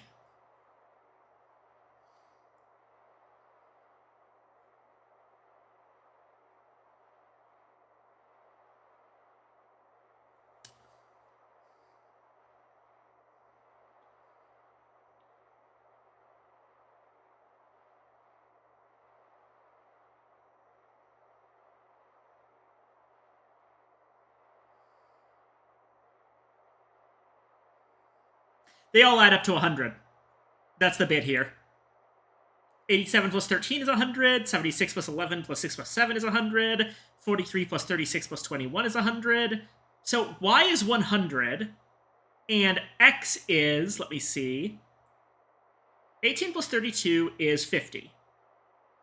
66, 70, 78.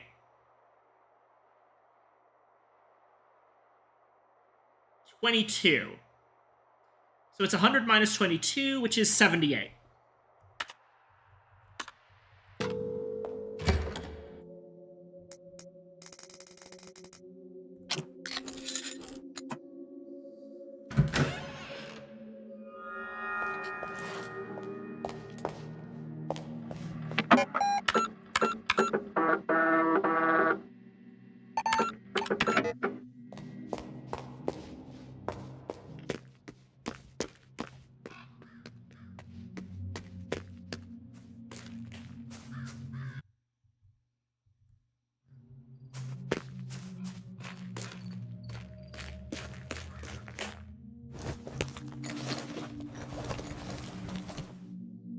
And war.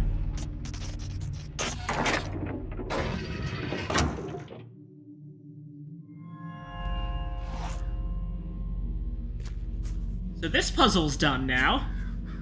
Or at least this part of the puzzle's done. Okay.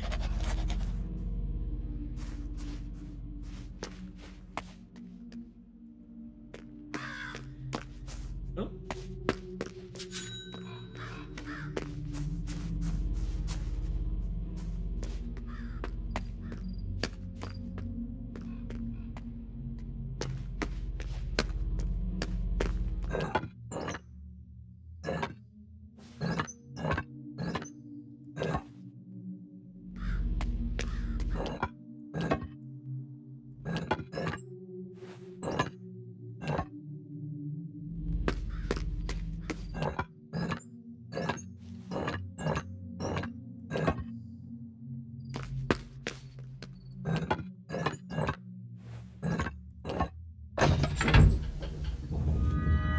course it's 1847 again. It's always 1847.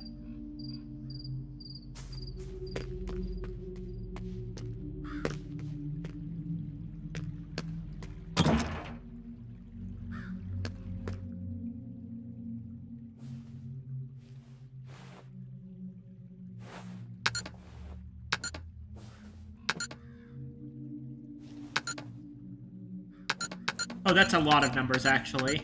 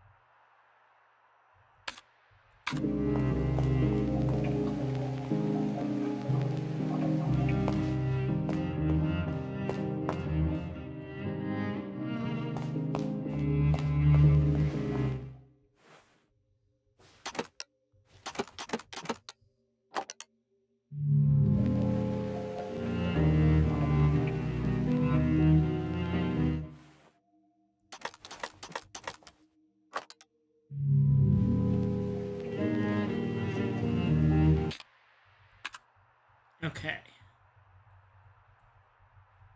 Let's try door 1932.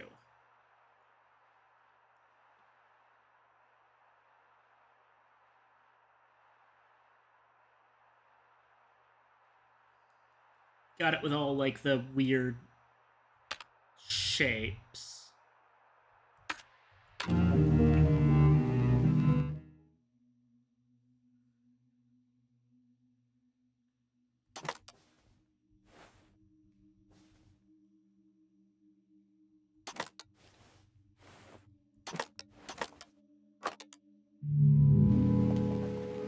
No. Not quite that simple. What about a different door?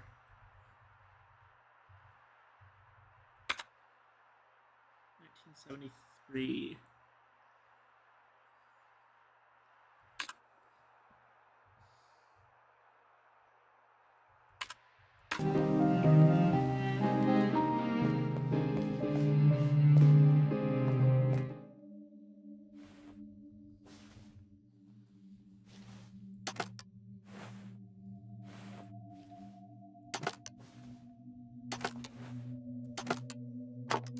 No, that's not it.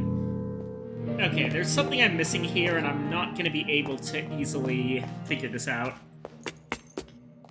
I thought this might be the time that we actually do that part, but apparently not.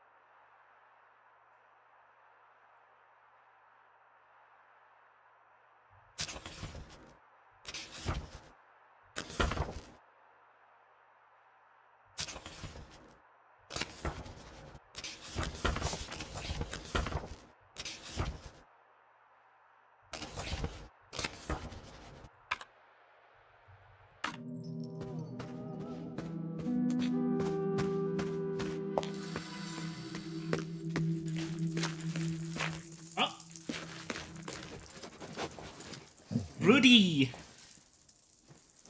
What a good boy.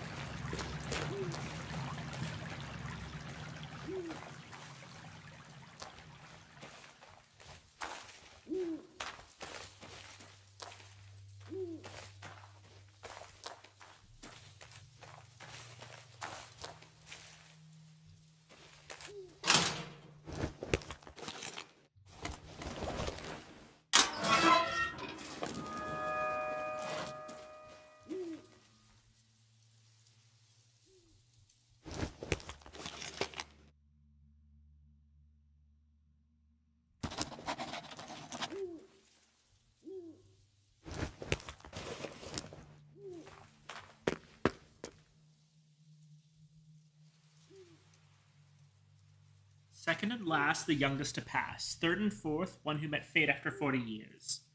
First and fifth, she who lived in 2 centuries.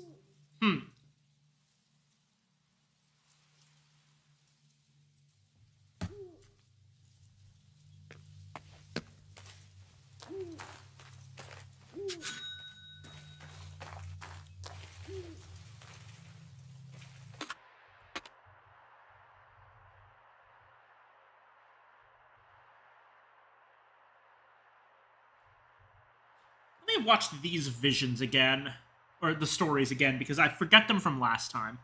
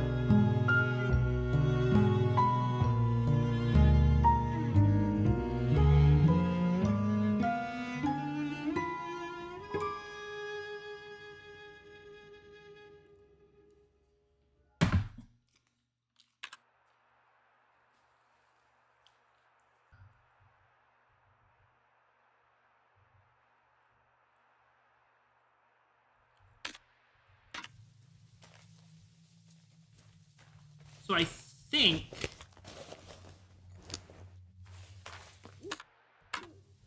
the reference is here. Second and last, the youngest to pass. Third and fourth, one who met fate after 40 years. First and fifth, she who lived in 2 centuries. I think that's Renate, Renzo, and Lorelei. Possibly. But who knows? This is all very confusing.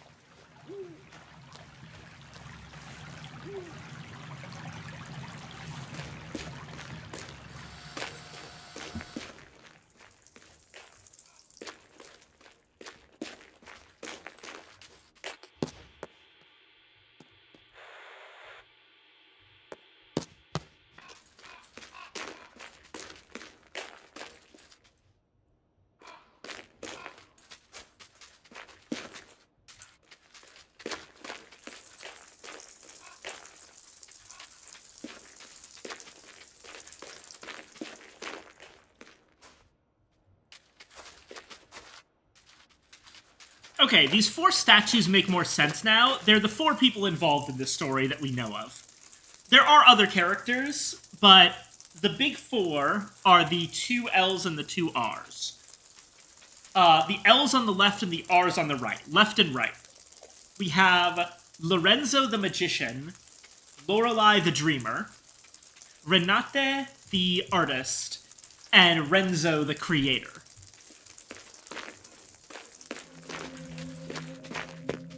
I do think fundamentally that, like... Oh. Is it time for another one of these? I think it's time for another one of these.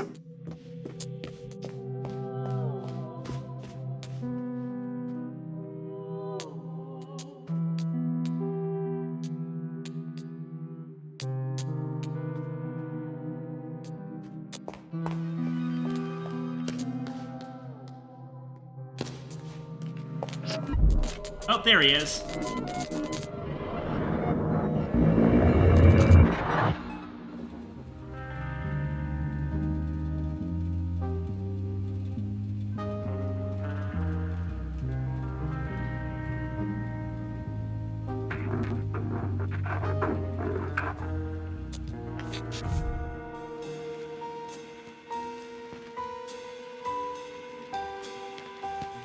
Okay, we have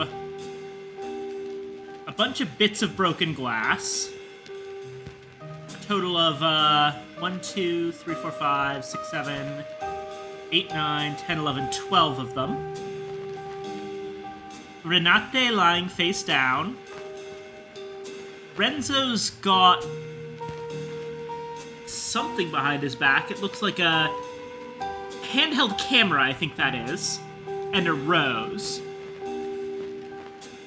Lorelei's coming over. Is kind of gasping. Angel statue. 3 trees. A shattered vase on the left.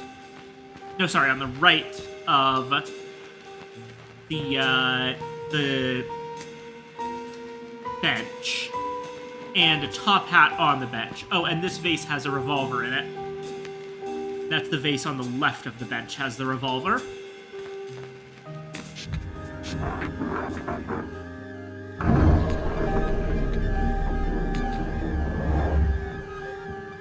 What was the man holding in his hand? A film camera.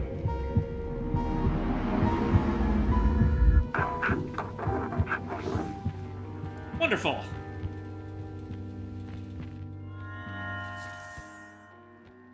Exterior, garden, night. The woman runs outside and finds the man standing by the body. She discovers that the body is in fact a mannequin. Its body is broken in every possible way. The woman stares at the man, wanting an explanation. Solemnly, he raises his head and meets her eyes. It was self-defense, signorina. I had no choice. The woman tries to catch her breath. She stares at the doll again. What is the meaning of this? That is the age-old question. Who's wielding the paintbrush? Where does red come from? Can art provide meaning to a meaningless existence, or is it just a game to fool the senses? The woman frowns, but the man is oblivious. Enough about my work. The maze. Great progress, yes? No, I am stuck. Could you tell me? Wonderful! Getting stuck is one of the key parts of the process. You are an amazing artist, but I am keeping you from your art. Leave the disposal of the body to me. What in the hell is going on with this script?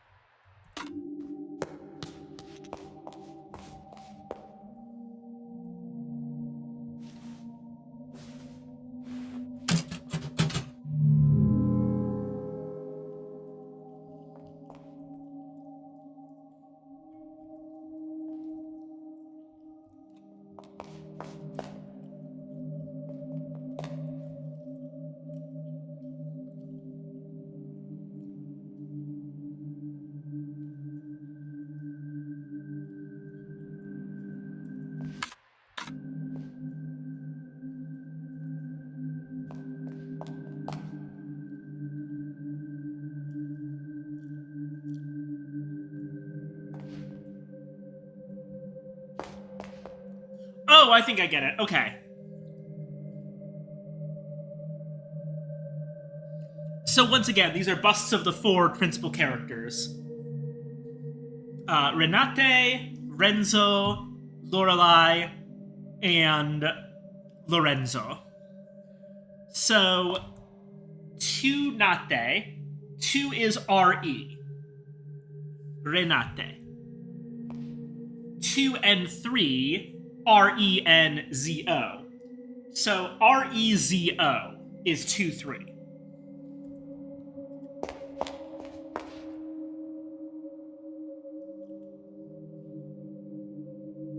One, 2, Lorelei.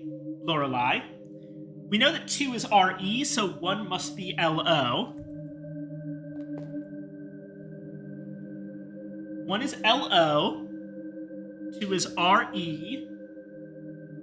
N, and then Z-O.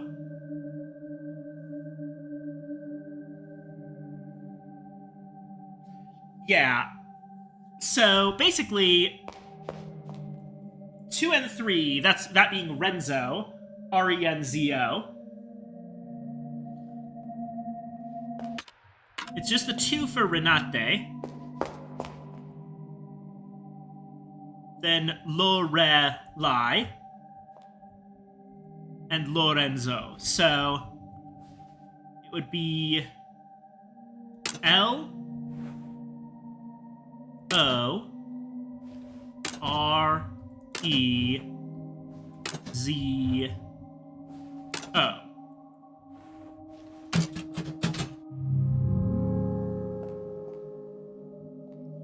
It's case sensitive. Hold on.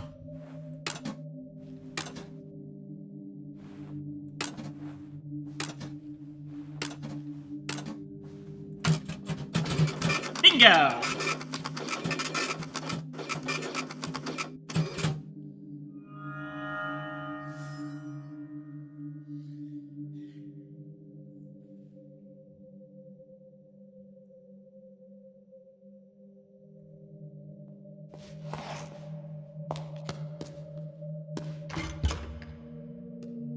And that's going to be bug report 2.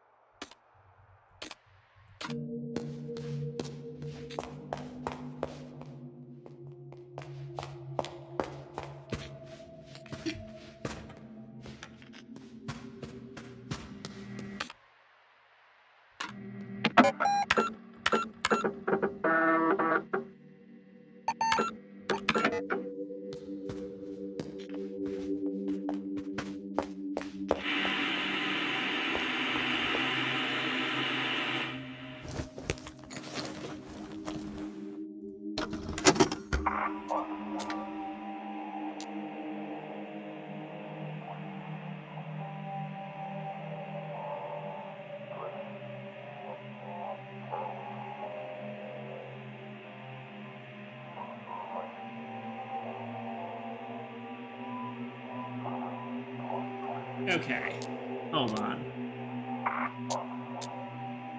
Left, left, right, left, right, right, right, left, left, left.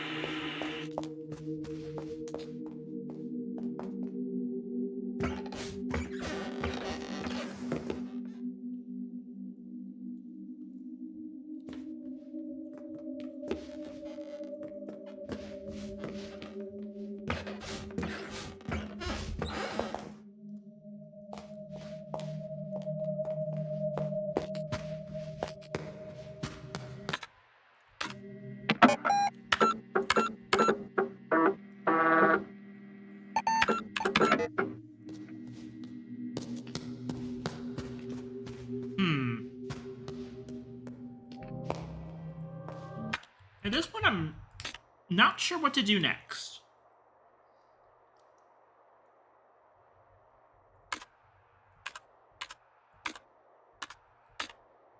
Maybe try working with these bug reports?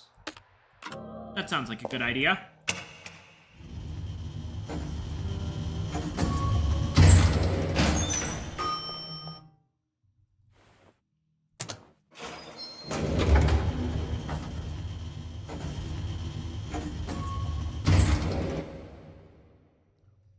Also,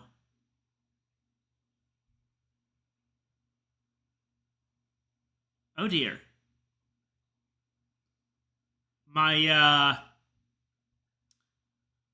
The timer on my stream says that I've been going for 14 minutes 29 seconds, but that can't possibly be right. It must have reset at some point.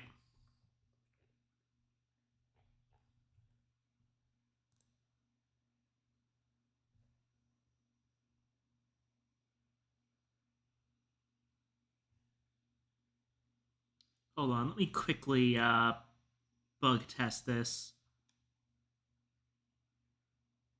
What is going on?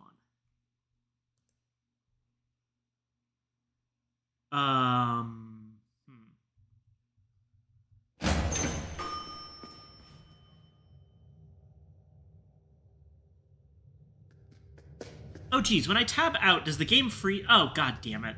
That's gonna look terrible.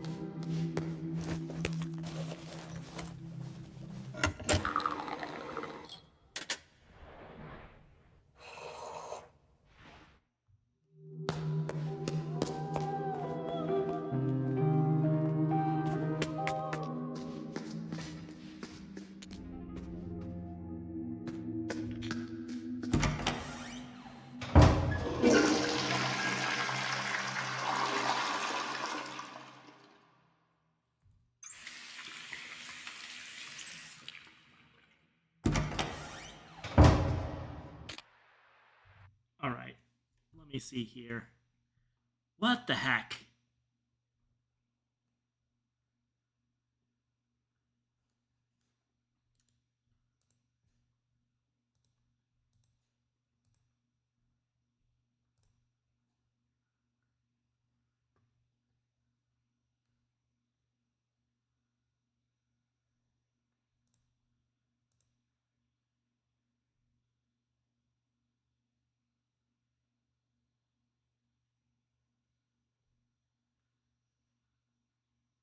I don't know what's going on, but the stream seems to have stuttered at several points, leading to the broadcast being split into 3 parts.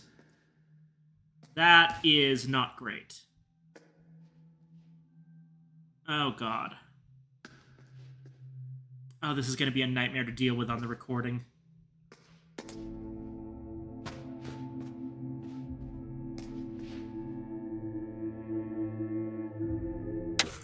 Alright.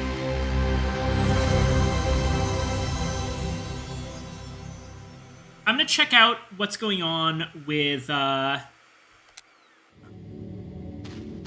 this right here.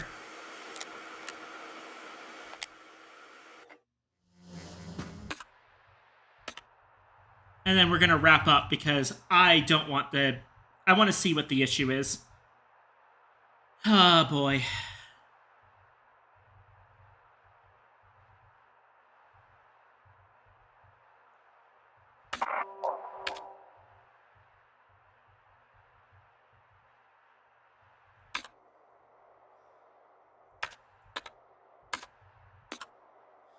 Okay, forest prototype.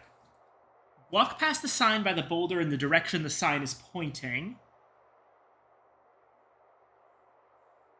Standing by the magician, repeatedly spinning around on the spot, and then interact with the magician. And then suspending the game. Okay.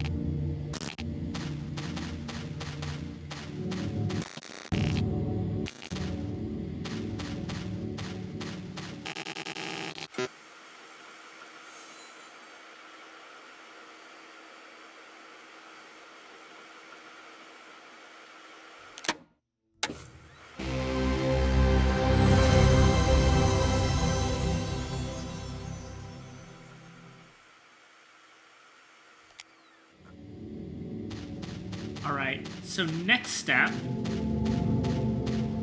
is to repeatedly spin around in place.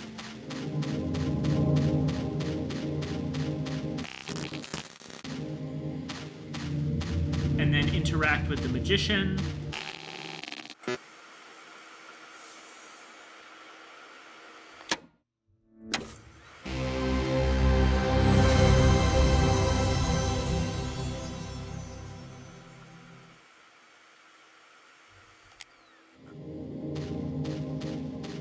And then finally, head towards the lonely grave.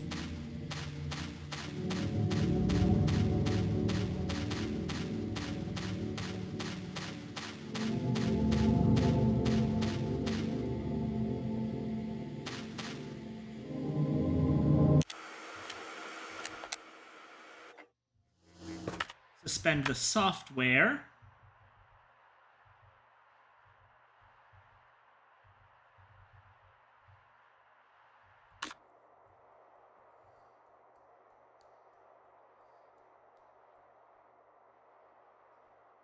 One 847. 1847 crashes the software. It's always 1847.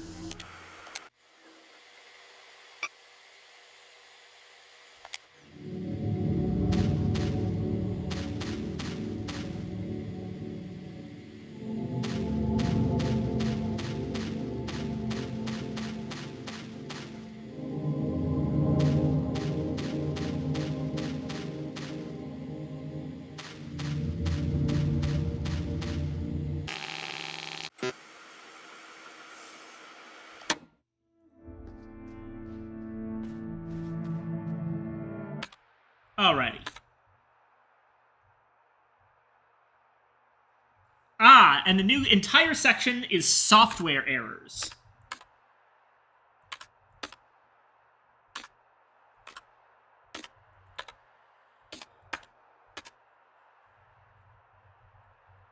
And I bet you anything that... Let me actually check something.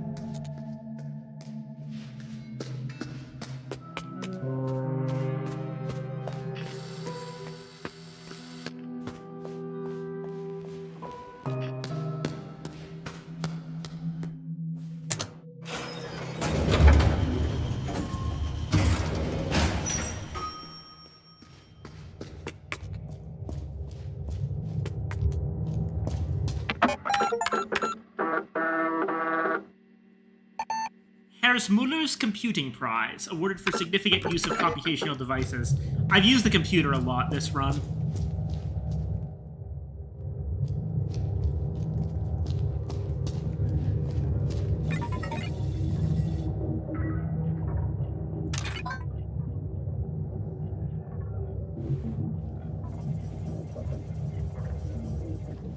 Right.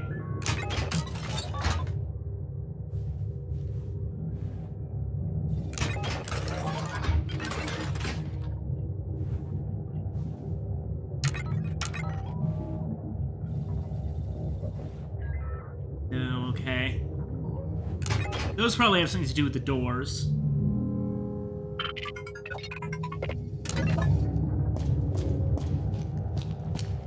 I thought maybe the memory sequences had something to do with it, but apparently not. That said, the first one's definitely the username based on those ancient glyphs that we kept seeing.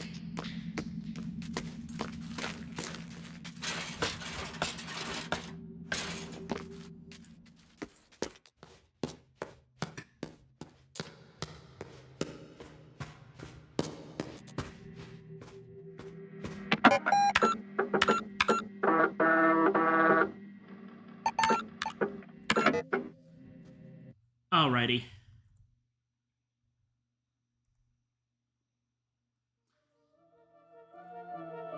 Sorry to cut this. I don't actually know if it's short, come to think of it, because according to the stuff here, I've now been going for like all about 5 hours, which I think is a good amount. It's just frustrating that it happened. I only got really knocked out of it because there's been some issue with the Twitch's highlighting. I really hope I haven't lost anything. I'll have to see if I can put it all together properly. Alright. While I do that, let me quit out here. And let's go ahead and see if anyone else is currently doing anything. Ah! The Lodestar. That's a perfect raid target. Raid.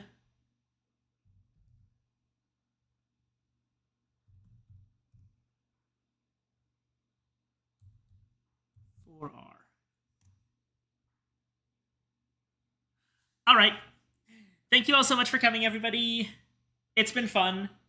Sorry that Twitch decided to be a jerk, but I will see you all probably on Monday for a game of Sentinels of the Multiverse. Alrighty. Bye-bye.